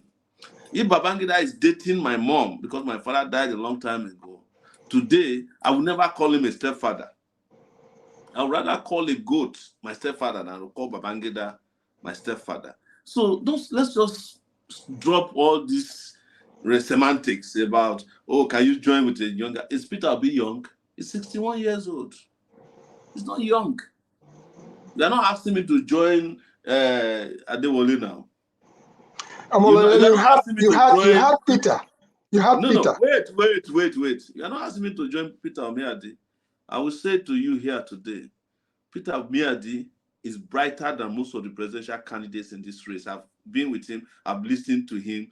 Bright guy, solid guy. But nobody listened to him because he's not Peter Obi. If they put Peter Omiadi and Peter Obi together to debate, Peter Omiadi will defeat Peter Obi. You will regret the day you start supporting Peter Obi. He's sound upstairs. He was a judge. And he writes his judgment by himself. I've traveled with him several times to events. And I'm amazed at his, the way he organizes his thoughts and how he presents them. He's probably the only presidential candidate that I know that has his manifesto in a booklet. And anytime he's talking, he will present the ideas to the audience. But people don't judge him or rate him because he's older. Of course, they see him as one of the oldies. And secondly, because he's probably not popular. I've never heard of him before, to be honest. But in terms of brain power, I'm sorry to say, but I'm saying it publicly. If I were to follow anybody based on brain power, I would follow him before I follow Peter Obi. Okay, so what I just heard from you is that Peter Obi is what it is. Let me give me a soft landing, if you can allow me, please. All of you are playing.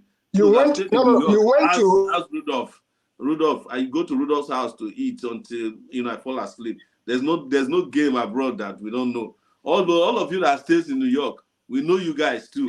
There are older people in New York. They have a place where they drink beer. When Obasanjo was in power, they used to stop. We used to go there and fight them. They will support Obasanjo. Most of you guys in New York, the older people, you are PDP too. I can swear, with my soul. Yes, it's true. Yeah, there's PDP grassroots in New York. New York has the biggest PDP coalition, group in the US. Maybe they have it in Houston too. But PDP New York is very strong. They have drinking pubs. They will bring money from Nigeria. They will drink till money. You can ask Alex Kaba now. We know them. We know you people. So the game you are playing with me now is all semantics. You have your candidate. Come for your candidate. Say, I want you to. I cannot align with Labour Party. Just don't waste your time. I can't align with Peter Obi. It's not. You are wasting time here discussing it. All right, thank you. Igbo Basic, thank you so much. I've muted you. We can't hear you because we have to go. There are so many people who are interested in and I also have people waiting for me outside here. By the way. So how much time do you have? Let me know what to do. It's already 10 p.m. and 10 p.m. If I can take everybody that is present now in terms of questions, I'll if you have any more persons, I have to come back next week. But I'm glad to come back on your show anytime I'm available. And I have to be careful, all these PDP people on your show, so that they don't take out the time for campaigning from me. so that their own candidate will have time to campaign. I will be on your show. Uh, I don't want to do that. And that's a joke. Don't get too upset. all right. Let me before one man. There's a question on. There are so many questions on the comments, so let me just ask one, just in case people accuse me of ignoring them. This one is from Kulata. It says, Just put it up on the screen, Rudolph. Put it on the screen. Okay. Yeah, All right. yeah. So it's easy for him. It says, how will you fund your campaign promises when you get elected? That's from Kulata. So when one man asks his question, you can answer them together. All right. One man, go ahead. All right. Thank you for doing that, Rudolph. And good to meet you again, Sowore. You made a cameo. Yes, you made a cameo appearance on my platform, which was cut short for network reasons. Hopefully, I'm trying to come back. I just haven't had. Yes, but I promise to come back. Yeah, no, we know the pressure you're falling. Yes, yes, we know the pressure you're on. So I had no intention of coming on at all, but I only really came on because you are here. And I wanted to put to you some of the questions that I'd intended to put to you back then. So I'll just go straight to it because they want to hear from you, not me. But before I get to it, all this narrative about balls, we talk about you a lot on my platform. And we often wonder if you have some sort of martyrdom syndrome. We talk about that often, if you have some sort of martyrdom syndrome. But to the politics, why do you feel that your messaging, because of all of the field, you have the best CV of all of the field in terms of your plan for Nigeria, in terms of your age bracket, and in terms of how you're positioned throughout your history, you have the best CV. So why do you think your message is not resonating with the people? So that's one. And the other one is, are you actually running to be president, or are you on a reorientation drive to realign the Nigerian mindset towards what possibilities can be?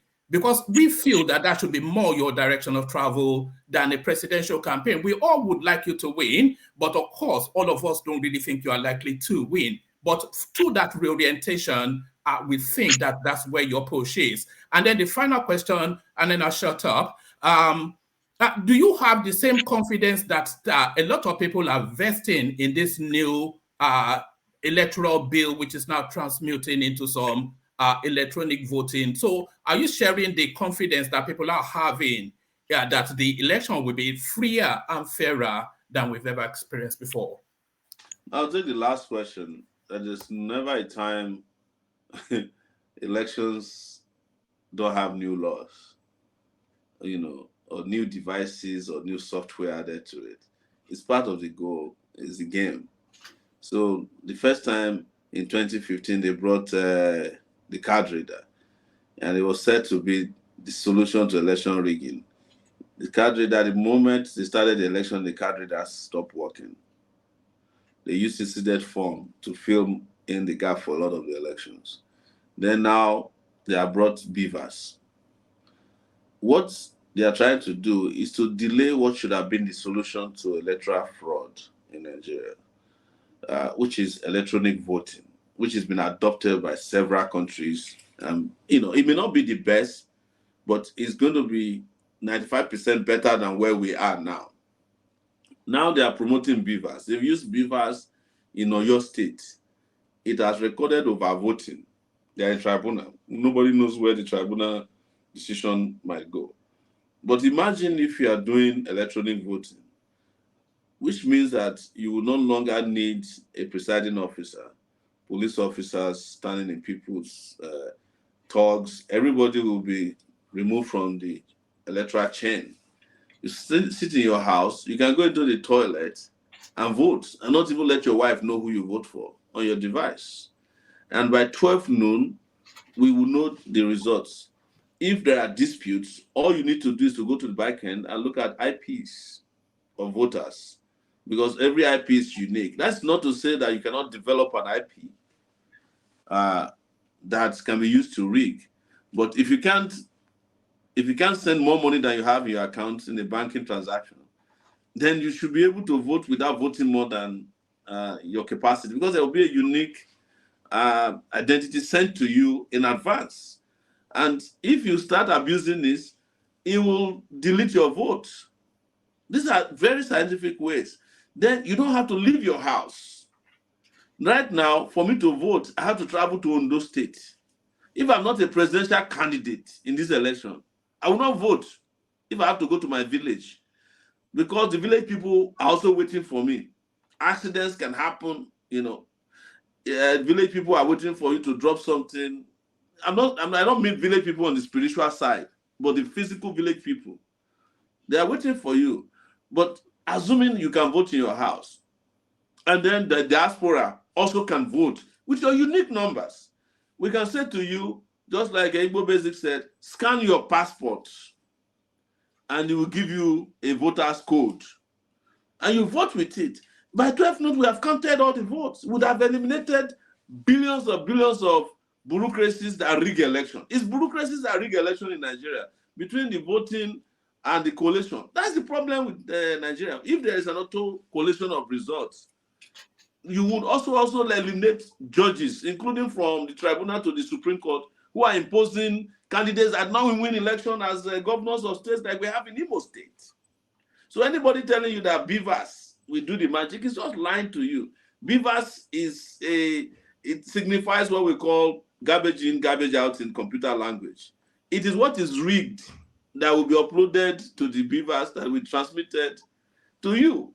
If the presiding officer rigs the election and the polling agents agree with him, he puts it on the device and sends it to the public. That is what you get. It doesn't mean that that result is authentic. What about vote buying? Which machine is going to stop people from buying votes? Tell me. Is it Beavers? Does Beavers know when the vote is rigged? No, it doesn't. It's not an artificial intelligence machine. It's just a data collation machine. In fact, Beavers is not connected to the internet. It has already preloaded names of voters and their specific IDs. So it just calls them up when you query it. So these are computer languages that all of you understand. So what I'm saying is that that's number one. I almost forgot your second question, if you can rejig my brain, but I know we were asking the first one if I have like martyrdom syndrome. That was just an aside comment. That was an aside comment. But my second question was at this drive that you're on, is the potency more in the reorientation? It's tied to the same reason I question why we have some of our debates all the time. And this is with due respect to you, but those who might be listening. Why would I go and run for president of Nigeria so that I could make a point, that I could make stronger on Sahara reporters? If I really want to make a point, and so many people have agreed, I could just sit behind in New York, get myself a good laptop from Apple, and be doing what I know how to do best, which is writing reports, exposing corruption, and doing all those great things that used to make you like Sahara reporters, which still makes some people like Sahara reporters. But I realized that after we wrote, Rudolph can be my witness. After I came back from 2015 election, I told everybody at Sahara that we've killed the last elephant in the forest, and it did not bring about the revolution we were hoping for. So what next do we do? I had a writer block. After that, I kind of lost interest, and then me and Rudolph, we went and started teaching. I was teaching even while I was at Sahara, but I spent more time teaching at a job that pays us nothing, peanuts. We were adjunct professors. When I'm not in town, he'll go and teach my class. I heard he teaches all the classes now. I don't know. I don't want to know. So, but this is what I came about. That without good people investing their time and energy, with a multidimensional intervention in the system is not going to change. And what is multidimensional? If you do election and they rig it against you, plan a revolution. If they suppress the revolution, that consciousness that you are asking for that needs to be built has been built. I started building with Sahara reporters.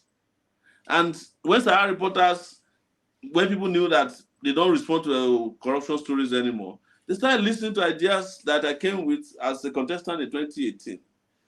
When the election did not produce the result they expected, they started listening to messages of Revolution Now. When Revolution Now did not produce the results, they took laws into their hands and did NSAS. All these things are interconnected. I'm not claiming credit for them. But I'm just telling you that if you look at the history of revolutions, all these things are interconnected. And the fact that, like somebody said, even if you kill Sowore, already there are more than 1,000 or 20,000 more Sowores out there that are more angry than I am. If you think I'm angry, we should come to NSAS and see mad people, young people. And one day, this will come to pass. They are listening to us. All these young people are listening to us. Forget about the fact that they still go to Instagram and look good and take pictures and put filters on them. Deep down, these young people are very, very angry. And that anger has to be serviced from time to time. They are serviced with elections. Yes. You know, each time people vote in election that they don't produce their result, you have produced more angry people than you have produced winners. You don't win in an election in which people came to a conclusion that you rigged them out. Go and write that down. It doesn't matter how long it takes. You can go and ask Buhari. If there's anybody in Nigeria that is anxious to finish his tenure, I think it's Buhari. The man can't wait for that May 29 to come. I think he has already made up his mind that he's not going to do any intervention in it. He's just counting days, wherever. That is if he's still mentally capable of doing it. He can't wait to drop the mess on top of the next unfortunate person according to their own plans. So I am not running to go and drop a message. It's not a leaflet campaign. I'm not campaigning to get recognized. I don't need it. I'm actually running, hoping that we can win and win big. Because the moment, you know, a win is announced for our kind of radical politics, I'm sorry, your show will be offline because there will be nothing to discuss anymore on your weekly shows. And I pity Rudolph as well, because who will be discussing Nigeria? Do you think your messaging is resonating? And if not, why not? Why not? Yeah. It is resonating. Go and ask the people who are afraid of the messages. That's why they are damn afraid of the way I talk. They ask me, just like you asked me, they ask me when I go to meetings with them, do you want to die? Are you not afraid of death? Because they know that this time something drops. It goes to thousands and thousands of people. They may not react immediately. That's why some of us feel like messages are not resonating, because you expect immediate reaction from those who get the messages. You don't know that messages are processed. There are messages you had when you were in primary school that have stayed with you till today. There are enemies you made when you were in secondary school that if you have a chance, you will still deal with them. You understand? There are females that you wanted to date that today, if you see them, you want to mock them, say, if you had dated me, your life will not be like that. You know, these ones are jokes, you know, apart. But this is just human nature. When you drop messages, they are processed in human brains in different ways. But what I'll say to you with regards to people like us is that look at the array of people ganging up against one person. The police gangs up against me. The DSS gangs up against me. The army gangs up against me. The media gangs up against me. The traditional rulers gangs up against me. Pastors, I have 3 pastors that sued me. I asked one of them when I saw him one day, what happens with Jesus Christ fighting your battles for you, that you had to go to a worldly court to sue me over something that you could have prayed over? He said, no, that you know, defamation is not handled by biblical teaching. He wants to teach me a lesson. These are pastors, 3 pastors. So I'm saying this, and these are facts. I'm not making these are facts. So for me to even be breathing at all today, guys, I think we should appreciate ourselves for it. Because you are sitting down there, the dangers that you are facing are not clear to you. You don't know that. That's why some of you feel like you have spiritual problems. No, my own is not spiritual. My own is physical. And if there's a spiritual dimension to it, they're also working on that on the side too. Because I've heard some of them, they have prayed about me in church before and said that, you know, God should take me out of circulation. And they'll come to my page and say, we prayed about you. You are going to die in 24 hours. You know, I don't know how many times they have asked Dr. Damages to die. You know, But they actually make prayer requests about us. And this is not funny, because those who are making prayer requests also know that the people who are praying to kill you may take laws into their hands. So they are multidimensionally different from the reality you are facing. You know, if you can wait for me to come on your show next week to come and talk about my election prospects, but the people outside there don't want to see me live till next week if they have their way to be on your show. That's why you know that the messages are resonating. The fact that you have to come here to talk to me, I think there's something resonating with you. All right, thank you. Thank you, one man. Thank you. Sure, there's a question from Kulata that you didn't touch on, which was, how will you fund your programs, the promises in your campaign if you... You know, I answer this in very simplistic ways. And then when I have time, I also discuss them on long term. The simplistic way is that, you know, if one person can steal 150 billion naira, that's one person, the one we know. And if I tell you that that money that he stole, the one that they are declaring, is after EFCC have looked at it, ICPC has looked at it, the agencies have looked at it, everybody collected what they have to collect. They now agreed that, okay, not to embarrass you too much, let's make it 150 billion. At that point, I can guarantee you that they found that man with nothing less than 1.5 trillion naira. This is the truth. That's just one person. There was a case we're following of a former chief of staff of the army, the guy who they found out was keeping his money for him. When they took him to ICPC, the amount they found was like 5 billion naira cash. When they took him to ICPC, they asked him to write a statement. He put 3 billion there. The guy slapped him. Why did you put 3 billion? Put 21 million naira so that we can resolve this problem. We're going to share the rest. I'm telling you. So the simplistic way is, wherever they are stealing from is where we will fund this program from. But the non-simplistic ways of funding is to look at the range of opportunities that are there, open to us. What is our tax base like? And I'm not talking about pay-as-you-earn tax. Taxes are royalties owned by oil companies in Nigeria that are not paying. It's over 4.2 billion, 4.5 billion, I think 4.7 billion at this point. You can't do that in Texas. You can't owe the US government taxes. Even if you are poor, you can't, talk less of if you are rich. I'm not saying that the rich don't, shag the system as well over there. Of course, you know, with Trump, you know that the tax system is a sham in the US if you look at its tax structure. That's number one. Second, is all these revenue generating agencies that don't return money to the federal government pause. The federal government identified over 11 trillion of that. That's half of the national budget. Are you getting my point? There is the gas company that Nigeria is a shareholder. Nigeria actually owns it, but they claim they're a shareholder through the NNPC. They're supposed to be dropping $21 billion, I think, every year. Particularly now that Ukraine is fighting Russia, gas prices have gone up.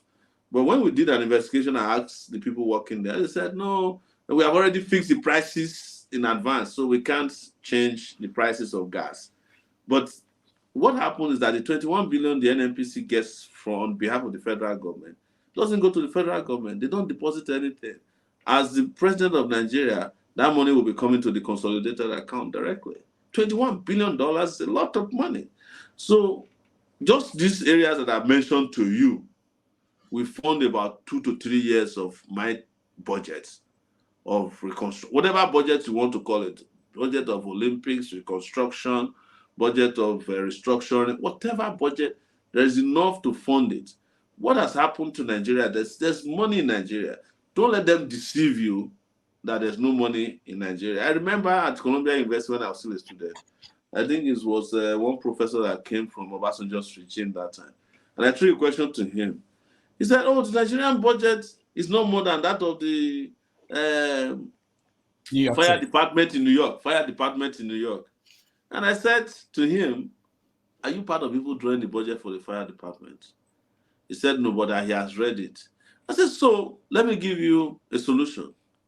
Each time your budget is the size of the fire department in New York, go and buy enough fire engines in Nigeria. He said, oh, they have never thought of it that way. You know, it was a sarcastic way of responding to, because the fire department in New York actually have fire engines, so that if there's a fire break in your house, the fire department will come. But Nigeria, you make budgets, you implement them only to undermine the budget itself. Don't forget that the budget is a law of a country.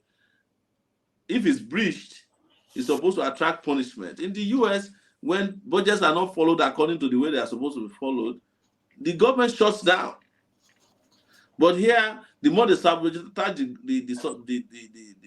budget, the better they feel, the richer they are.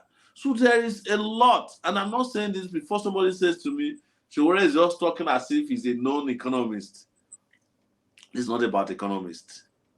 Don't confuse anybody with economics. This is a measure of fact. I'm reaching you with facts that Nigeria has more than enough to take care of these problems that we have identified. And I can tell you that I can fully fund our programs, which they have accused me of socialism. But we have told them that you hate socialism, but why is it that there's socialism for the rich in Nigeria? If the rich man go and borrow money, no matter the amount in Nigeria, when they can't pay back, the Nigerian government will take over the loan through AMCON, pay it off. They will now go and be collecting wristwatch from them and be overvaluing wristwatch. Somebody, they took wristwatch from him, and they said his wristwatch is worth $150 million. How can a wristwatch be worth $150 million? Can the wristwatch fly you? So, but that's what they do here. They practice socialism for the rich. When the poor people ask for socialism, they start getting upset that you want to turn them into a communist state. You are not a communist state, but Dangote can get 16 trillion naira waivers from the federal government of Nigeria. You are not a communist state. Dangote got 2.7 billion naira invested into his refinery. But the Nigerian state cannot fix his own refinery with less than $3 billion. Dominic, you are falling asleep. All right. Sure. Let me two more questions, if you can quickly touch on them, because these are people on the comment before we continue. One says that your ideas are lofty ideas, but are they achievable in Nigeria, that the way it's structured today?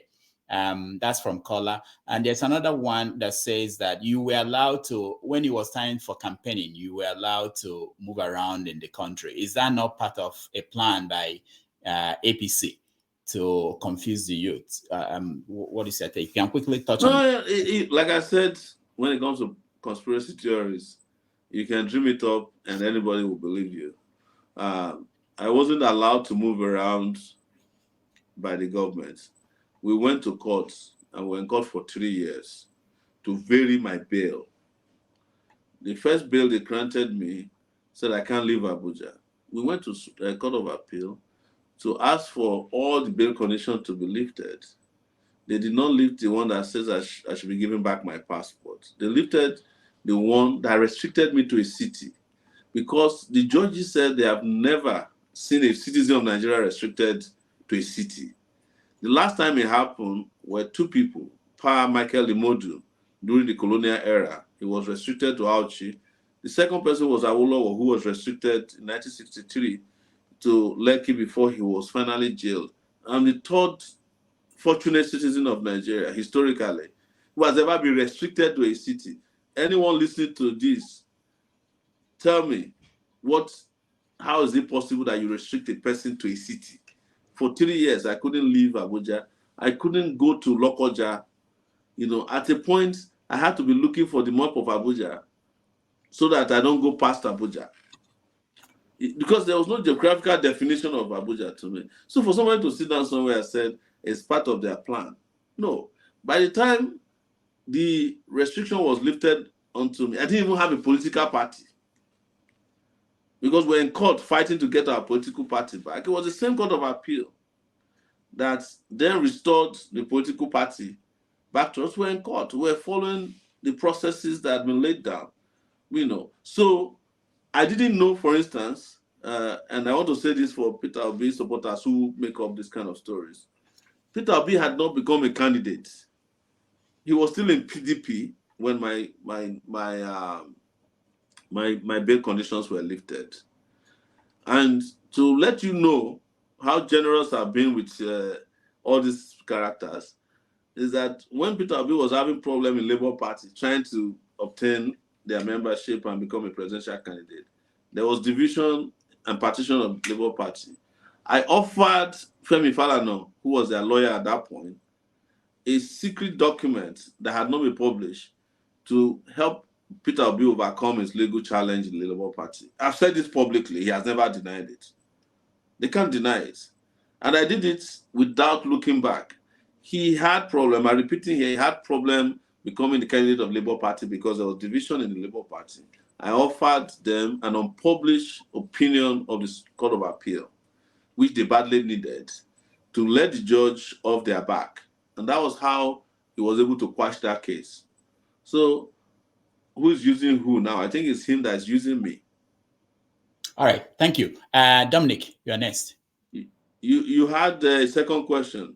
I don't know if you answered it. It was about, whether your ideas is possible, the way Nigeria is structured today. It is possible. And I want to say, in this, grant me the right to brag a bit, that I've always overcome difficulties, in creating and sustaining ideas. I think Sahara Reporters was the most challenging thing I ever did in my life for a number of reasons. First, I was fired from a job and I was under pressure to get another job when I started and had to be dogging my wife. I would wear clothes in the morning and follow her in her car to go and look for a job. She dropped me at the airport, I'll come back at the bus stop, I'll come back and keep doing Sahara Reporters until it became what it is. Nobody thought that I could succeed as a journalist because I didn't train as a journalist. So I think I want others to also imbibe the spirit that things can work in Nigeria, because I think there's also some kind of cynicism that things can't work and nobody can make things work. But the next day, we will line up behind somebody who said he could make things work, because that's the person we believe could make things work. So I'm different in that regard, but things can work in Nigeria. What we need to do is to collect Nigeria from owners of Nigeria, and things will be working on autopilot. I guarantee you that there's a lot of things that can work. There's nothing spectacular about running Nigeria. I think Nigeria will be the easiest country to run for anybody who even has a scintilla of small ideas. But you must not have ties with the owners of Nigeria. The shareholders, we must cut off from them. Otherwise, there's nothing that can work in Nigeria. And it doesn't matter. And like I've said to people, if they carry Nigerian leaders to New York in 2 weeks, your underground trains will not be working. That's how they are designed, to make sure that they frustrate development. They will arrest the development of anywhere they go to. If they go to heaven, the cooling system in heaven will be compromised. If they go to hell, they will compromise the heating system. All right, thank you. Dominic, you're next. My apologies. I don't want them to use the fact that I'm very exhausted and I've worked long hours to say that you're... I would have loved to take a picture of you and put it out and say, hey, it's not only Tinubu that gets tired. Rudolph knows me. No matter how exhausted I am when it comes to Nigeria or people who I actually believe can make a difference, when Rudolph sends me an invitation, I always show. So your speech is absolutely not boring. I'm taking off my hat as one of the co-hosts, and I apologize for what happened earlier. Actually, one man went to me already asked the same question I wanted to ask, which was in terms of winning election versus actually trying to incentivize the electorate. And I'm gonna sort of ask the same question, but puts it in a different light. Regardless of what happens now, whether or not you win the election, what are you trying to achieve in terms of your legacy? Let's say 30, 40 years from now, when you're old, you have, grandkids. What is the most important thing for you? Is it that you won an election? Maybe you sacrificed your integrity, or maybe people recognize you and won the election. Or is it the fact that you were able to make a difference in Nigerian political space and actually bring some level of difference? And for me to add one more background for people who make certain comments. You are Epo Idra from Ondo State. You've mentioned that a few times. And I actually quite commend you that you don't use your ethnicity, even when it may be to your advantage. For example, people say that you supported Goodluck Jonathan. He's an Ijaw man just like you, right? But you don't use that. Or people mention that you're a Yoruba man. You don't use that to push yourself, So I quite commend that.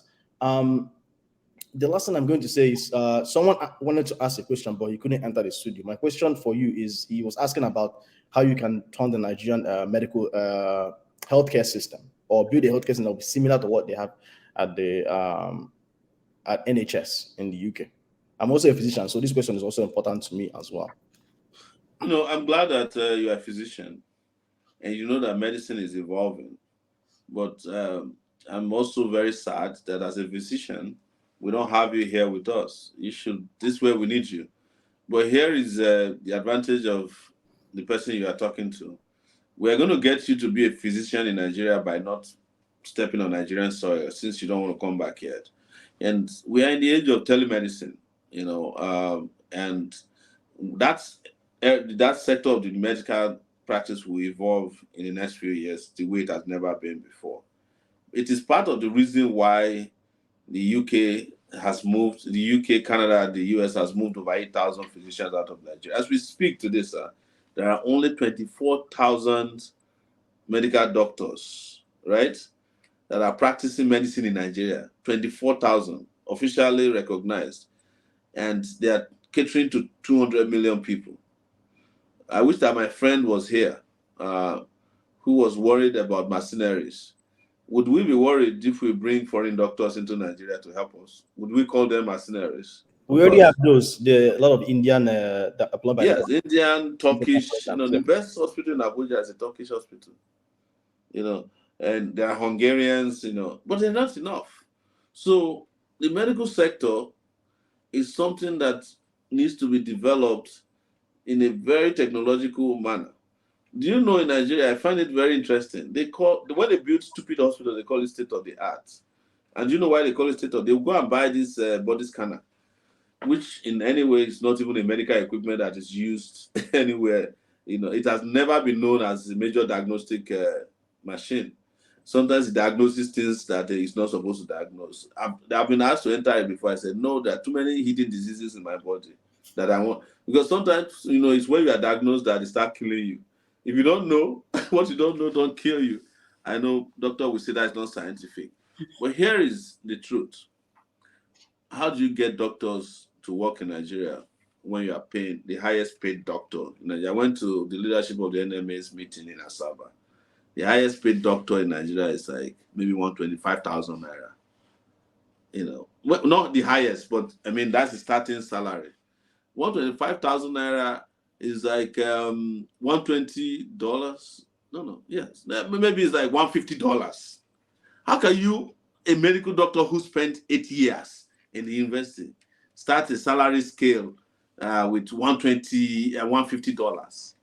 That's number one. There's nobody who's going to stay and work with such high level knowledge acquired over a long period of time with strikes, you know, mosquito bites, snake bites, you know, scorpion bites, and you earn that kind of amount and you are happy. I think some of them earn like 445,000. 445,000 naira is maybe around $700 to $800. So start thinking about remuneration as a motivation. You have killed it right there. And then how many hospitals in Nigeria exist that has capacity to treat anything? No. Majority of the treatment that goes on in Nigeria are carried out by pharmacists. I'm telling you this. It's the pharmacists that are actually taking care of primary health care in Nigeria. Anybody that is sick, you go to a pharmacist, they help you. There are two categories of diseases in Nigeria when you are sick. The first one is malaria. If it doesn't go in 3 days, on your own, you upgrade it to typhoid. You go to the pharmacist, you get the medicine. If you don't cure, it's the pharmacist that will ask you to go to see, not a doctor, they will ask you to see a pastor. That is the village people that are bothering you. So that's not medicine. We don't have the primary medical system. We don't have the secondary. And the tertiary institution that should provide the highest level of medical care don't exist. I passed the University College College Hospital in Ibadan a few days. Even the gate to the place shows to you that you are going to die if you enter that place with any complex disease. They used to call hospitals in Nigeria diagnostic centers, you know, or mortuary. The Nigerian hospital system, the morgue, cannot cater for the dead body. There are standards for keeping a dead body in the morgue now. The temperature must reach a certain level.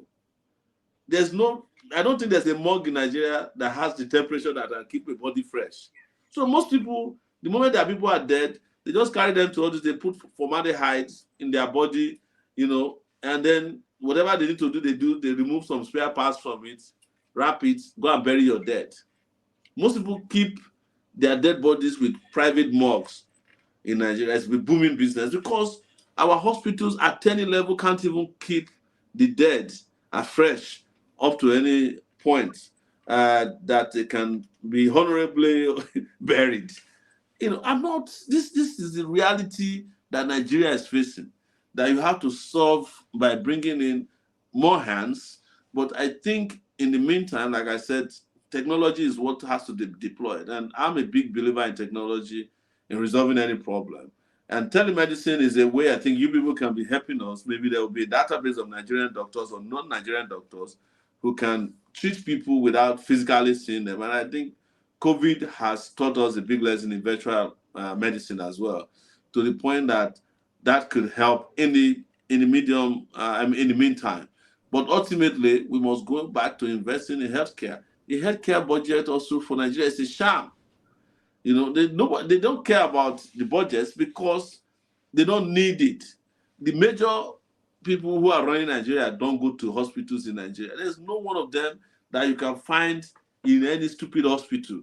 If they go to private hospitals owned by these foreigners, Indians and Turkish, it's just as a placeholder while they are waiting for the air ambulance to airlift them out of the country. And I know quite a few air ambulance companies in Nigeria that are doing very well, because every day, these crazy people that we're talking about, they are not healthy, by the way. They're always sick. So they keep lifting them. They'll go and pump in more steroids, bring them back. Like I was saying of Tinubu 3 days ago. As soon as Tinubu walked into that hall, the man just dropped his head backwards. When the chairman of APC woke him up, he dropped it sideways. When he woke him up again, he dropped it to the left sideways. When finally he wanted to enjoy the sleep, he just dropped his head down. And that was it. The guy did not come back alive until the meeting was over. Those are the kinds of people you want to hand over. You're making me feel bad for snoozing a little bit. Yeah. No, but you see, what you have done is different from someone who is sick and sleeps as a result. What you have just had is power nap. We all have power naps from time to time. Yeah. Sure, let me ask you, when you see people who support someone like Tinubu, what do they say to you is the reason why? The biggest excuse they have is that they don't want to waste their votes. That they believe that good people cannot win elections in Nigeria. And that it's bad guys that can win until, I think part of Nigeria's biggest problem Nigerians have is that across board, they believe that some supernatural hand is going to solve Nigeria's problem. So they resort very quickly to prayers. God will do this, God will do that, God will do this.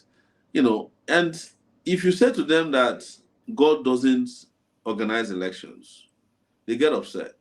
They actually take it personal when you challenge their religious beliefs or the overly stupid belief that religion will solve every problem. That is why you get a lot of outcomes. And I want to say, I know this is controversial, but I'll say it regardless. If you look at the number of people who are religious, you can understand why they can believe anything in terms of political leadership. There's too many people you don't expect, will be overly religious. You see people who have PhDs, they are making religious statements that God has designed certain things. The moment people start thinking that their misery, their fortunes are dependent on what God has said or what their pastors have told them, and it's very difficult to get majority of them to reason that God doesn't organize election and he doesn't operate on those levels. It's the truth. Because we come against this all the time and they look at you like... Did you just say that God cannot do this? Sure, hold on, because I was confused when I saw you saying this. I wanted to say, did anything happen to you in Yeah, Nigeria? this is not our making. The person who might be candidate is going to be somebody chosen by God. Yes. I am not saying that I'm the person chosen by God. But if you look at the book of Samuel, Israelites at the time started bothering God and Samuel. We want a new king. Give us a new king. And it was the first time God was humble towards men. Say that's what you want, go and get it. And then Samuel warned them. First Samuel, book of First Samuel. He said, this king that you are going to get, he will turn your daughters into perfumes, Olosho. He will turn your sons into slaves. So they said they don't want here. I'm saying this to warn Christendom in Nigeria. That the king that you have chosen upon us may not be the God, the one that God chose. And you should temper your arrogance. If you believe in God, let God choose his own king over his people. Don't go and meet in any Kaduna or Kano, because God does not have a location when he wants to take his own decisions. Yes. All right. So I wasn't sure what I was listening to you quoting Samuel. No, so they invited me to an apostolic roundtable of all these pastors. Big pastors. Igodaro was there, Bola Tinubu was there. And I wanted to make a caricature of the game they are playing. So I did my research before I went there. I've read the Bible twice over. And I just went there. If you watch the thing to the end, I told them that I didn't come here to claim religion. That I just want to tell them that the God they are serving was created by them. That is why when they say God, somebody is corrupt, God will look the other way. And their God only fights the person the God wants to fight. So I say, you are the ones who created, in Nigeria, you are the one who created God. So my conversation with them was based on their own biblical knowledge there. And mostly of sarcasm. I just wanted, and if you heard some of my jokes, when they asked me that, how do I relate with Christians in the country? I said to them, oh, I'm nice now. Otherwise, I would have created the church. And all of you would have lost your members to my church. So they didn't find it. They knew what I was doing there. They know that I'm in their territory. And I'm fighting them with the instruments that they use in confusing people. And it is true. If you read the book of First Samuel, which I've read, because I was born a Christian, I even told them I have a middle name called Stephen. And I wanted to abandon the name at a point. But you can abandon the name and the name will not abandon you. Like Stephen in the Bible, they stoned me too for taking a decision against the Jewish council in this country. So, so I told them my history in my lineage, and I just use the instrument they use in confusing people to have a conversation with them. In a way, if I went there and say I don't know about how Christians operate, nobody will listen to me. I wanted to talk to people in their midst to know that I understand the game and I'm ahead of the Christian game. Because what they invited me for, they've already decided that they are working for Peter Obi. That's all those people you saw sitting down there. They invited us just to sound as if they are neutral. And I went there very well armed to also neutralize them. And they didn't find it funny. When I was gone, they were fighting because I had to go to another event. They were fighting. Some of them were making open confession that they didn't know that I was so knowledgeable about the Bible and that I know about Christianity that much. There were a lot of things I said there. But we're there on the turf where they were playing, mind games. And I was responding to their mind games by exposing how shallow they even understand the Bible. Because one of them was quoting the book of Samuel saying that God has pushed them in the direction of the person they want to. In fact, the program was described as one man. That's the name of the title of the program. And they already had their one man in mind. But they just want to come and, have some of us sound like, but By the time we're done with the mind games, they knew who was ahead, because they were shocked at my knowledge of the Bible. Because I said to them, the God you are shouting, God shows this. And it's true. In that book of Samuel, God told Samuel and said, when Samuel went to provoke God, this is in the Bible, and said he wanted to provoke God to get upset. He said, these people are not listening to you. And God said, no, it's not about me. For once, let us let them search for their king now. But you can warn them. You can tell. And I quoted the exact verse, the chapter and the verse of the Bible to them. They were shocked. They have been calling me since then that they didn't know that I'm a Christian. I'm not a Christian. I don't practice religion. I'm irreligious. The reason I say I'm irreligious is that claiming that you don't have a religion is also a religion itself, because you also have to defend it with your own scriptures. I don't want to get into the religious game. It's a game as far as I'm concerned, and it's well noted in this country that they've used religion to fool too many people. And I tell them, look, if you want to vote for another Christian or Muslim, you are at liberty to do it. But don't forget also that most of these people, by even their own scriptural standards, there are no Christians who are politicians. By scriptural standard, there are no Muslims who are politicians. Somebody would think that Buhari is a Muslim. He's not. All right. You want to think that Tinubu is a Muslim? Go and look at Tinubu. He doesn't. If Tinubu existed and is not a candidate of the Muslims, they would have cited him for blasphemy. I'm telling you. Because the way he quotes, the way he mentions the name of, they don't conform with the way they practice Islam. But the guy is not a Muslim. He's a druggie. All right. Thank you. I have to head out, but I asked someone else's question, but Mr. Sowore, you didn't answer my question, though. The question I had asked you was, what do you want to be as your legacy many years? You were asking about legacy. I answer legacy question all the time.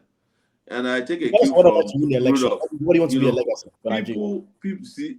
People like to define what their legacy want to be when they are still alive. I have two answers to that. I don't worry about my legacy where I'm here. And if you ask me what do I want my legacy to be when I'm gone, I won't ever have to bother about it, because the moment I die, it doesn't matter what you say. I've become matter. Part of me will become liquid, gas, and solid. You people who will be alive are the ones who have to worry about legacy. What I do is I do my best every day, live my life as I believe it, and don't worry about legacy. Because it's when you are thinking about legacy that you start hiring PR companies to help you manage it. Okay. You start looking for your former girlfriends not to talk about you. Forget the question I asked there. Let me ask a different way. No, Dominic. It's okay. Rudolph, what I meant was, if he doesn't win as president, is there any other alternative he will see as a success, being that he's part of the Look, I think let me answer quickly. Yeah, that's what I was trying to get. At the point in life, I felt like I'd already defined my path. In fact, if there's anything that's challenging to me in terms of legacy, it's trying to do politics. I hated politics growing up. I've made all the sacrifices that an average human being could make at the age of 45. But I probably didn't make a success of the opportunities I had because I didn't become rich. If Sahara Reporters was created by a white boy, my goodness, they would have bought us, all of us would have an island by now. So, but that's part of how you get when you are born in a certain part of the world. Opportunities just don't follow you like flies. If a white guy cheated Sahara Reporters where we were operating in New York, I guarantee you he would have walked away by now, because I started Sahara Reporter and it became a global brand. There's no debate about it. So it was when I started politics that I have to be answering questions about whether I'm being used by another person. Although they always accuse me of being used. And so many things I have to defend now. I don't have to defend it because it provided me some level of anonymity as well. Now, I cannot go on the street, in Nigeria and do what I used to. I can't go and buy suya. I can't do anything. Everybody's like, what are you doing here? How did you get here? It's celebrity, but I used to prefer my life in New York, where I would just be roaming the street looking for African food, and all those things that made life easy. So this is probably the toughest part of my life, But because you can see sometimes there are things that I'm trying to get used to the part of politics that accepts rubbish, people will just see you and tell you like some BS, and you're like, I'm not supposed to respond that way because you are supposed to have a certain level of tolerance for the huge amount of debt and insults thrown at people. I don't used to be that easy. If you insulted me 5 years ago when I wasn't doing politics, I would just insult you back, and everybody will go back home. All right. But that's the easiest part. It's just like also we mature in these things. Doctor, thank you so much, Dr. Thank you so Dominic. much. Yeah, guys. Take more power nap if you need it. Yeah, I'm Nobody's going to going to sleep accuse now. you Don't of worry. sleeping in public. All right. But So I appreciate you, sir. You're welcome. I know you have to go, but let's people who are here, they've been waiting for a long time. Alex, you're next. Make it quick so that we can. He has to go. I think it's 12 in Nigeria. I don't know what it is. Yeah, it's crazy. Yeah. Okay. Yes. Thank you so much. Good evening from here. Can you hear me, please? I can hear you loud and clear, sir. Okay. Yeah, I'm very glad and honored. And it's my privilege to meet you, Mr. Show. You can call Thank you you Mr. so Show much, from brother. 2019. Wow. I'm privileged to speak with you. But in the other hand, if you happen to be Peter Obi, will be privileged to speak with me. Because the reason I say so is that I love you as a person, not as a presidential candidate. Because I'm totally against Nigeria politics. For me, if all Nigeria can come together and say no to 2023 presidential election, that would be my very happiness in this earth. You talk about a card reader. In 2015, I work as a INEC in Unibe. I work with them. I use that card reader. Along the line, the card reader just went off. Yes. After the people I was accumulating, people on my queue, Alex, do me this.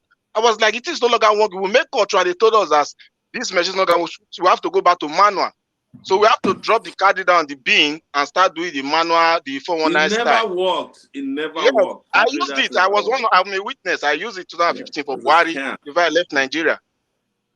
Now I told you, Dr. Shu, Baba Shu, I don't know what to call you because I so much love you as a person, but not as a presidential candidate. I swear to God.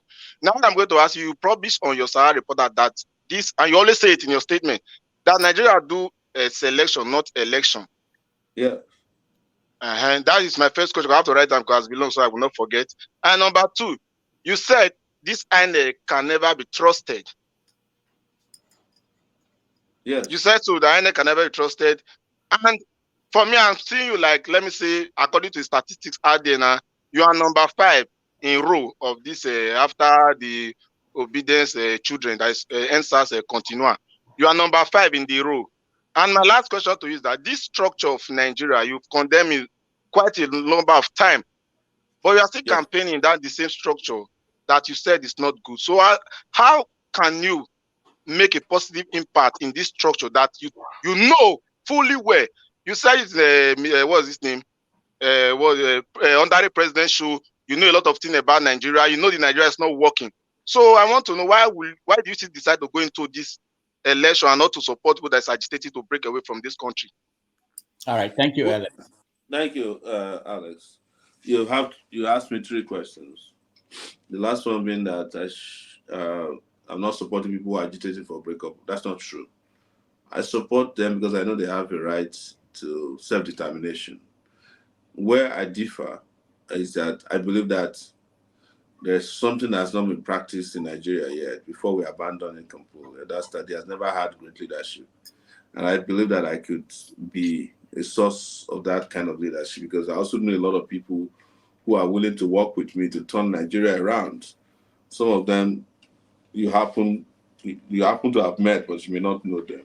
And I think we have that ability to create a functioning Nigeria. The second aspect of it about election is that I know the characters are organizing this election. I just got a call this evening from a guy who used to believe in the elections that it will work, that all the PVCs meant for Kogi State has been given to APC leaders. INEC handed them over to them. When we went to meeting 3 days ago, INEC gave a presentation in the meeting and said, if you have PVC, it will not matter because Beavers has rendered PVCs useless. Does it make sense to you? If you don't have PVC, you cannot use Beavers. Beavers is a recognition device for your PVC. You have to dip it in. So he said those who are buying PVC are just wasting their time. No, they know what they are doing. The people who are buying PVC are not stupid. They are part of the system. They have nominated people to be federal commissioners in INEC. Are you getting my point? So they know all the weaknesses, but they like fooling people. The third part you were talking about was that why do I keep fighting a system that has internal contradiction that I've seen myself? And I've responded to this several times. The contradictions in Nigeria must be pushed to a point where John Google must show up. Are you getting my point? So some of you will not understand that also Nigeria cannot be broken up easily if the contradictions don't push Nigeria to a point where it's irreversible to talk about these issues. Are you getting my point? My job, apart from wanting to be president, is to point the contradictions to you and say to you, I hope the contradictions can serve us a great purpose of rescuing the country from these people. And if we can't rescue it, there are other options. But if we are not there, pointing the contradictions to you, some of you may not know. If I am not telling you about INEC as a presidential candidate and the chairman of a party, some of the information that is coming out of the place, would you know? You won't know. If you didn't go to serve in INEC as a presiding officer, how would you know that card reader don't work? You are the first person who is saying the same thing I'm saying, that card readers were rubbish. You are the first person who is saying it. Every other person has been saying that. Yes, you are the first person who is truthful enough. It's as if they swore to an oath of secrecy. Everybody has been saying that card reader was working. Card reader never worked. It stopped. It did not work for the card reader did not work for up to 20% of places in 2015. And Rudolph is my witness. When I came back from the election in 2015, he interviewed me, and I think we have it on YouTube, where I told you that the person that won the election is the person that was popularly chosen in the minds of the people, not the results. You know, so because people had lost interest in the ruling party, and anybody else that they chose in their mind, INEC just helped them to put in position. And the next election, they then helped themselves to get into position. That's why I call it a selection, because I participated in the election in 2019. I knew that there was no election, none. If there was, it wasn't Buhari that won the election. It wasn't. All right. Alex, please, one more. No, Alex, no, please. We don't have time. Sorry. Samuel Yanes. Okay. Good to see you again, His Excellency Sowore. Hey, Samuel, how are you? I'm all right. I say it to people. I'm an Igbo man to start with. But, you know, when you come of age, you take a stand. So I say to people unequivocally that I stand with Sowore because I've listened to all these presidential candidates and I have measured their intellectual capacity and their will to execute, you know, that political will to execute. And I say the person I see it from is Sowore. But of course, being an Igbo man, it's understandable if I'm sentimental, seeing that my people have been marginalized forever in that you know nation forever. So if it comes to us, that wouldn't be a bad idea. But you actually stand out. That's to say the truth. And you cannot share these hours with us without somebody asking you a question that will bring you into campaigning. I want you to campaign. I heard you once talk about something related to, as though you're a futurist, you know, something related to futurism. And I want you to talk about it because I'm sick and tired of, presidential candidates saying, "Oh, I will make sure there's energy, electricity, I'll fix the road." Man, listen, I've been hearing it since Abiola days. Yes. Since Abiola, they are fixing road, Since they I are was born, yeah. so talk to us in terms of saying here and forecasting into the future, so that the world can know that Nigerians can actually get ahead in terms of, putting together things that will change the entire continent of Africa. I've heard you once, but I'm not sure many people hear you. So I'm inviting you to share with us, campaigning in terms of being a futurist. Well, I want to thank you, H. Samuel Namdi. I sometimes don't like being called, it's not sometimes I hate being called excellency because those who share the appellation are very terrible people. They have no excellent character, they don't have excellent integrity, and they are not excellent performers. It's one of these I hate about Nigeria with this patronage. Everybody's like, hey, excellency this, excellency that. Anyways, but in terms of futuristic campaigning, which you knew about, in fact, there was a video I was looking for, which was more prophetic about the future of classrooms. And I think I gave this speech in Germany, where I was talking to Nigerians in diaspora in Germany and told them that, as far as I'm concerned, I'm looking at the end of physical classrooms.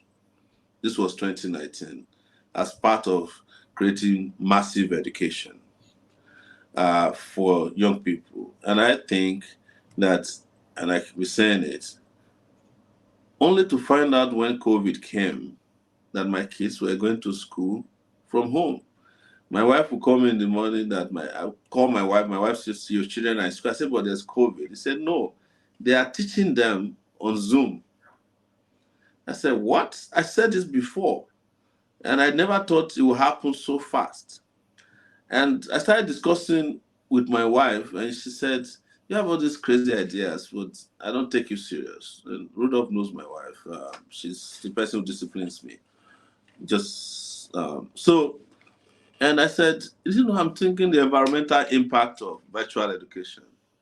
You don't have to watch close of these kids every day.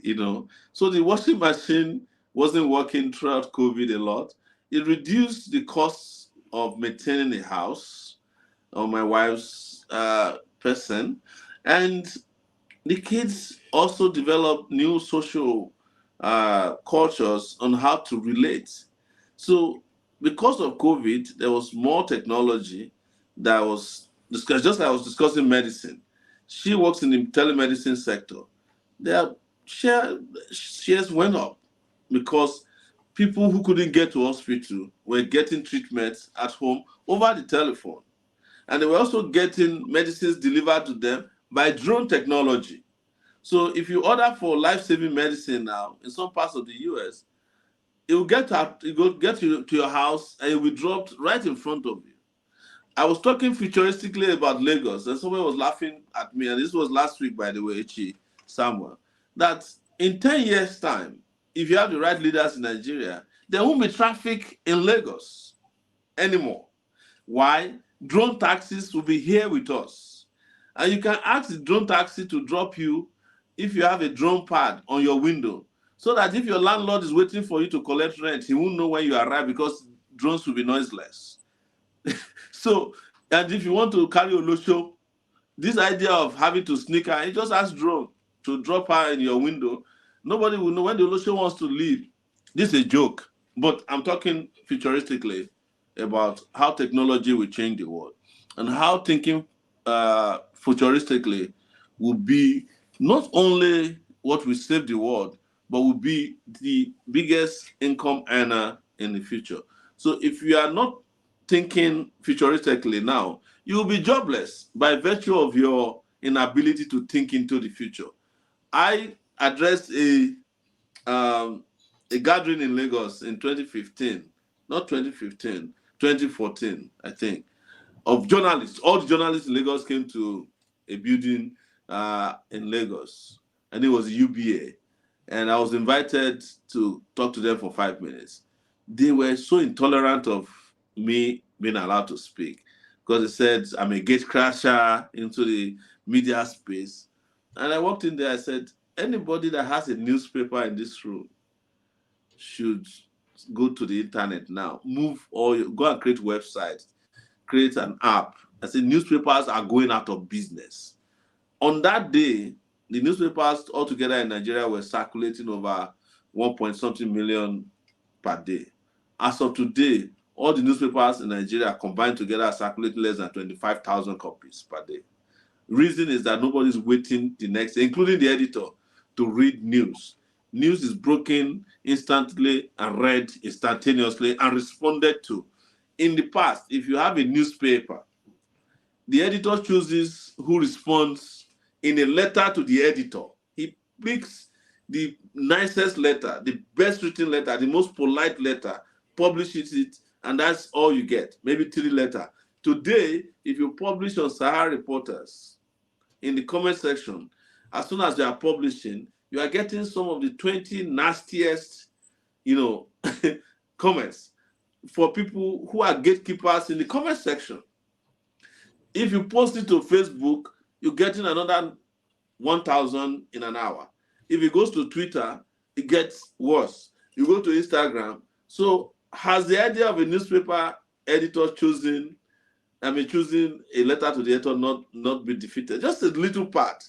Even the idea of anything now, copywriters, editors are about to go away with ChatGPT, right? Because all you need to tell ChatGPT now is say, I want to write a story about Rudolph Okonkwo. Just dictate it to it. It will give you a 200-page book on Rudolph. So those who are publishing books will also soon be out of business. Why? Technology. And anybody who is not taught into it as to how you cope with that technology, you are going to be out of work. Those of us who are using website as a means of communication will soon be out of work. In fact, right now, nobody goes to the websites anymore. It is what you post on social media that people engage with, and they stay there. It is when the stories say that there is a document on the page or pictures that they don't post that people then go to the website. Website visitations have reduced drastically because the future of news reporting, the future of communication and engagement is no longer websites. It's moved to the microblogging sites. Before, the biggest TV stations used to be CNN, BBC, and the rest of them. I have said it authoritatively that the biggest TV station today in Nigeria is Facebook. In the world is Facebook. Because there's no big TV station in Nigeria that doesn't have a Facebook Live. So everything is sequestered on Facebook, Instagram, and Twitter. And one day, Twitter and Facebook will merge. Somebody will buy somebody, and I suspect that it's Facebook that will buy Twitter if they need it, or they will create their own Twitter, or there will be an artificial intelligence newspaper completely who you just say in the morning, please, I'm going to the toilet. By the time I come back, these are the topics I'm interested in. Prepare a newspaper for me covering my interests. I want Nigerian election. When you come back, he would have prepared the story, he would have done the pagination, he would have done the editing, and all you need to do is read it, and you won't need to ever go to Sahara Reporters if you are not careful. That's the future, and this is how to think futuristically, and that's why the idea of analog leaders must be thrown into the dustbin because the world has gone completely digital. That's the future for you. And the same thing happens to electricity. Very soon there will be electricity without wires. We are going to have cars that have no drivers. So if you are still a big man at the car park in Nigeria, killing people you call yourself Agberu, what are you going to do when you now have buses that don't have drivers and conductors? You are going to be out of work. All right. Thank you. Thank you. Samuel, thank you so much. Alaro, you're next. Wow. Thanks a lot, Dr. Damages.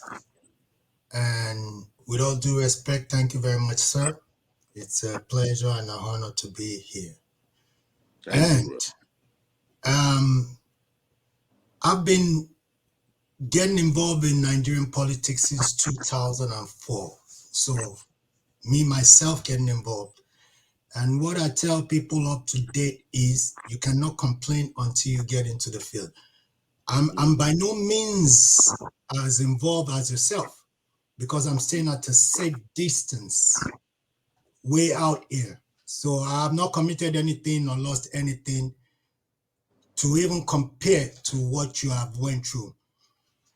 And I've been trying to make a difference because I've been doing that just to look for that change, that hope in that country.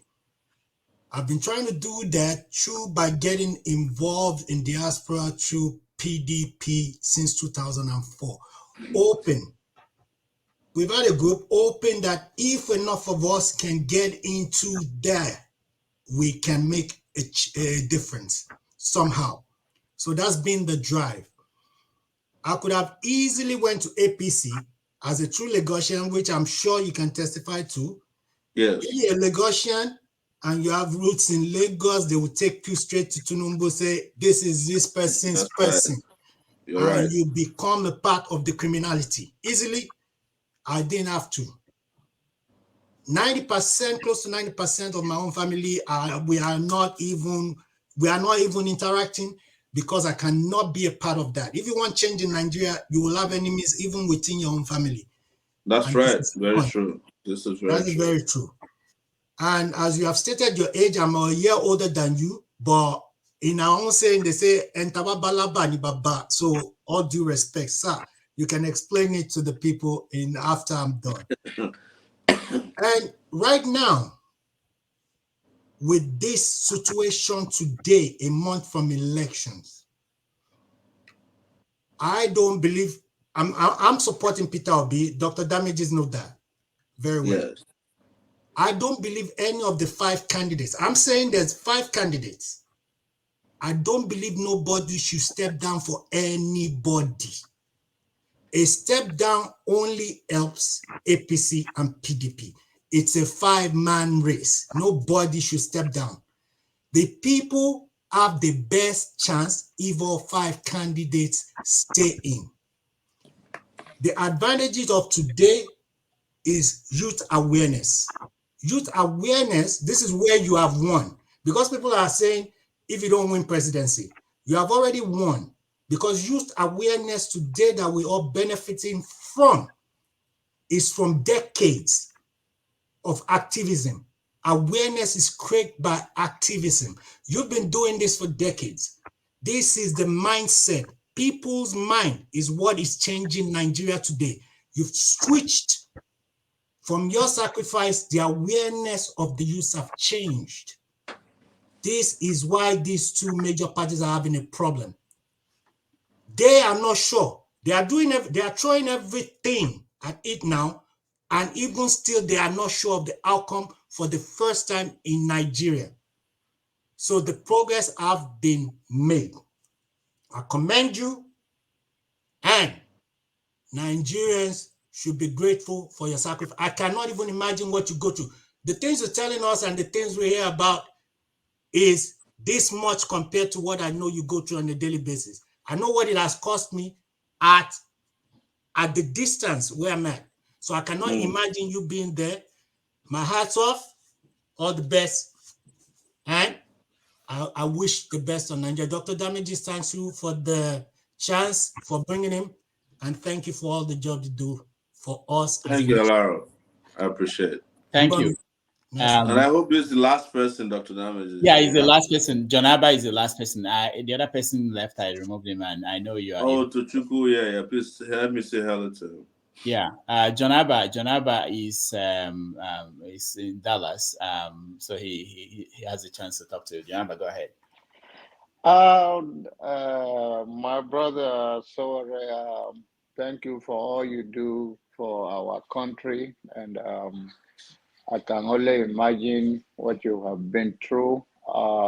There is a saying in the Bible says, no man can do this thing except God be with him. It's a rough place. You sacrifice so much to create this awareness.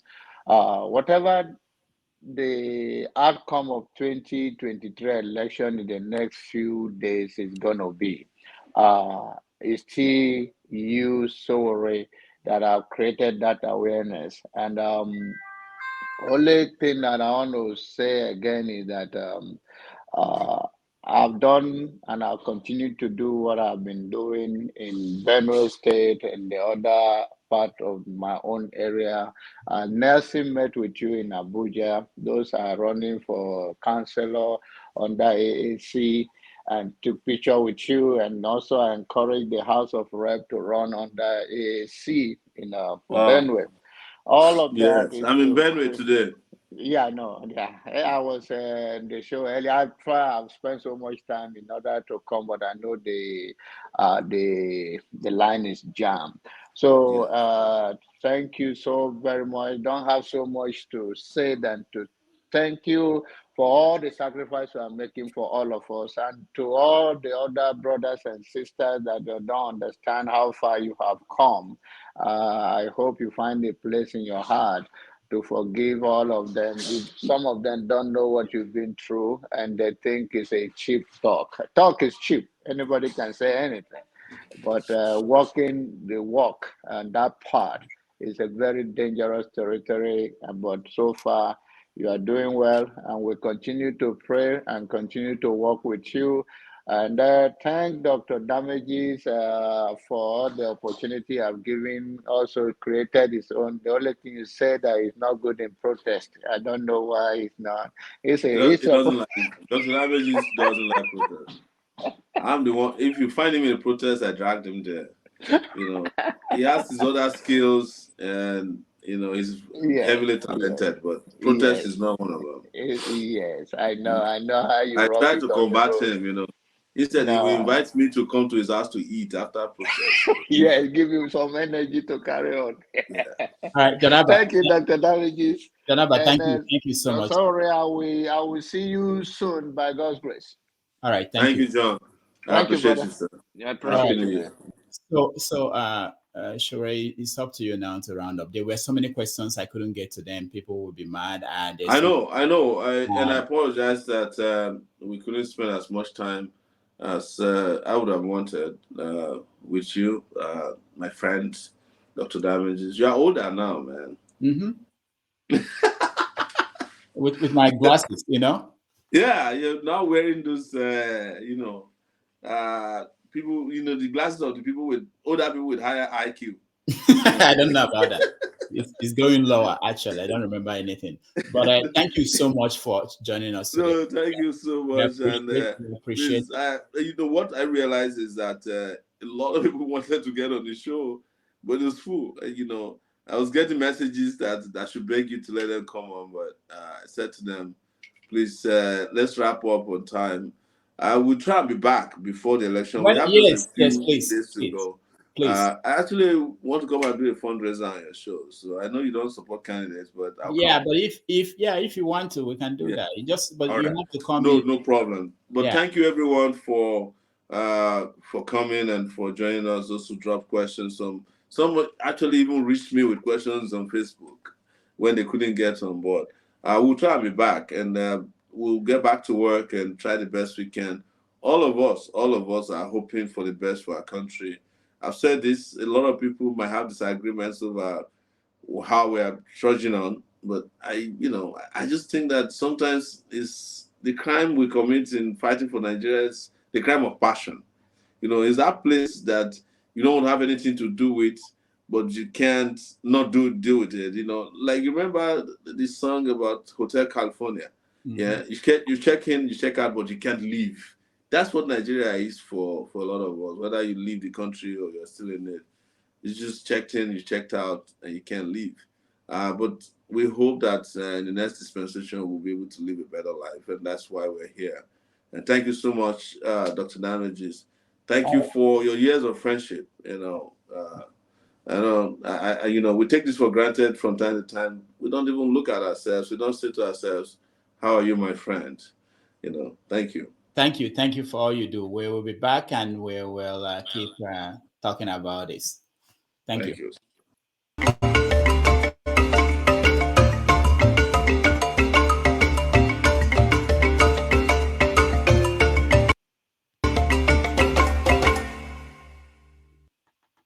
All right, we will take a break and then we'll be back to review what we just saw and bringing everybody to the studio, those who are still with us. Let's just take 2 minutes break.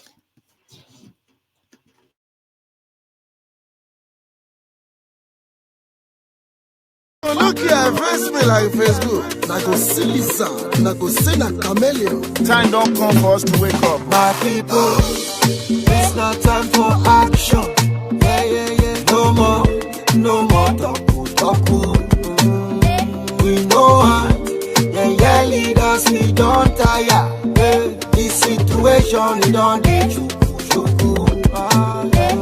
Them say, the way you lay your bed, now so you go lie on top. Oh. When you sell your votes, not poverty, you dey invite to make you shine your eye. Make you no sell your vote, no shishi for bribe.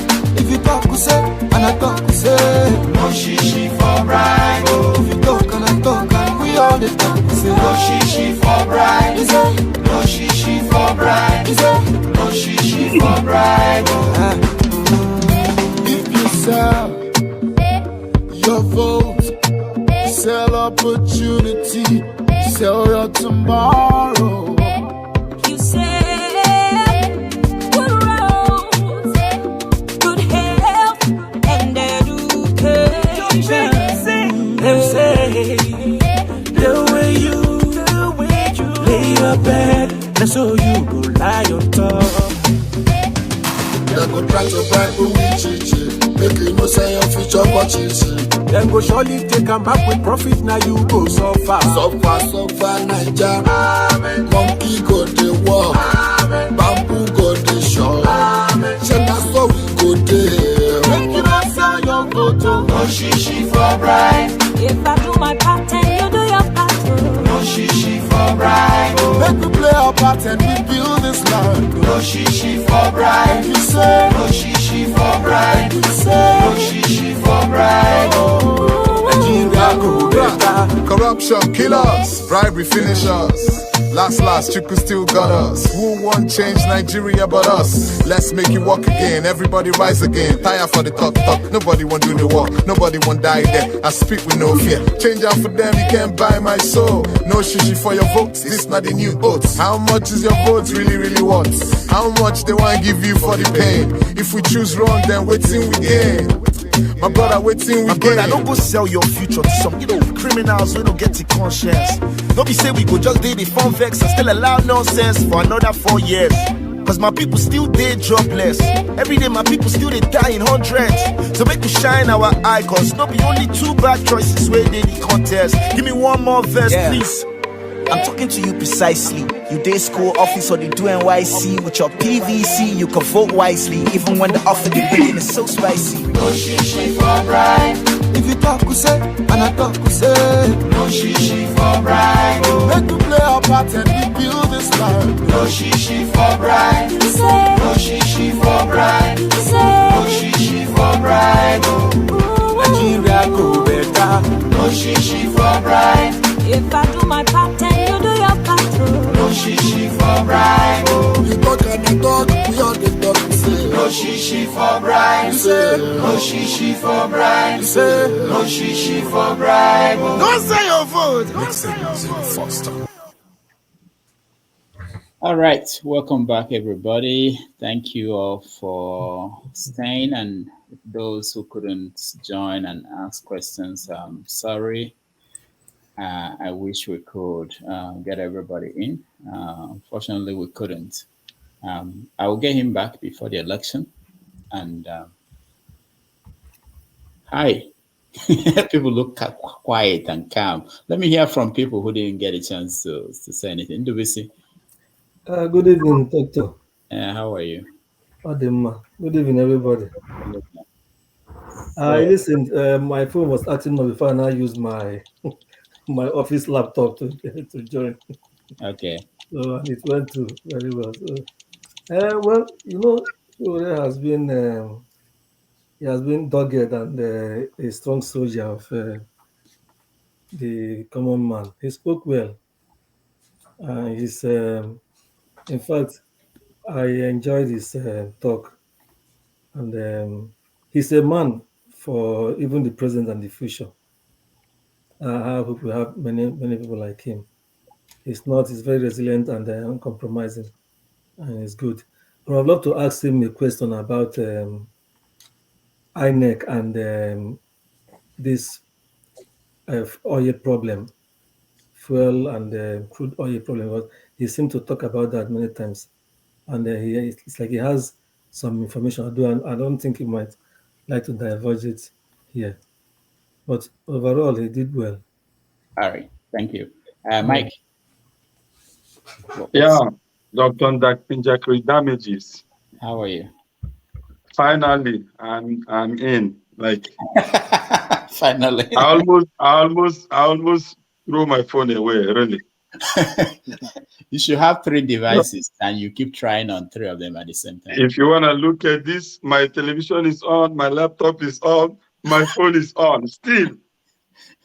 And one time I got in, you say, okay, people should stop pushing. You want to allow show in? I was like, okay, maybe this is where I stop. But all good and fine. What do you think? Sowore did well, although, but I don't know why. I don't know why, really. We cannot join force, because we all knew how APC came to be. From all the groups, they joined together. They form a coalition. That's why they defeated PDP. And now everybody is trying to go. Peter Obi is there. Kwankwaso, Atiku, Sowore. These 3 parties, for example, Sowore, Kwankwaso, and Obi. But I know that it's not going to happen. Now, Sowore say people should stop asking him. He's not going to form a coalition with Peter Obi. I don't know why. But Sowore himself know that to beat these people, to kill a monster, he must plug off the 2 eyes. And the only way to plug off the 2 eyes is by diversion. One at the front, one at the side, one at the back. But alone, you cannot. Sowore know it. So, I wanted to ask him about this insecurity in Nigeria, kind of, because I also sent the question to Peter Obi during an AY show. In America, in Europe, in other countries where we reside, we see how they use private security companies, like events, bodyguards, and so many luxury security things. They use private companies. But in Nigeria, they have overstretched every security personnel in Nigeria. And most of Nigerian police don't even want to be normal police again. They want to be celebrity police. Because they have enjoyed that luxury. My brother, think about it now. You stand all day on the road, sun, everything. And then tomorrow they change you, kind of escort one organ. You sit in front of SUV with beautiful AC, chilling your body. You don't want to go to that street anymore. So I wanted to ask them if anybody, none of them ever talk about it, not Atiku, not Obi, not to use private security company for all this leisure, like bodyguard for musicians, rich people, whoever, and stop Nigerian police from being a handbag carrier, umbrella holders, and so they have overstretched Nigerian police. All right, Mike, thank you. Let's get to everybody. There are so many people coming in. Okija, welcome to the show. Yes, good day, guys. Yeah, I tried to come in, but unfortunately, I don't know how to. Okay, the thing is this. I don't know. Sowore has a lot of problems. I mean, first of all, I want to thank Sowore. He has been consistent. and he has been there. He has paid the price. He's still paying the price, and it's not easy. I'll give it to him. But we're talking about Nigeria. We're not talking about running a private company or whoever, the kind of person, like, you're a good guy. No, that's not. We are talking about running a country, the lives of over 200 million people. Sowore, I don't know. He's not ready to be a politician. He's still in his activism mode. The activism is quite different from politics. You have to change your mindset. You have to change, your orientation. You have to work with people. The way, he went to Ekene, because I can ask him about Peter Obi. If you talk about Peter Obi, he goes into his activism mode and starts spewing things and he's condescending to people. A pastor, he met a pastor, and he because he's a qualified doctor and he wants to be a pastor. You are looking down at him, maybe you are the one who hears from God. You're condescending on people. You don't. You have to whatever. Okay, yeah, God told you. Okay, thank you.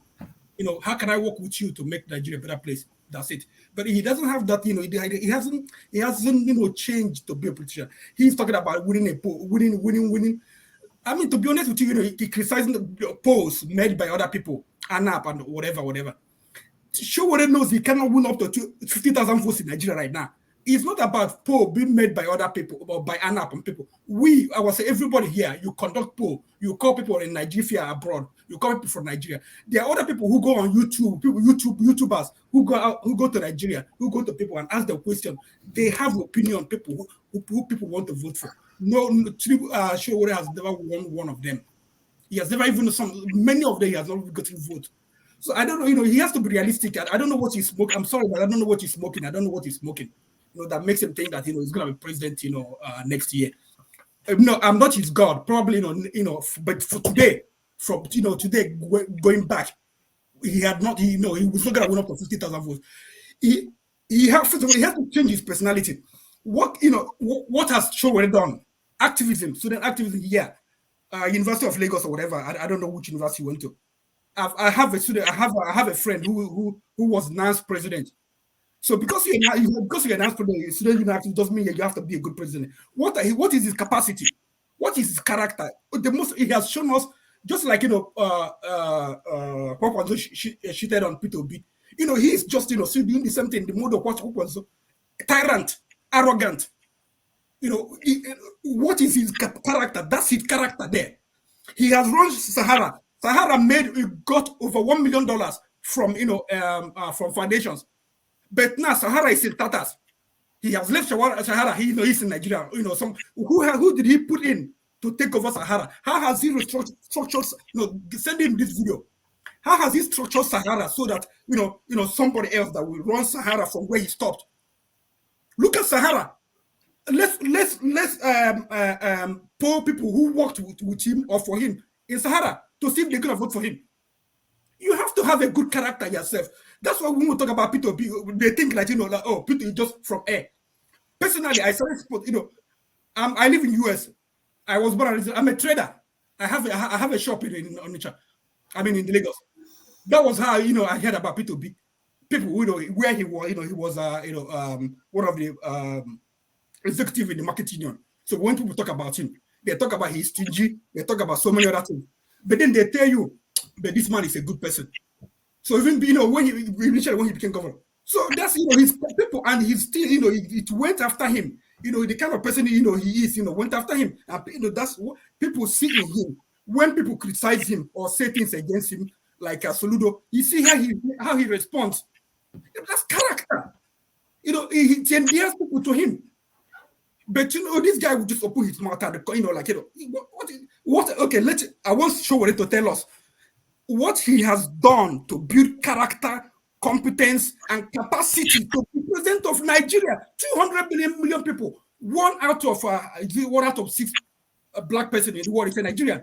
You want to because you run Sahara. You want to be president of Nigeria. No, Sowore is not qualified to be a dog catcher right now. Okay. To be a dog catcher right now. Go and be first of all, be a governor. Let him try that and then build humility, build character, build competence. Then he can come. Okay, thank you. Eddie, were you on the air with Sowore? No? Okay, Eddie, go ahead. I just want the people that didn't get a chance to talk to Sowore first, and then we come back to people who had a chance. Go ahead, Eddie. Yeah, I think listening to Sowore, I think is not what people paint him to be.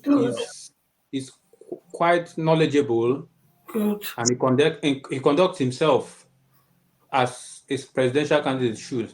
Good. If people are saying Sowore is arrogant and whatnot, I don't think you've listened to Julius Malema of what do you call it in South Africa.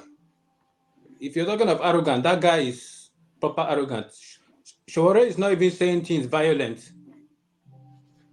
And mind you, I'm not in support of what do you call it, of his party, but from what he said now tonight, is someone that has how will I say, he's knowledgeable. He has foresight. None of the questions he threw away, or none of the questions he dodged. He tried to answer all the questions presented to him. Even from the questions he answered, you could see he might not be the oldest, but he's quite experienced. He's quite knowledgeable. So he doesn't need to be the president in 2023, but for the mere fact that his heart is in the ring, he doesn't need to be the president, but he has pricked our consciousness. He has pricked the consciousness of every young man, woman in Nigeria that there's a possibility of a young leader. And he said it's not about personally, I want Peter Obi to win the election, but you need to know the people you're in bed with. And Sowore knows that his chances of winning the elections are very, very, very slim. He's not in doubt of that, but he's there to prick these political system and prick the establishment. That is what he's there to do. So, yeah, I wish him luck in his political endeavor. Yeah, and yeah, I really enjoyed the session. Thank you. All right, Eddie, thank you. Echo, I wanted to skip you, but I can't. I don't want trouble. Just 2 minutes. Agauda, you Vespa me today. When men start, you not disturb them. It be like say my talk, don't they become tough sick to some of them. When I just start, until my children free and fulfill destiny. When I just start. To me, Sowore did well. And it has been able to clear some question he has tried to also pass on, and people keep repeating and repeating and repeating. If we want to talk, Sowore bring a boo-boo to power. None of una vote now. You only one vote. He truly bring boo-boo to power. But when they talk, say bring boo-boo to power, they remember say the time when they don't want Jonathan to take over when informer of that don't die. They remember that. That means we are impartial in our judgment, and we should drop that mentality. Then secondly, he has made it clear win election not be drawn that affair. But the truth must be told. We cannot get the kind of new Nigeria we are talking about by romancing the old establishment in any form. That is the bitter truth. Sowore was able to answer all of our questions without dodging one. The only one when I throw to Peter Obi, he has not answered it. He has not. And Peter Obi, wherever you are, you still need to answer that question. The young people, my children, the answers carry over. They don't want anything to do with the old establishment. So you cannot be one side capitalist and another side socialist. And you tell me, say, you won't give us what we want. In as much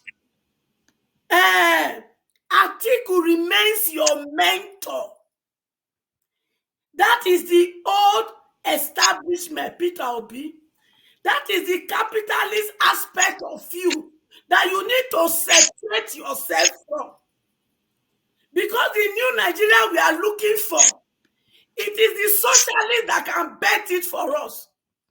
The capitalist has ruled of us since the 1960s till date. And all you people are interested in is brutalizing Nigeria to where we are.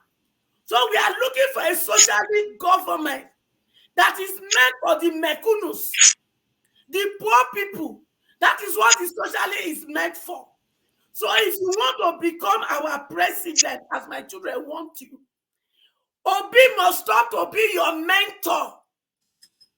Because if you remain your mentor, you cannot question him on the things he has stolen from.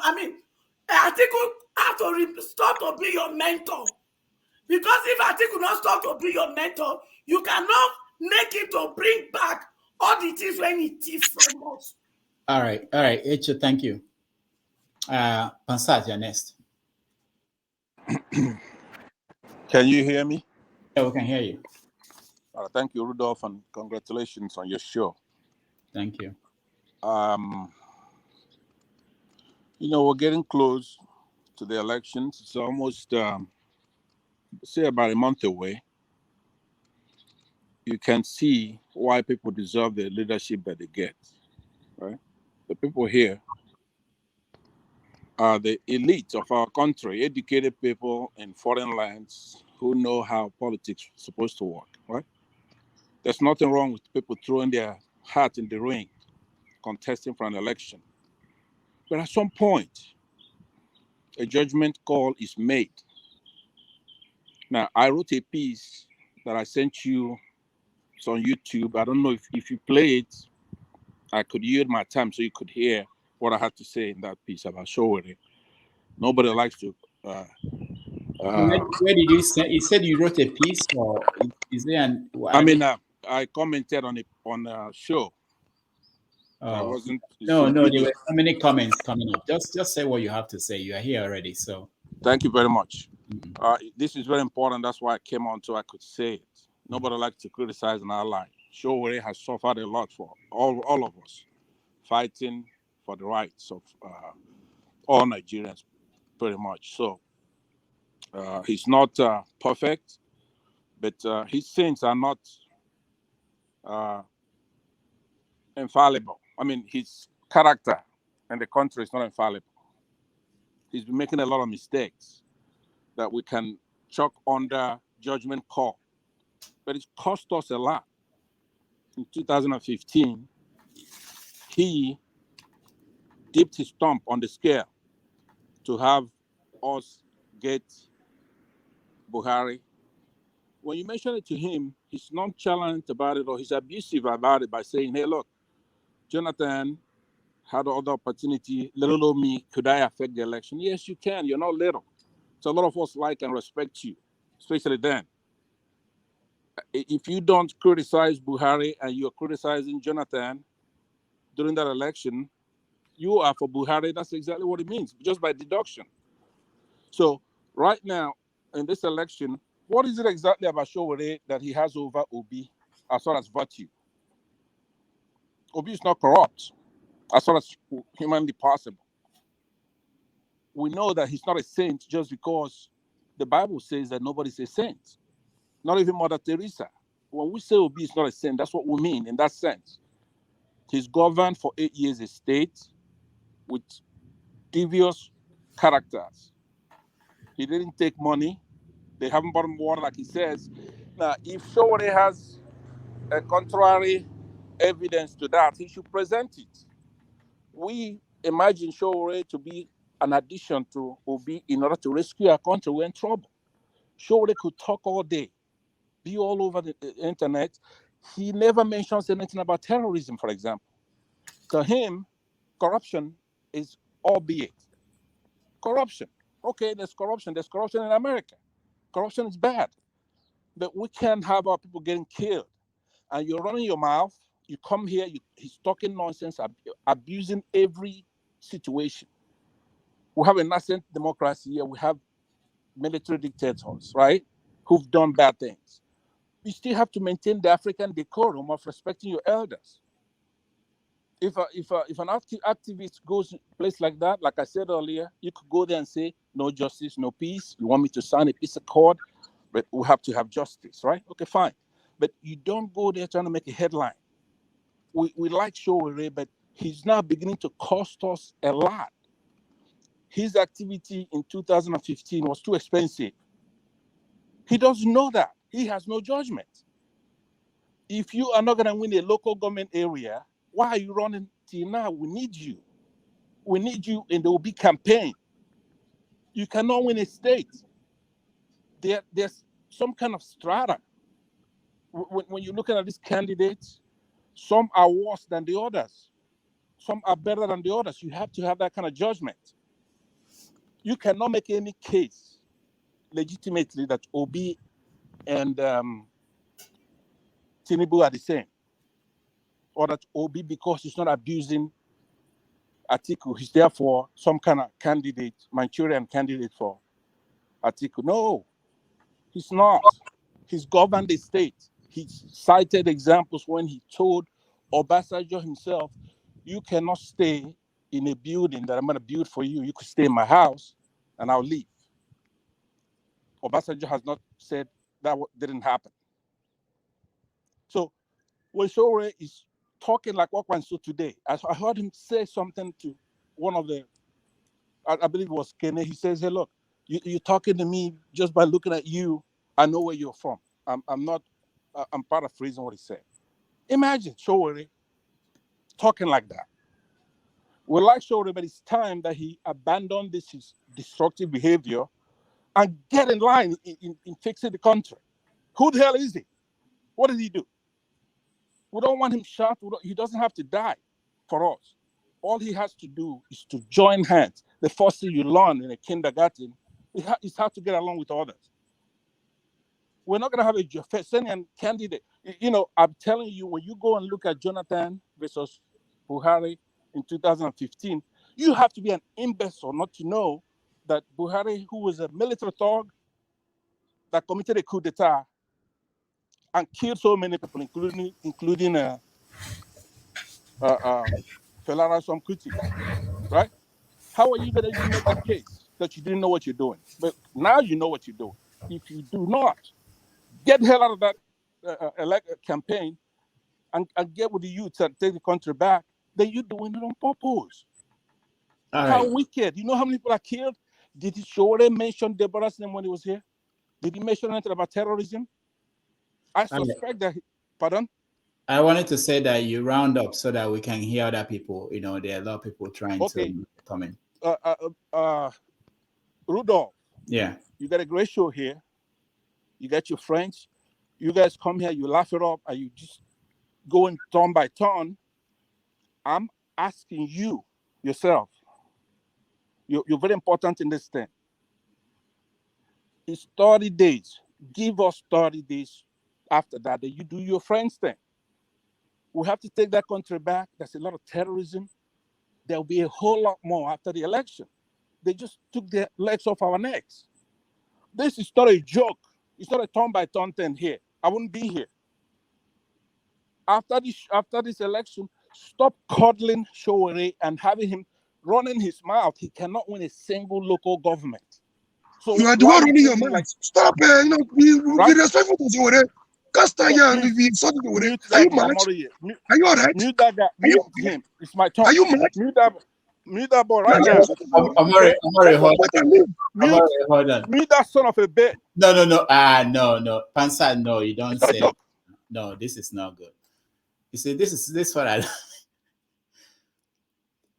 I think I've said, why do you people want me to be making commentary, editorial commentary on this? This is your chance to speak. But you guys are making me to make editorial commentary.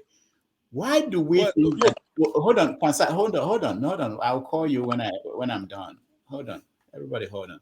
Why do all of us think that we are that important? Anybody, whoever you are.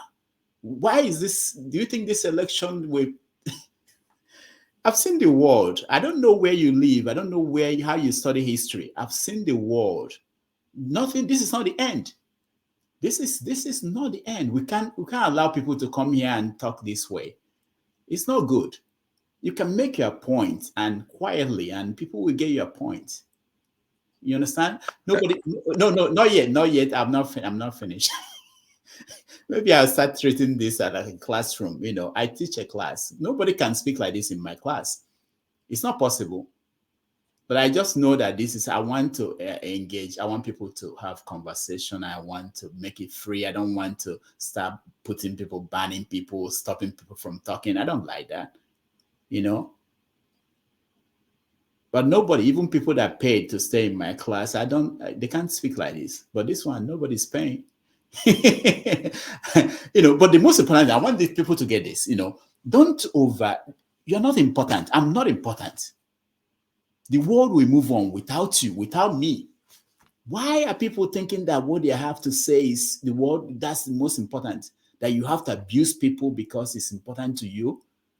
No. Pansat, no. I don't have to. I don't know what you want me to do. I do what I'm doing. I don't control the country. How many people are watching this? About 1,000 people watched us today. What is that? How many people came out there to see Tinubu, Atiku? What is that? I don't have a exaggerated sense of importance. I don't. If you have it, I don't have it. We're just small people. Tomorrow I can die. The country will continue. What's the point? Hold on. I'm not done, Pastor. I'm not done. Please. All of you are smart people. Okendibe met with you, sat down with you at an event. You're a responsible man. I've never met you, but I don't know what makes people come to a public forum. They think that they have the best idea. People were sending me questions. I appreciate that, but we can't ask all the questions. It doesn't. And if you want to say something, come and say it. Say it in a very respectable way. He won't take anything from you. Abuse will not add anything to you. That you abuse everybody and say, go to hell, that will not do anything. It won't put a new feather on your heart. So I don't know why. Please, we are better than this. I'm sure. I know personally. But I don't know. People think this is a competition. There's no competition here. Nobody's competing with each other. There's nothing you will say here. People will now give you an award, Nobel Prize, because you said something. Or you abuse somebody, you get the Nobel Prize for physics, for literature. No. There's no prize. Okay, let me not say we're wasting our time. All right, Pansat, round up. But please, I think you can do better than what you've been doing. Go ahead. All right. By the way, I disagree with virtually everything you said right there. You are important. I am important. And 1,000 people is a lot of people. But I'm not going to spend my time on that. All right, so you try to render some kind of Solomonic judgment right there when that Omoyele or whoever is interrupting me. But if you watch what Solomon did, he did threaten to divide the baby, right? But the mother said, go ahead and give it to the other one. Don't divide the baby. The person who didn't own the baby said, divide the baby. When this guy interrupted me, you should have spent your time admonishing him, not two of us. Yeah, but what was their reaction? Well, hold on, Passat. What was the reaction? If your reaction was that you were quiet and said to me, if you had said to me, stop Omoyele, let me finish. But you went bizarre like him, that doesn't help me. I will excuse you based on what the last thing you said. But listen to this. What I was talking about doesn't call for me to be civil at all. We have a lot of our people getting killed in Nigeria. A lot. Okay, hold on, Passat. Let's have this debate once and for all. So if you are not civil, that will stop people from being killed. If you call everybody here idiots, that will stop people from being killed. I'm approaching it from a human. Hold on. If we make a speech for 1 hour, we sit down here and listen to you. You speak for 1 hour. That will stop people from being killed. Is that what you're saying? Not at all. Understand this because it looks like I don't understand what is going on. If we all call everybody in Nigeria, 10 million people, listen to you, and you speak for 1 hour, will that stop the killing? No. So why do you think that it's very serious that you have to abuse everybody? You have to disagree. I'm not abusing everybody. And No. But hold on. Is that a rhetorical question, or should I give you an answer? Listen, Is that rhetorical? Hold on. You are not following the guideline I'm trying to give. You are talking as if what you are saying is the most important thing that will change the world, change Nigeria. How? Okay, can I answer? I'll answer. But round up, because I have to go to other people. I don't want this conversation to be about me and you. Okay, so I conclude by saying this. Like I said, your work is very, very important. I've been following your work. You're a writer, you're a comedian, and all that. That's good. But here now we're down the stretch. It's silly to bring a candidate who, in my calculation, probably in yours, is not going to win even a single local government area, a precinct perhaps. Okay, but let's say he wins his precinct. He's not going to win any state. So the nature of questions that he should entertain here should be different. And I remember we're at the precipice. They've got their feet off our necks. But don't forget, schoolgirls in Chibok are loaded in trucks, 300 girls taken away. They're lost forever. We don't know where the hell they are. Their brother is killed. People are killed in Plateau. You have the IDP camps, right? You got people being snatched from trains. There's a lot of killing. Sowore will never talk about that. I called him 8-9 years ago now. I left you a video. You go ahead and play that video. It's going to be more important than the other videos you've been playing. This is a serious talk. I'm not here to be heard or change the world. I'm trying to talk to you. This platform is good. Why don't you try to approach Sowore, who we all like? Like I said earlier, he's done a lot of sacrifice to us, but he didn't buy our soul because he did that. We have to pull him back. It's a judgment call. He's causing us a lot of pain. To come out here running your mouth at Obi, or when you talk about Sowore, who could be like a son to me, that one of these guys are making a Igbo Yoruba thing or something like that. It's not. We're allies. We're in the same camp. All right. We have our country to take back. Thank you very much. Yeah. So please. Let me say one last thing. I gave my number to you. Call me. I can talk to you in private if you have any issue. But when you are in public, please. All right. Very well. I'm sorry, by the way, if I had offended anybody here. If I come off a little off them, I apologize. Okay. So let's work together. And Rudolph, I respect you. Okay, it's a great guy, as you know. And this time, my ranting is about our country. The last time I came here, I was against people disrespecting Igbos. Okay, Obi is like one of their footmen to kick around. Those who see a man like that. Ask the guy who's interrupting me, how many Obis does he have in his place? You have a Nigerian who doesn't give a damn about any tribe. Pansa, that's enough. And one last thing for you, parting word for you. This is, there are over 1,000 platforms out there, newspapers, media houses. This one will not change the dynamics of things. Please. That is not true. No. Okay. Even if you don't believe that, it's not true. Okay. Even if you don't believe that, okay. The other thing I wanted to say is this: everybody here has the right to their own position, to their own opinion. Everybody cannot be like you. I don't want to live in a world where everybody is thinking like you. I won't, or even like me. I don't want to be in a world where everybody sounds like me, think like me. No. Can I tell you something before I go? You always give that excuse you're giving right now. No, it's not an excuse. It's what I believe. It's what I believe. Hold on, Rudolph. Even though you are a journalist, accomplished and all that, right? You don't know it all. You cannot say, I'm going to suspend who I am because I'm hosting a show. And then, because you did that earlier today, I'm gonna go to another show and really go tell you what I think, right? I said to you the last time I was here, I said you could do that with good and bad, or right and wrong, but you cannot do that with true or false. You cannot suspend true and false. So after you host a show, so in another location of time and space, in a 3D world, then you're gonna really tell the truth. That is not right. If you're gonna host a show, you must hold the true and false. Okay, one last thing. Paradigm, right? Pansat, let me say one last thing, and that's it. We are. My hope is that we don't have to get back to this another day. So that's why I'm saying this. One last thing, okay? What I do here is what I want to do. Okay? There's nobody who is telling me how to do it, and there's nobody who is going to tell me how to do it. You understand? Whether it works or not, I'm happy the way I'm doing it and what I'm doing. Okay? And thank you for being here. I appreciate everybody who comes here. Okay? But I can't do something to make you happy or make somebody else happy. The way I understand, I'm not just let it not be something that the way I concerns me. understand it. Right? I Let don't it not mean be something that concerns me. You could do whatever you want. Yeah. But let it not be about the Nigerian election. People. No, you can't detect what I do, Pansat. You cannot. Sorry, you cannot.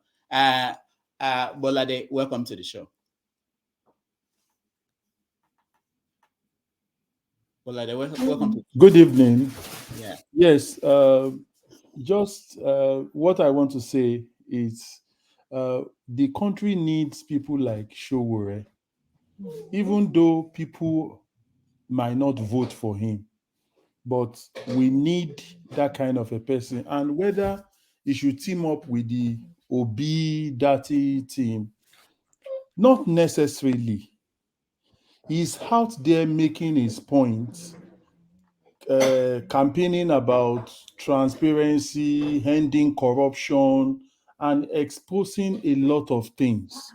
Now, if he feels he cannot merge with Peter Obi's movement, it's okay. The other time, I think we should be concerned about the masses. The reason why I like Sowore is always speaking for the masses.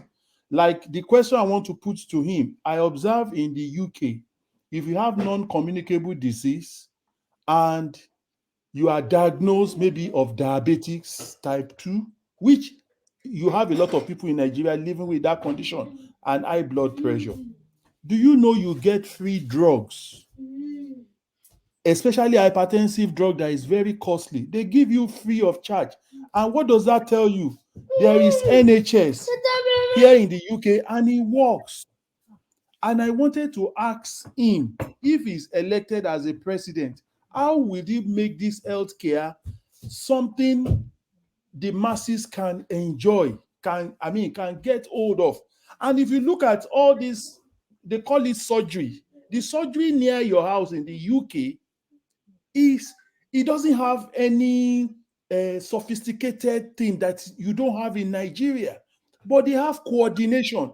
For Sowore has a good idea of what he wants to do, but whether he will get there, I don't know. I like Peter Obi myself, and I like Sowore. Sowore was, in fact, I registered with his party. I tried to do one or two movements when I was in Nigeria. In Bagada, we went to Bagada sawmill area to sensitize people. They chased us with cutlass. What I'm saying is people should not fight here, because the virtue of what Sowore is fighting for and what Obi wants to do, they converge. Let us, whether they want to support themselves or they are not going to support themselves, I think by the time the iteration, the process is going on, we will all converge at one place. Peter Obi is saying he wants to be stingy. He will not allow people to waste government resources. Sowore is saying, I will expose corrupt people. What they are saying, the virtue of what they are saying converge. So I don't know why people are saying you come here to come and run Peter Obi's mouth anyhow. It's not anything. I think we should concentrate on getting that thing. Like the way I saw it in the UK, they give you free drugs. I know a lot of people that have died in Nigeria. One was a barrister. All right, he is a barrister at law. Just because he couldn't afford the drug for some months, couple of months, just 2 months, and he passed or he died. So we should be for Sowore. I like Showore's idea, but he cannot win.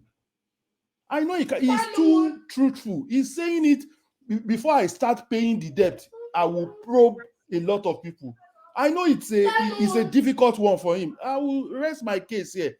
These people, the virtue they are all campaigning for will converge. So I don't know why people are arguing about Sowore said this is everything that they have said. It converge.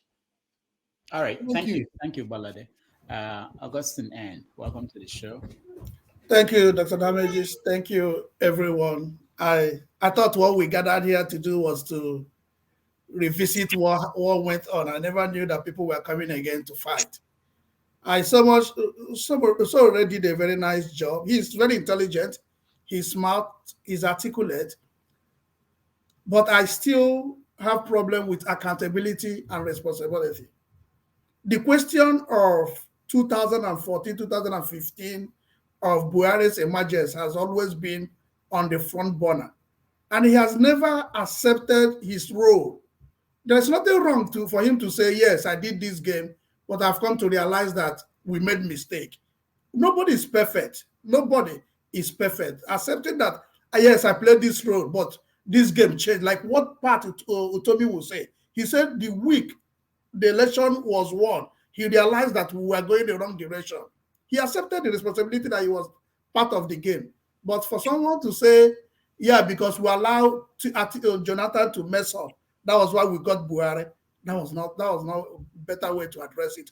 And I also have a problem with overgeneralization. Overgeneralization wounds me in the sense that as somebody calls me now that Rudolph is in Nigeria, I say, no, I'm on call with Rudolph. The person says, no, Rudolph is in Nigeria.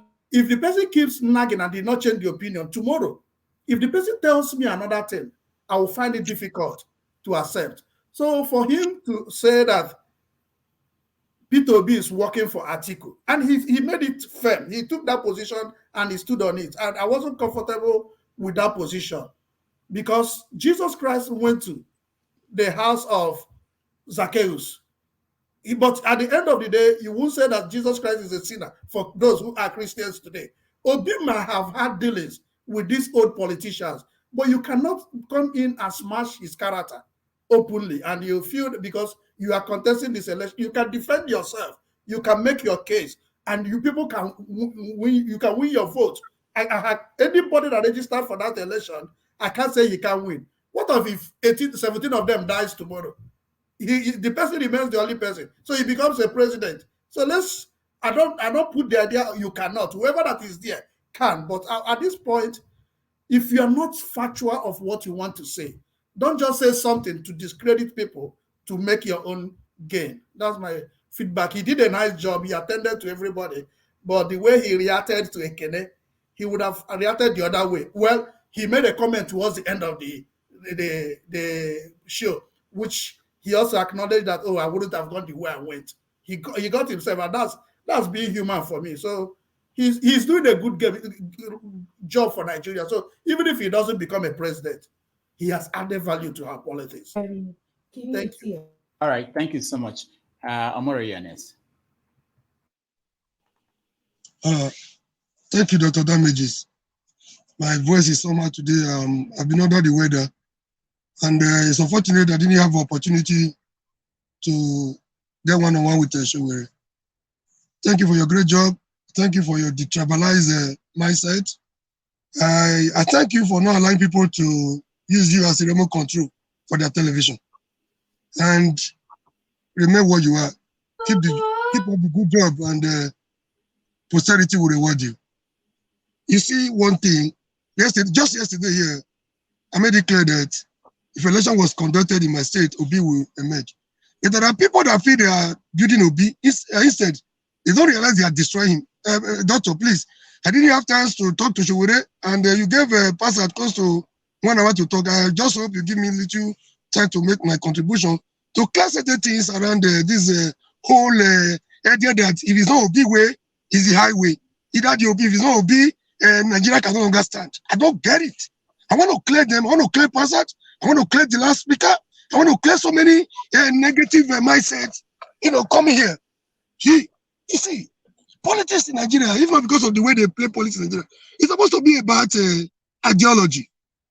It's like telling somebody, a Republican, that believes in, that doesn't believe in abortion, we should go support a Democrat that believes government money should be used for abortion.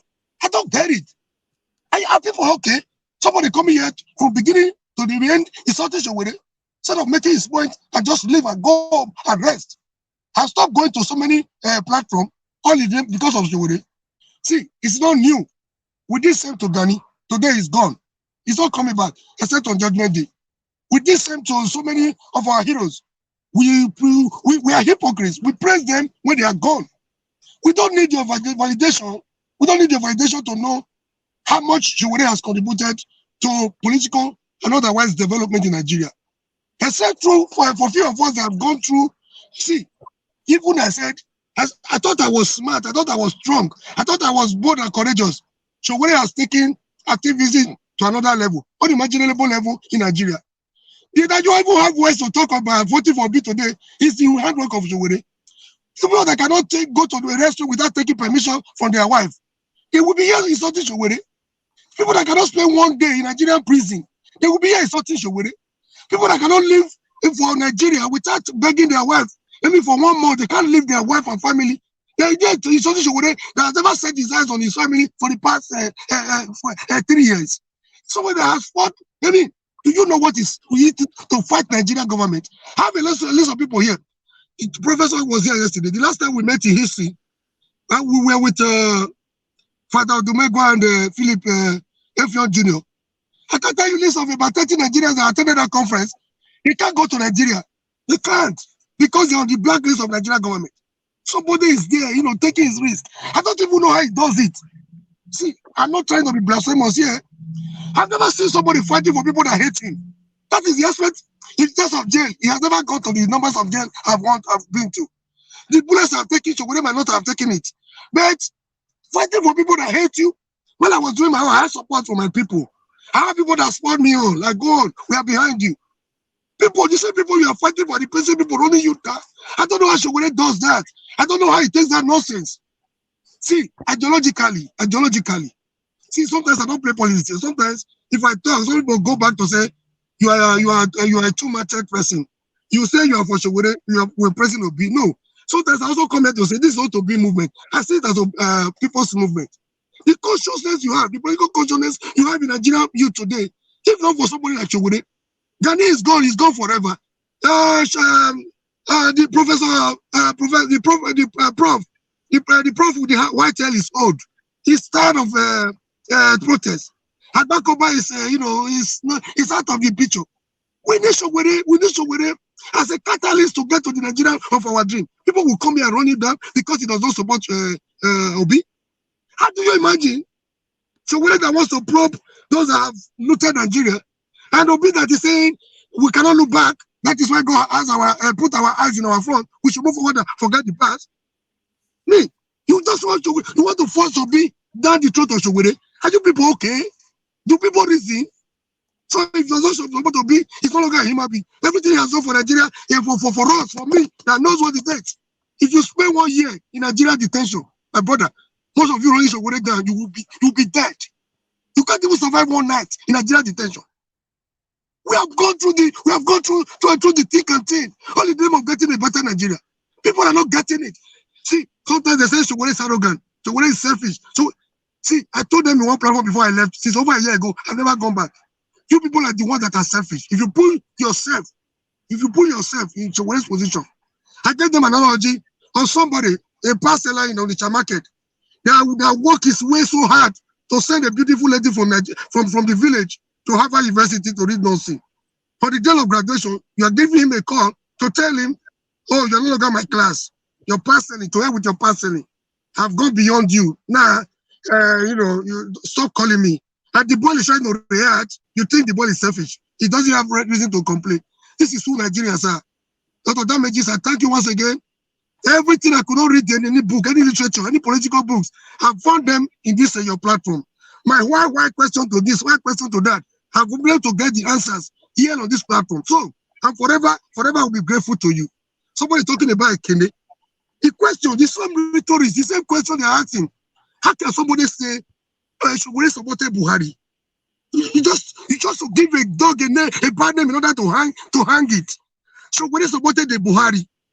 If there are people that hated military juntas and military rulers in Nigeria, see, we are the people that don't want to identify with those kinds of people. You saw what he did to Abdul Salam yesterday. That is Sowore for you. He will never hide the truth. If you cannot manage the truth, Sowore will continue to punish you with the truth to the last day, till you go to your street. So, if you cannot handle Sowore's truth, see, we have a long way to go to in this country. See, painful enough, bunch of these elements talking here. In 2018, they were with PDP. The only way you see them talking now, because Obi has put out of PDP, now PDP has become a bad party. If they went out for PDP or APC in 2019 and 2015, to accuse Sowore of something he didn't do, are you trying to say there was no corruption in Jonathan's government? Are you blaming Sowore for trying to expose this corruption inherent in Jonathan's government? Are you trying to say the Dasuki gate is a lie? Are you trying to say that beautiful lady that was in charge was the president, that was the de facto president, that is still in London right now, is a lie? So are you blaming for Sowore for using his media to expose the corruption in Jonathan's government? I can't imagine the kind of people we have in Nigeria. We have a long way to go. Now, a Canada comes here in the morning, I want to get one-on-one engagement with that boy. If he's still alive, let him come here. In the morning, he wants to be to win. In the afternoon, there is no election. No election. If you cannot get election we hold in Nigeria. If you cannot get election to sleep with your woman, I don't know what you mean by that. In the afternoon, no election. In the evening, you are buying guns for innocent people. Your brother is not there. You are not there. You are declaring it at home in a situation where you want to win. Bunch of confused people. And yesterday was attacking Dr. Chidi. I was almost calling you this afternoon not to respond to people like that. They are confused. In the morning, you want to win. In the afternoon, you are declaring no election. In the evening, you are declaring sit at home. You are sending boys to go born and this thing. In a situation where you want to be. Are you confused? What do you want from Nigeria? Sowore is not as confused as you are. Pastor came here, he was talking, running Sowore down from beginning to the end.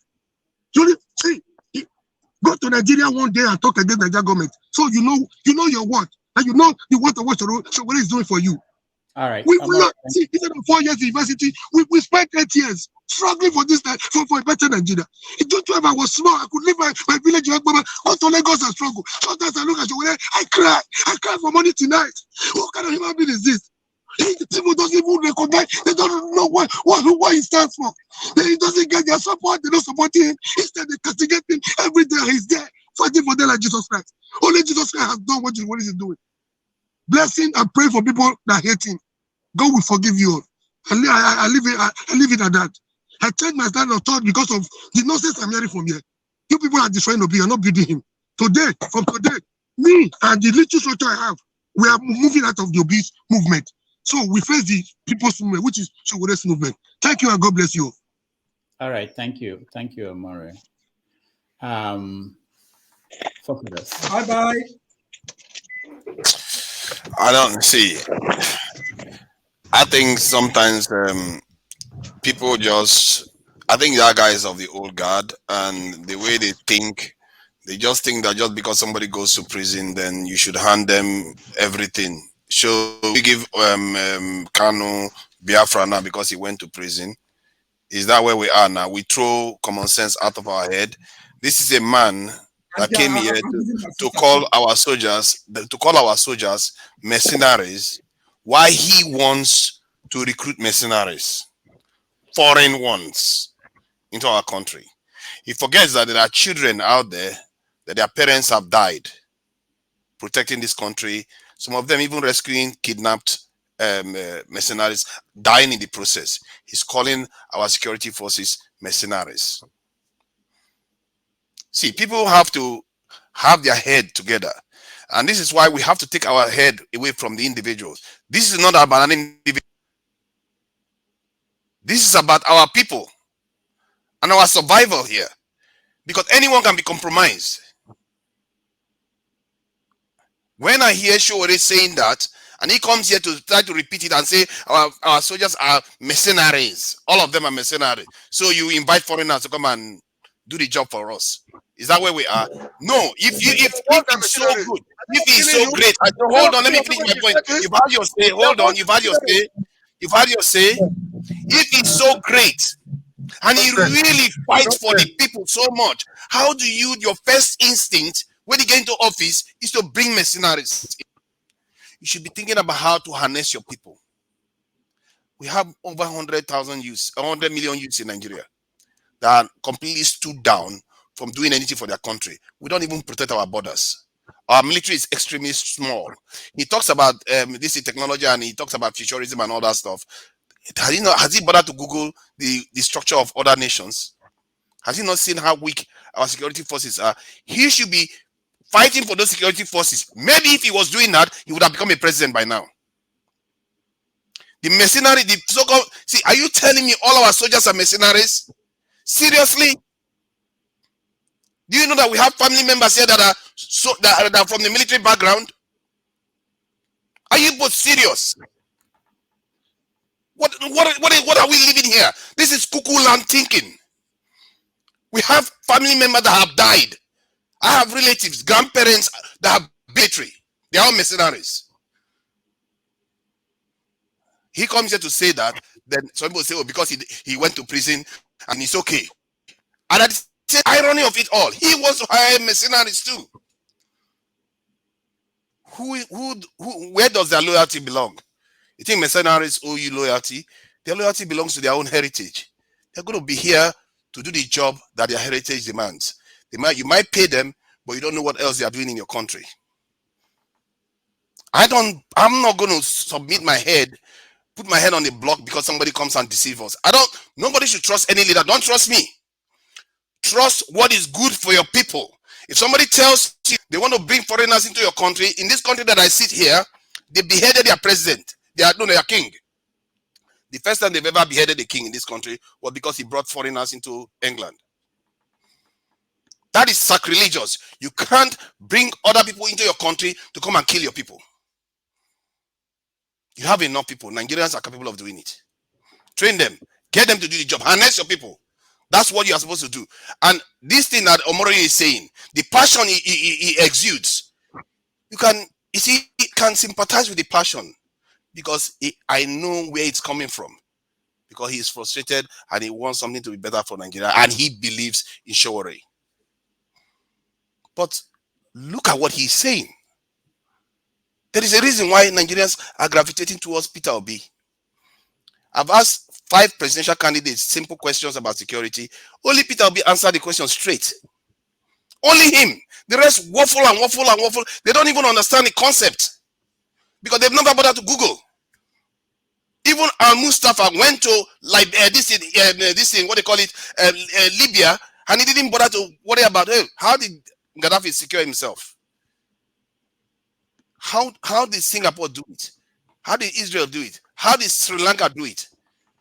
None of them. Nobody bothers. And today, none of us are asking this question.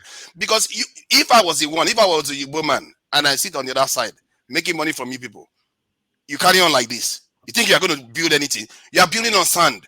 I just watched the Chinese president. These people went after their tech companies. The Chinese government went after their tech company, destroying it, saying stop creating software, start creating hardware. Because every time we keep relying on other people, we are building on sand. This is the Chinese government that is a nuclear power doing this. Going after their tech companies, destroying them down to build up again. Because they understand, they think into the future. We don't even think like that. We just sit here and expect other people to do everything for us. And a candidate comes here to tell me I should go and use foreigners. Goodness, man. You guys, seriously, you might have loyalty. We all want Nigeria to be better. But don't put your head on the block for somebody that is saying things that are actually sacrilegious. There are children out there that are parents that have died for this country. To be calling them mercenaries is very, very rude and not very, very statesmanly or even leadership. He doesn't act as if he's even ready for leadership at all.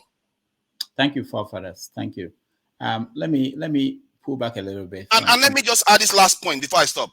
Can you imagine if Sowore was arguing that, you know what, our defense forces are too weak, our police is too few, arguing for their welfare? He is going to be one of the most powerful politicians today. because the most powerful forces is arguing for them. Instead, he's trashing them. And these are the people that keep nations safe. These are the people that keep nations stable. And he's talking about not paying our sovereign national debt. If you don't pay our sovereign national debt, you know the trouble that will happen? Total anarchy in our financial sector. He doesn't seem to grasp the nature of some of the things he's saying. But, you know, tomorrow you can just follow him. Thank you, forefathers. Ndubisi, I will skip you because you've weighed in on. Sowore don't lie like you. Sowore, Sowore defends the interest of the police every day. Even when they arrest you, he tells them it's not your fault. Your welfare is bad. You are. Why is he calling them mercenaries? You are correct. Okay, guys, we can't have this now. Let's have order, please. And I'll skip you because you weighed in on the show. Let me go to Igbo Basic. I want to say something to Mr. Mori. No. You are not helping now. If you say just appeal to him to calm down. That's just the thing. To take it easy. All right. Thank you. No. Igbo Basics. Hold on before you say anything, Igbo Basics. I'll just have to make sure because people feel I'm not fair to some people. But I'm hoping that everybody will just 2 minutes. But it looks like I have to use the bell to get people to, because. Thank you. Go ahead, Igbo Basic. Okay, Dr. Damages, our dear Rudolph. When was Sahara Reporters established? I don't remember. I don't remember. I don't want to give you a wrong date, but you can easily find it. Why? Why is that? Yeah. All right.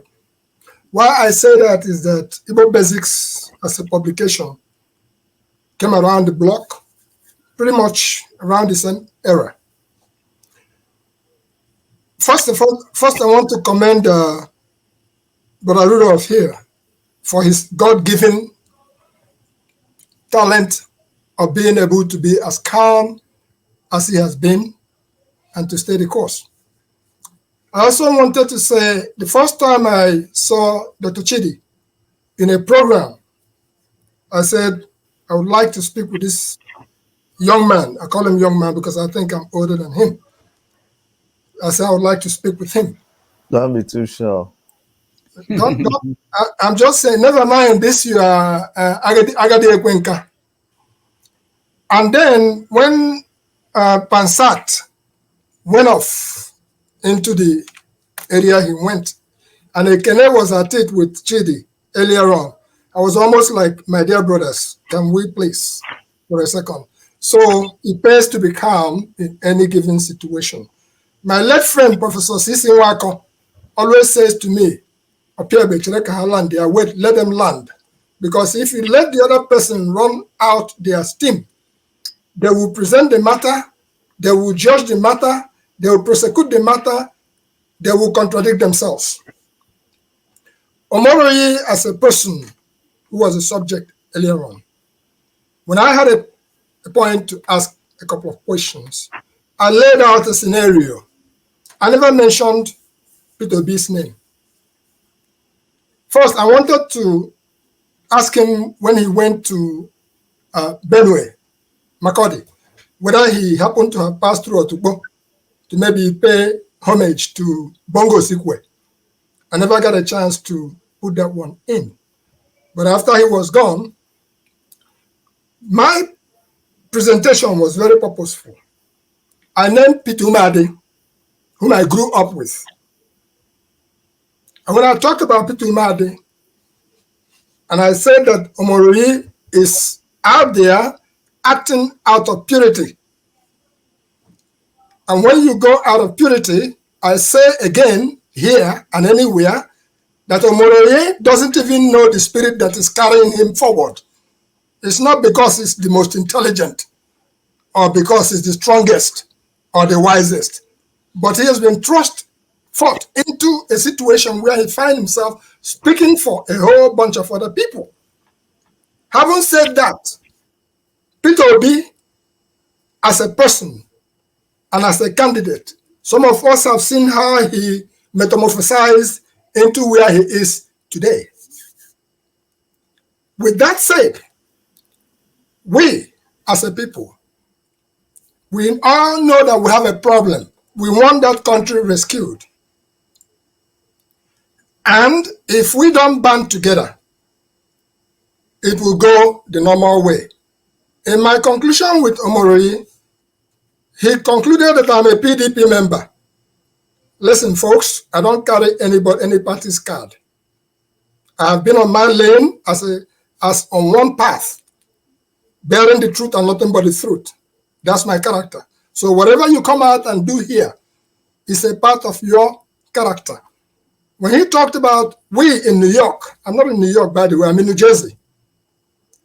And I always bring out my passport of Malamidi as I say it when I talk about second missionary journey.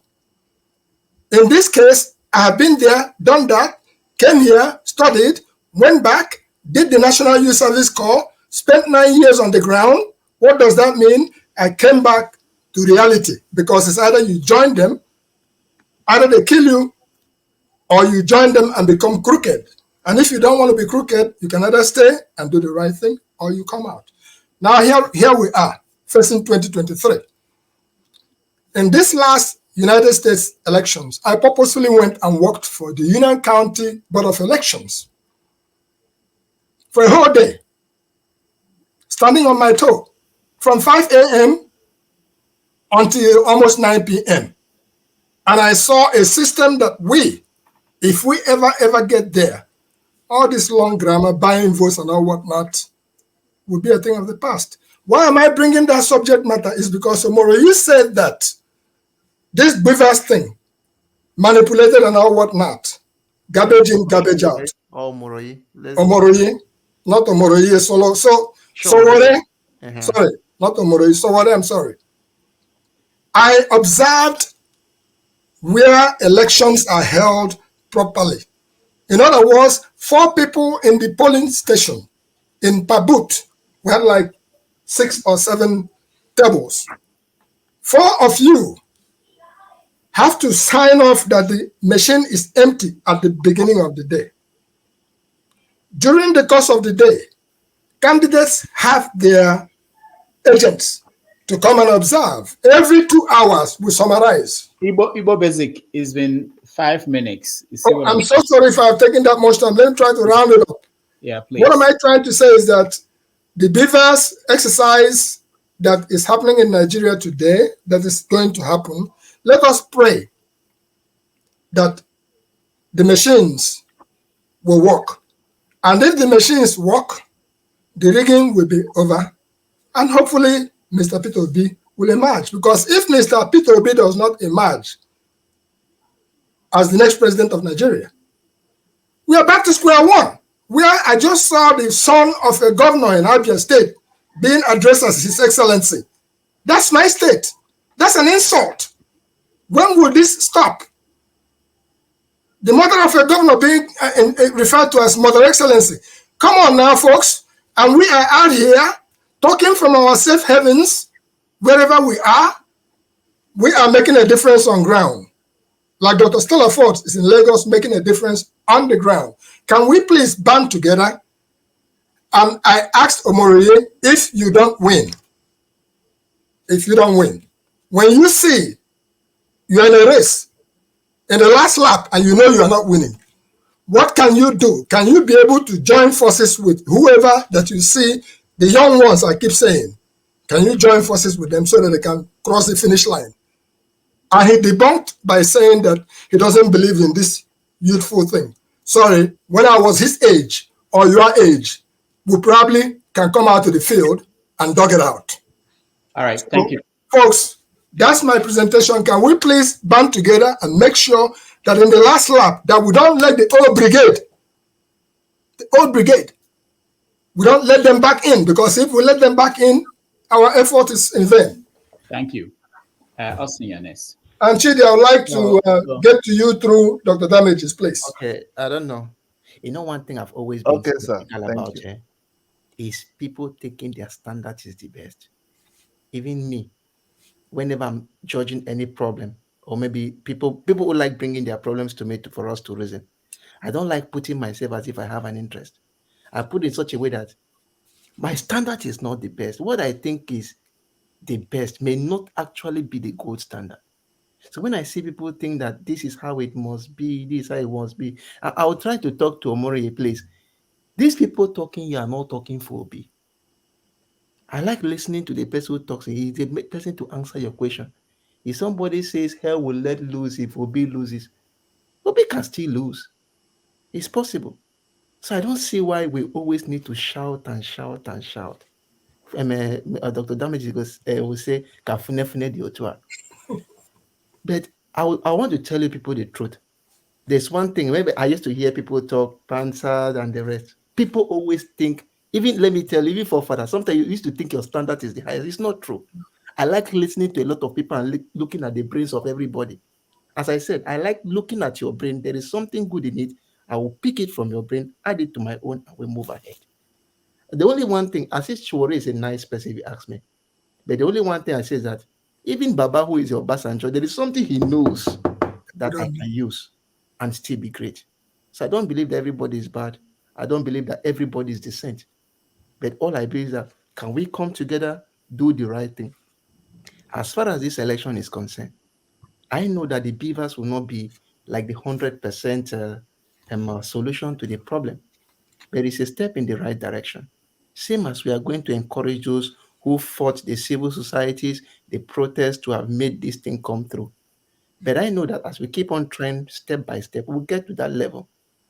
But I want to really beg all of us. Look, one thing is certain. We don't need to think our standard is the highest. It's not true. But if we listen to a lot of people from different directions and try to reason why they speak the way they speak, I think we'll get a better state. I'll keep on saying I've led organization before. I was very successful in one.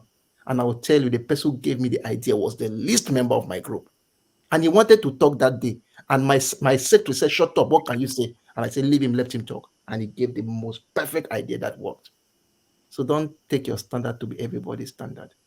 Sowore has done well, but the only position I'll try to disagree with him is that you should learn to listen to everybody, even the good, the bad, and the ugly. Everybody. That's what I have to say. Can I ask you a question quickly? Yeah, tell me something. If that person gave you a rubbish idea, would you have gone with it? No, you debunk it.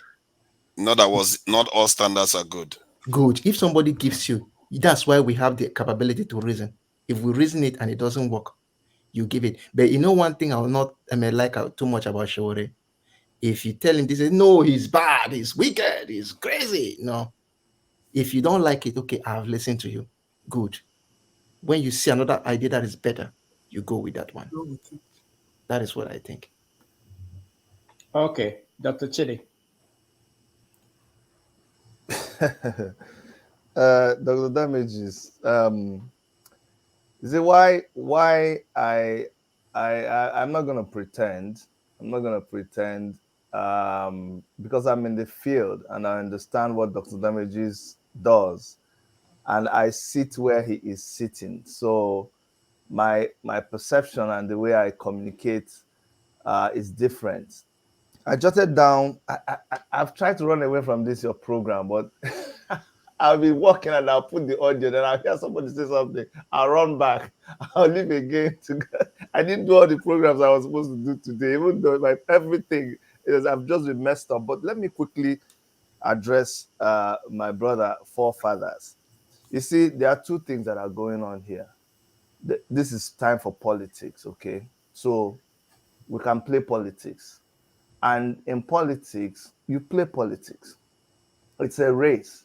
So you do everything you can to win your opponent. It's like a debate.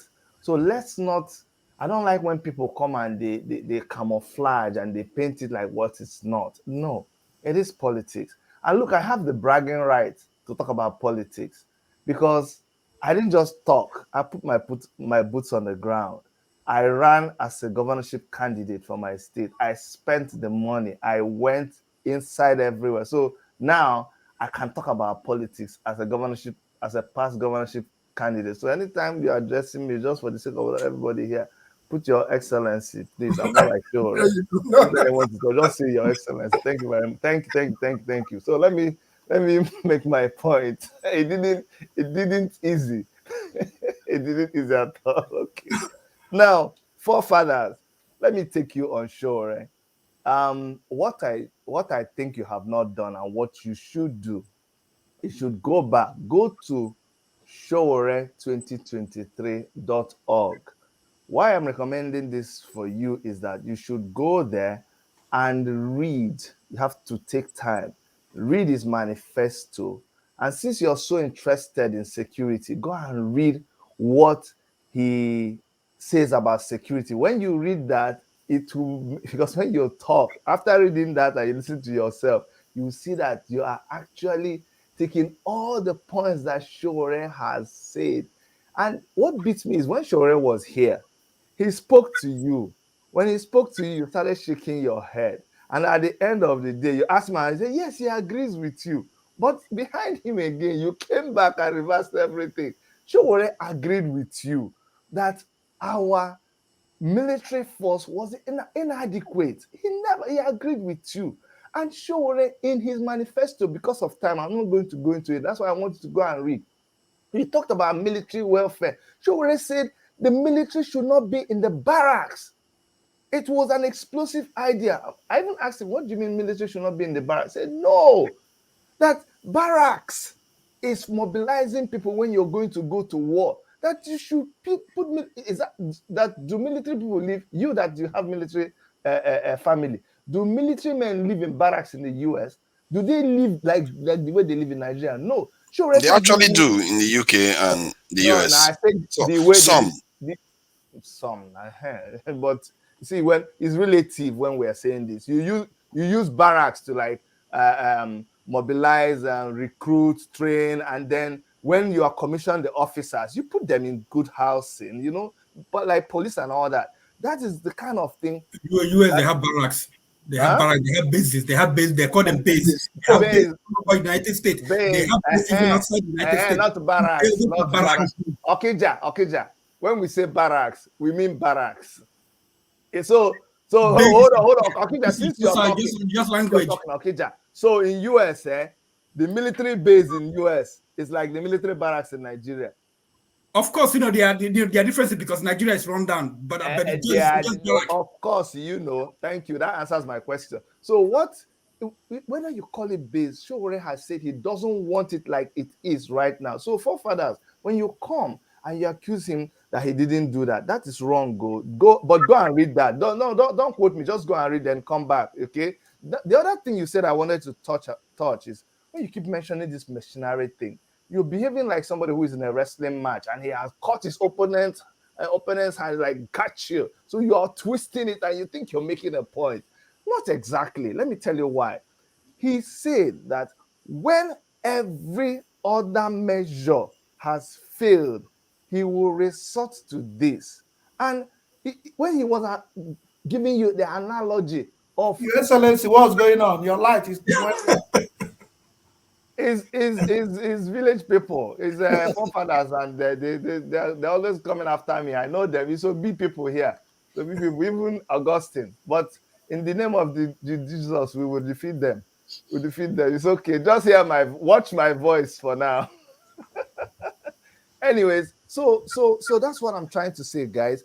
You see the passion of Omorui. It really touched me. It touched me because, look, Obi is my in-law. My beautiful wife is from Obosi. I'm a Wawa man from Enugu State. So I respect Obi. And when Obi was governor, I mean, you can't deny him of his achievements there. But in saying this, let me disagree with my elder, Igbo Basics. When you say that people are in a race, I have never seen where people are in a race running 100 meters. Then the person who was running very hard to win, you are looking at that person. You say, look, Mr. Man, you're number 3. The number 3 now stops and goes to push number 1 to win. It's not like that now. They all run to the finish line. So when people are saying that somebody should stop and go and join the other person to push them to win, I don't know. I've never seen that analogy. It's a race. Once they shoot the gun, boy, they all run to get to the finish line. So please, that ideology does not work. No, Dr. Chidi, go find out from JJ Okocha what brought him into limelight. No, JJ. All I'm trying to say there. Igbo Basic. Yes. Listen, let me also take your analogy. JJ Okocha could work with people in his team, But JJ Okocha, it's not that when he sees that the other team is giving him 3-1, JJ Okocha will now go and join the other team to score against himself so that he will win. That's not how it works. How it works is every team, whatever JJ Okocha is planning and whatever strategy, he works about it in his team. So please, don't just do your campaign, follow whoever you want to follow, but you don't really understand Sowore and what he is doing in his team. He will do that. He's hoping to win. And when he wins, he will bring his idea. You see all these things we are talking now, until 25th, nobody knows what will happen. It's after 25th, then we will continue. If Obi wins, good for him. Nigeria will continue with Obi. If Sowore wins, good for him. Like you said, you don't know what will happen. It may even be Atiku. So let everybody get ready. And sorry about the malfunction of my camera, but I hope with these few points of mine, I have proven to you, Mr. Moderator and co-debater, that Thank you, Your Excellency. Dr. Chidi, now you say make they call you Excellency. Yeah. You better cherry like Agoro. All right. Thank you, Chidi. Paul, welcome to the show. Yeah, thank you. So sometimes I kind of understand some of the things that Sowore did between the last election, 2019 election, some of the strategies, some of his great followers. These are the guys that were gravitating to Peter Obi today. And I think it worked well for Obi. And but that does not mean because it worked well for Obi, everything that you expect Sowore is doing, like everybody, I hear people say this funny thing, say, Sowore just go and become and prepare yourself for EFCC chairman and the likes. Things don't work like that. You can fight your fight. Buhari fought a good fight, you understand, for 3 good times. The 4th one before he become president, or as it, or thereabout. So how about you just leave Sowore, let him also fight. He might fight this fight for 3 times. He might fight it for 4 times.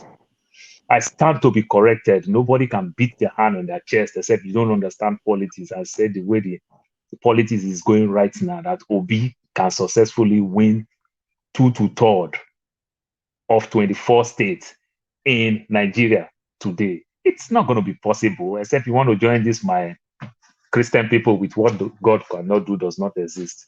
Where will he get it?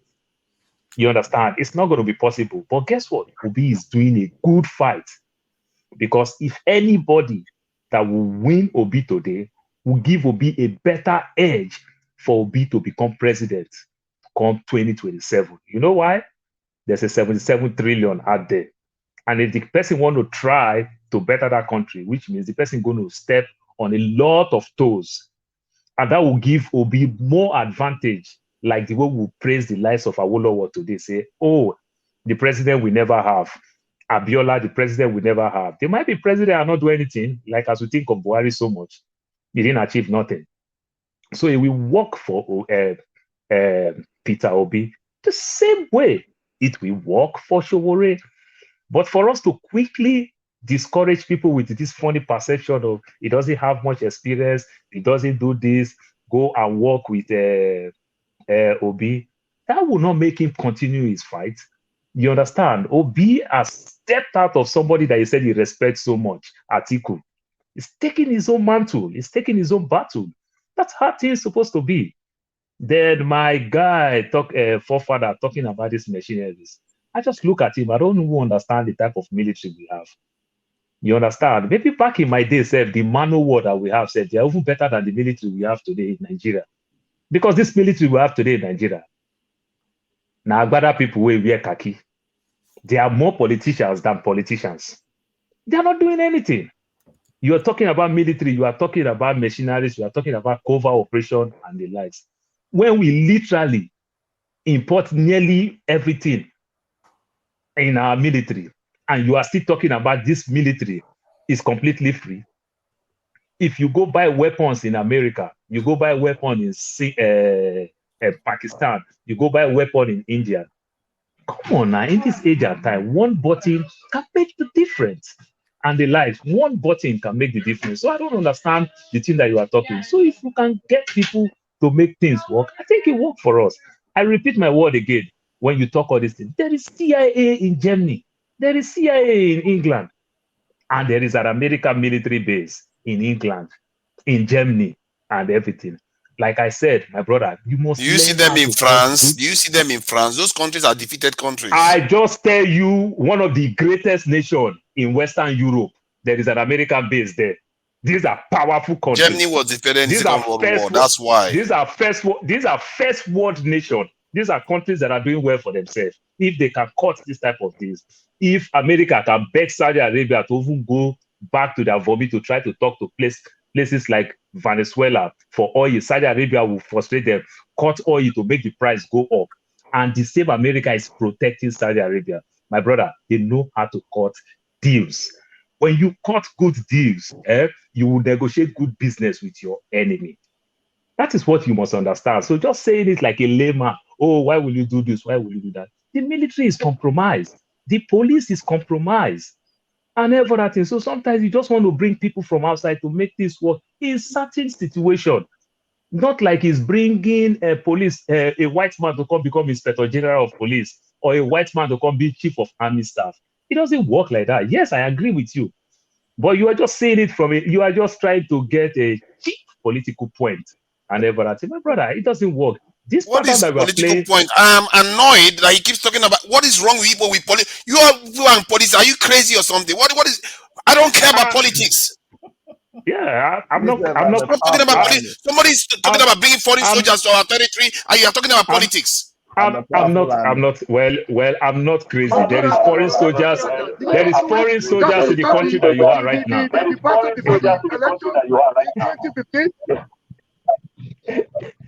Yeah, I'm not crazy. I'm not crazy, but there's just let somebody else talk. I think I'm getting a lot of feedback. All right. Listen, I'm a powerful army. Just once I wear uniform, I'm army now. Thank you, Dr. Damages. I remember when you asked the question, he made a statement, and the clause he made is important you bring it in. He said, if necessary. He said that will happen if necessary. And that clause is important in the dialogue. Thank you. That's all I wanted to add there. Augustine, where did you change? He says that repeatedly over and over again, and I'm looking at his manifesto right now. I can't see him trying to increase in numbers in any way. Dr. He said what? Most of it is full about human rights stuff. Obedient. You're not supposed to talk like that now. No. So that's the problem I have with Omore. When you're angry, you stop listening. He didn't get my analysis. If he had gotten my analysis, he wouldn't be angry with me. I said, I don't condemn people in politics, especially when I don't have facts. I've not studied so his methodology is not my methodology. I was groomed in the church. So I have a way, I can't take away the way he addressed. I can't, no matter what Abu Salami did to Nigeria, when I meet with him one-on-one, there's a way I'll address it. That's my personality. But I'm not saying that my personality is the best. I'm only saying that he has a personality that, like what you said about Peter Obi, I have studied Peter Obi, and I know Peter Obi. So when you say things that are not true about him, that makes, I'll begin to challenge some of the things you're saying. Do you know why I came? I came to provide an insight from Sowore side. You know, let me take you. You know, you say Sowore said Peter Obi is working for Atiku. Yeah, that's what got you. But look at the context. He didn't start talking like that. Somebody provoked him and said that he is there to, and the person is talking from an Obi side. So you know how it is. You saw what led to that. You know, I said, okay, even that Obi self that you're talking about works for PDP. Why? Listen, because you ask Obi, look at Atiku now. Atiku is a bad guy. Obi says, no, he's my mentor. If somebody is your mentor, and then they ask you again, they say, is your manifesto different from Atiku? You say, no, all of us are the same thing. So when you talk like that, somebody can accuse you of, hey, you asked, like, we're trying, even you obedient, you know that side they get command. You guys wish Obi will not be saying that. You know now, you know, there are some things. You wish he won't say that. Personally, I love you wish he will not say that now. At when least, he says about manifesto, okay, hold on. He wanted to dump on Atiku. He doesn't want to do that. That's why he's different from Sowore. Sowore will just dump on people. Obi is diplomatic because he He states the It fact. is that diplomacy that is the problem we have now. No, but you know, this is politics. This is politics, not activism. This is politics. It's different. Okay, hold on, Chidi, hold on. Let's hear Mr. Omore. Now he's a bit. Let me hear. Okay, Omore first, and yes. No, Ndubisi has not spoken. Yeah, Omore first. Thank you, Doctor. Thank you, everyone. You know, I apologize for my outburst earlier. You know, we have to be very careful the way we go about these issues. You know, he is a deal of Obi or no other way. We should be careful because the strongest part of PDP in 1999 has been the Southeast and the South-South. Anybody can, you know, quote me wrong if you think otherwise. The strongest heart of PDP since 1990, they have never lost in South-South and Southeast. So a bunch of people now are moving towards Obi. As I asked them one question: if Obi does not win, what comes next? They tell you we try this one first. If Obi does not win, we go to Biafra. I mean, people are listening to you. They're not talking to idiots. They're talking to intelligent people. So somebody that has been consistent for the past 30 years. I've known Omoyele Sowore for the past 33 years. He has been dogged, he has been rugged, he has been consistent.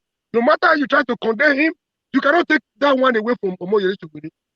Omoyele, Omoyele, moves when nobody dares to come. So I don't know where he gets his courage from. You know, I tried in my only two ways to do it. But my mother was dying emotionally. I came from a Zone 5 office one day for investigation. They brought us for investigation. I saw my mother. Tears ran down my cheeks. I'm like, I wasn't weak, but I saw my mom dying for my sake. Like, you know, I'm like, what am I doing to this woman? But that didn't stop me. I mean, this is a different human being. If it comes to Igbo, Omoyele is one person that is detribalized. When it comes to Igbo, Yoruba, Hausa, Omoyele don't believe in your tribalism and the religious bigotry. So we might not be perfect. We're not looking for a saint. We're not looking for an angel. So if he's not getting everything right, how are we complimenting this guy? How are we encouraging him? If Obi does not win, what happens thereafter? What if Obi goes back to the same PDP tomorrow or APC tomorrow? What happens to this people's movement? This is my greatest concern. Somebody is talking of in 2019, you said Omoyele did not score anything. Why will he score something when you refuse to vote for him? When you refuse to canvass for him? When you refuse to mobilize for him? Will he? I mean, even if he wants to vote for himself, he has just one vote for himself. His wife is not even there. So I'm not sure of his second vote. So why will he still vote and score something when you don't actually appreciate the little effort he has made? See, we were involved in activism, we tried our best, but the level Omoyele has taken it to is unimaginable. So before you come here to run Omoyele down, be careful. We are ready to fight you. You see, we are ready to fight you by any means possible. That's right. So, one man say hero, could be another man say Omoyele is our hero. Omoyele is our hero. Please, we don't play with him. We don't joke with him. Another thing I want to correct, please. Another thing I want to quickly correct. People trying to run him down. In 2019, they say he was for Tinubu. He was voting for Tinubu. He said Tinubu, he insulted Tinubu more than 3 times today. Somebody was talking about you were raised in the church. I was also raised in the church. Respecting our elders. They brainwash us in our land in Benin to make us believe that one man is a God representative on earth. To brainwash our forefathers. To brainwash my father. And more than that, I cannot worship a human being that was born in Ife. He's telling me he's a God, representing God in my life. I can never get to that. So if you respect your elder that are, killing you, they are eating your children. Me, Omoyele Sowore does not stand for that. We don't respect elders and fathers who eat their children. So this is the difference. You get it right. You are not holier. This holier than that attitude. See, on Judgment Day, you will see. Omoyele will make up before many of you that think you were born in the churches. Let me tell you. So the angel of respect elders. His so-called elders today were morons when they were young. So a moron can an idiot can grow up to be an elder. It doesn't remove the stupidity in him. So what do you mean by respecting an elder? In my land, they tell you he's a God on earth. So whatever he does is right. He owns the land from Benin to abroad. Who tells you that? Omoro, you have a lot of passion, but do you think it is wise to penalize Peter Obi because of his followers? So if you are penalizing the credible candidate because of his followers. Working for Tinubu, so it wasn't right for Omoyele to say Obi too is working for Atiku. So you have problem with that. Somebody came here, somebody like a Kene that is even inconsistent. He doesn't know where he belongs. telling Omoyele that he's destroying Obi. Who is Obi for Omoyele to destroy? If you put Why are Obi you going side by after side with Peter Omoyele, Obi in because terms of of his fighting followers? for Nigeria, who will you choose first? All right, thank you, Omori. Thank you, It doesn't sound right that you are going after a credible candidate because of some nonchalant followers. It doesn't sound coherent Your to me. credibility depends on how you look at it. Your hero could be another mercenary. Okay, thank you, guys. To you, it could be a hero. To us, it could be a terrorist. Thank you, Omori. Thank you. I already said thank you to people who are watching us at home. We are rounding up. We have to go. It's been 7 hours. Rudolph, yeah. Can I give my last? Can I say my last word? No, hold on. Before you do that, I just want to hear from Duvisi and Ike. Okay. They've not said anything. Duvisi, go ahead. Okay, thank you once more. I just want to appeal to everybody to take it easy. This conflict we are trying to create between Obi and Sowore does not exist. It shouldn't come. Sowore talks the way he talks. It has been his way from time. So he has his own way of saying things, which if we fact check, we might find that some are not true and some are true. Obi has his own way of doing things. Let me respond a little to Dr. Shidi, who said that Sowore says Obi is working for Atiku and all that. Obi refused to condemn Atiku. He says Atiku is his mentor. You people, all of you knows Obi's nature. If you go back in history, since he's came to limelight as governor, this is somebody who hardly insults somebody. He has his own way of addressing issues. If Obi was if Obi was Tinubu and Soludo said what he said against him, coming from the same state, hell will be let loose. But the man has his own way of saying things. He's gentle by nature. You don't expect him to come out and accuse Atiku and say, yes, Atiku is okay. For me to align with what some people are saying, he's going to insult Atiku. It doesn't go like that. That doesn't make him weak. He has been a governor. People knew the way he did. Anambra is a very difficult. I'm not from Anambra, I'm from Igbo, but I'm Mwadiala to Anambra. My mom is from Anambra. I go there very well. I know the place very well. People know all those political heavyweights, so-called in Anambra, and he was able to keep them in check. If Obi was corrupt, he will compromise with them. So that is so. Let us not create these issues. It doesn't. I know it's politics. Some people try to run down their opponent, or maybe they feel that maybe these supporters should be mine and all that. But only Nigerians know why they are following him. They have seen the quality in him. They've seen that it's completely different from the regular politicians we have. Sure, can still make it, or he can still make it even now or in the future. He's consistent, good. But let us not come and run down somebody. Now, I'm appealing to Omori, who says he wants to withdraw his support. I don't know his level of support base for me, but let him keep it. We are all fighting for the same thing. We're trying to root out these people who have kept us in suffering. All of us here, we know that we have people back home. If we say, okay, we are happy, here we are. It's not it. Because if the status quo remains, we will still be here complaining and we'll still be sending something back home. It might even get worse. So that's my right. Thank you. Thank you. Sorry, I just reviewed the I just refused his manifesto. I wanted to respond to you. I wanted to respond to you because I reviewed the manifesto, his security, this thing just now. Sounds like a human rights document that he's just written for security sector, and then he doesn't talk about recruiting more soldiers. The only good idea there is to disperse the police into the community so that they don't see themselves as different from civilians. That is the only good idea I see there. Everything else is just a human rights this thing, and he wants to bring in all this pardon policy about with terrorism. He wants to blow it up. But he's not talking about increasing the strength of the military or this country's security services itself. Okay. He's not talking about that. And this, okay, and I'm sorry, and he also said, what you said is true. He also said about the conditions of the soldiers and everything, that he's going to improve all that. But it's the same soldiers he came on this panel to call these mercenaries. Is that not funny? Forefathers, let me tell you what I'm not trying to do, okay? That manifesto you saw there is Omoyele Sowore's manifesto. Is the presidential candidate of AAC. This is how he wants to go about things, okay? It's what you think about it you are entitled. I'm not expecting you to like it. I'm not expecting you to agree with it. I just sent you there, and I'm not expecting you to come back and change your opinion, but I'm glad you went there and you read it. Now, let me answer my, okay, he's gone. The last speaker is gone because he made reference to me, so that's why I wanted to answer him. When he was talking, and let me use the opportunity to really express how I feel about the candidacy of Peter Obi. You see, Peter Obi, when Peter, and this is a point I need people to understand, so you see how we feel, we in AAC, or me as an Igbo person not supporting Peter Obi. When Peter Obi made the decision to go to Labour Party, prior to that, PDP was perfect. PDP was the best place to be.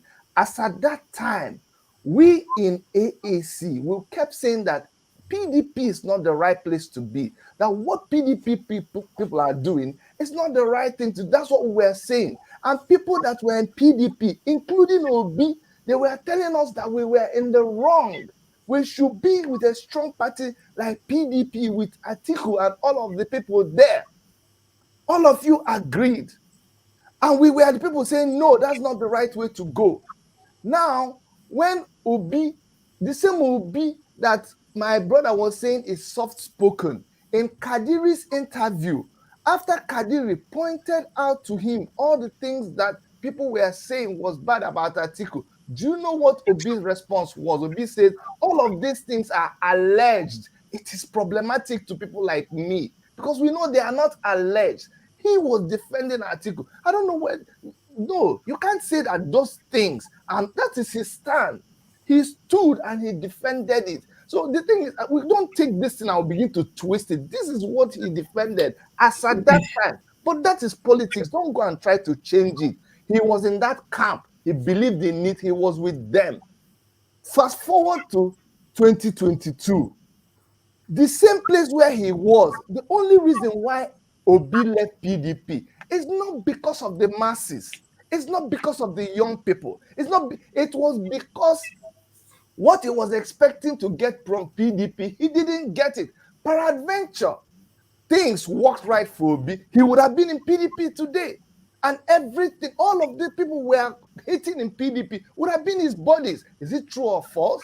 Because Atiku would have lost to Obi, and then Atiku would have been, so everybody in PDP would have been okay. Are you trying to tell me that all of you will be defending PDP? You see, that's where we have a concern. So when you come and say that him accepting IBB, him accepting Obasanjo, him accepting even that one that said anybody who supports terrorists is not a bad person. Gumi, when he went to meet him, everybody was clapping. When Gumi said what he said, we say it's not good again. Are you trying?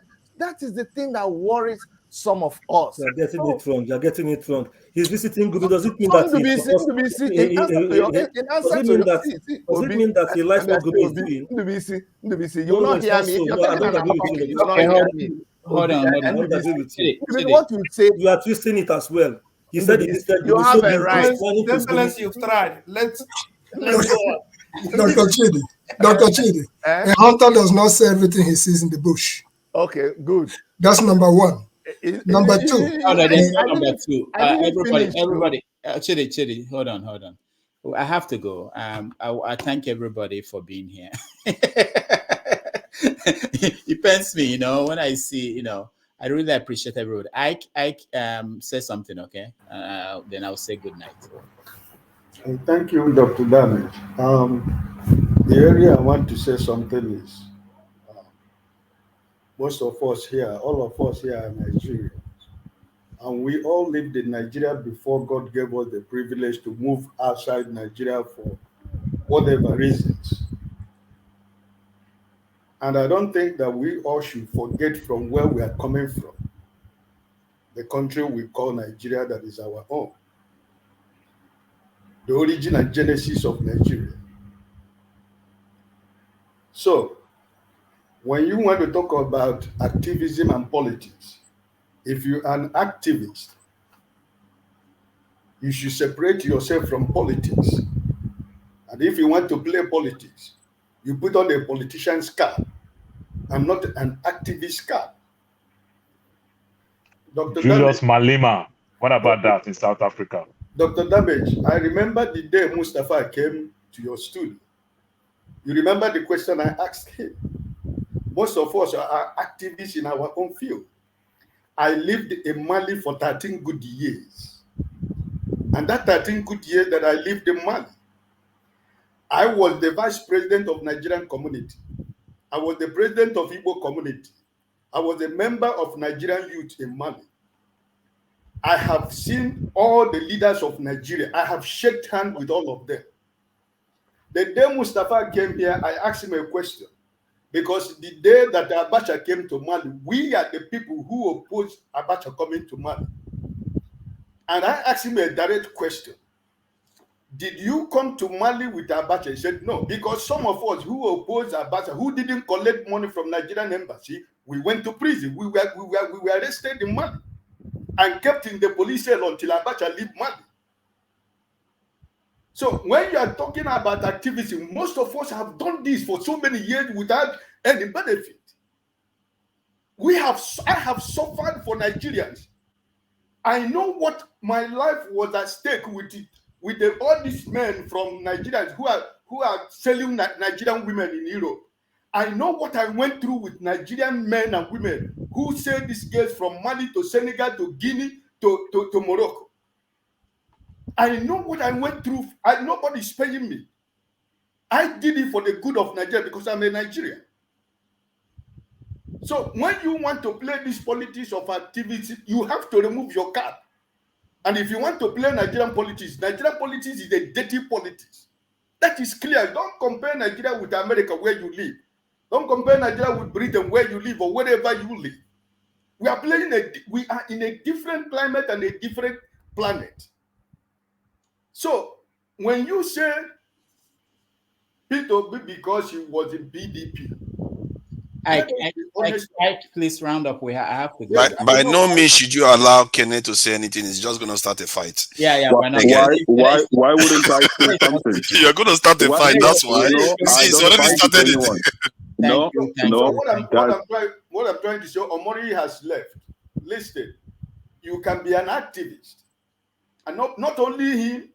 And so when they went to university, or who were student activists in their days in the university, a lot of people are. So it's not only you that fight for the right of Nigerians. There are a lot of people, a lot of us here who are doing that even as we speak. So don't try to claim what you are not. All right. I know. Everybody gave them time. I know you want to go. I just want to land before you close. Omori understand that Nigerian politics is not active politics. If you want to be an activist, let him be an activist. But when you want to be a partaker of Nigerian politics, you remove your activist cap and put on a Nigerian cap politician. And that's where you have a double standard life, because you can never marry those two together. And if you want to play that activist in Nigerian politics, it's not going to work. So therefore, let it be said and known here. Nobody is against Sowore, but he's not going to even win any polling booth. It's pure and simple. And nobody is against what he's doing. I like what he's doing. But for the fact that he should also understand that he should talk to people. He should agree with other politicians. Because he's playing politics. He's not playing activists. He's playing politics. And politics is about give and take. It's the politics of understanding. You talk to people, people talk to you. All right, thank you so much, Ike. And thank you Dr. so much. Dominguez, can you give me 30 seconds, please? No, thank you so much. Not even 10 seconds, please. Not even 10 seconds. I don't know why we should be fighting. He's going to each insult other. somebody now. What is I keeping don't know you why. up tonight? No, I don't insult. No, let's correct this. I've never insulted anyone here. The only thing that I detest is being insulted. If you insult me, I insult you back. But I've never insulted anyone. So I respect each and everybody here. But this is it. We are here fighting over this candidate. All of them, as we are here arguing, insulting ourselves, fighting each other. Most of them are in Abuja right now. This is Sunday. Maybe they're in the club enjoying themselves. And we're here fighting, creating enmity for nothing. Right? So we're talking about Obi being a member of PDP or not PDP.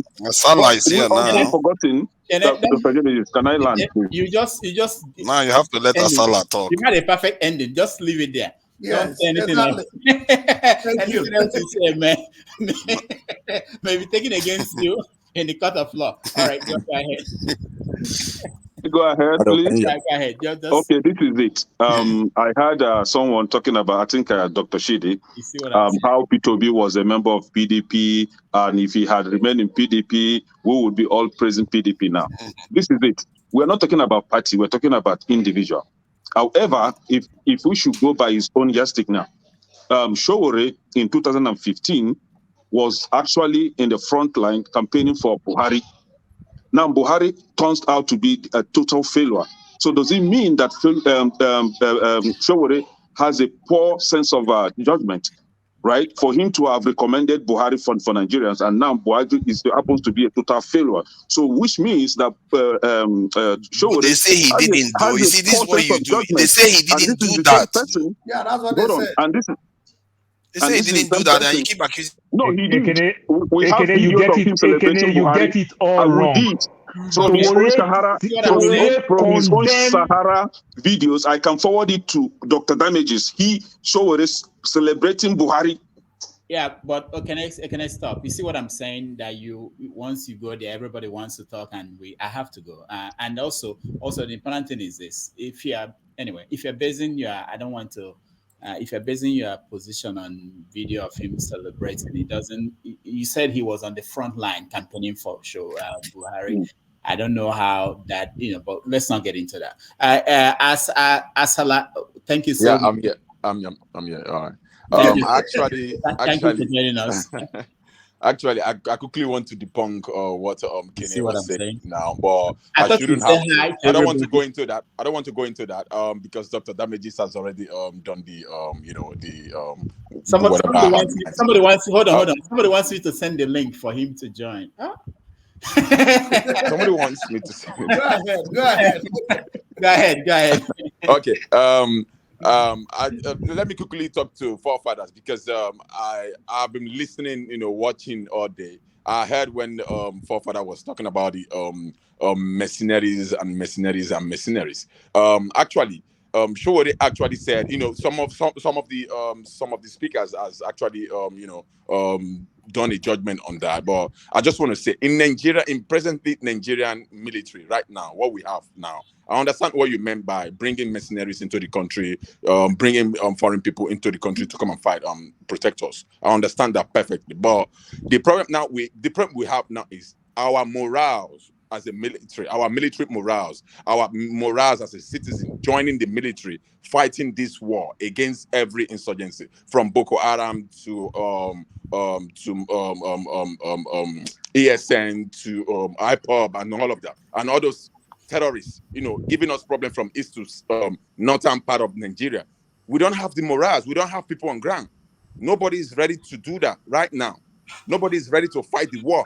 So that was why Sowore said, if it were bringing in a mercenary to do the job, as long as we're getting the protection and bringing the country back to track, it's going to do it. It's not saying we have to bring in mercenaries compulsory. It said if that's going to be the solutions, for the country to, get back on track economically, get back on track peacefully, so that we can actually achieve whatever it has on his agenda.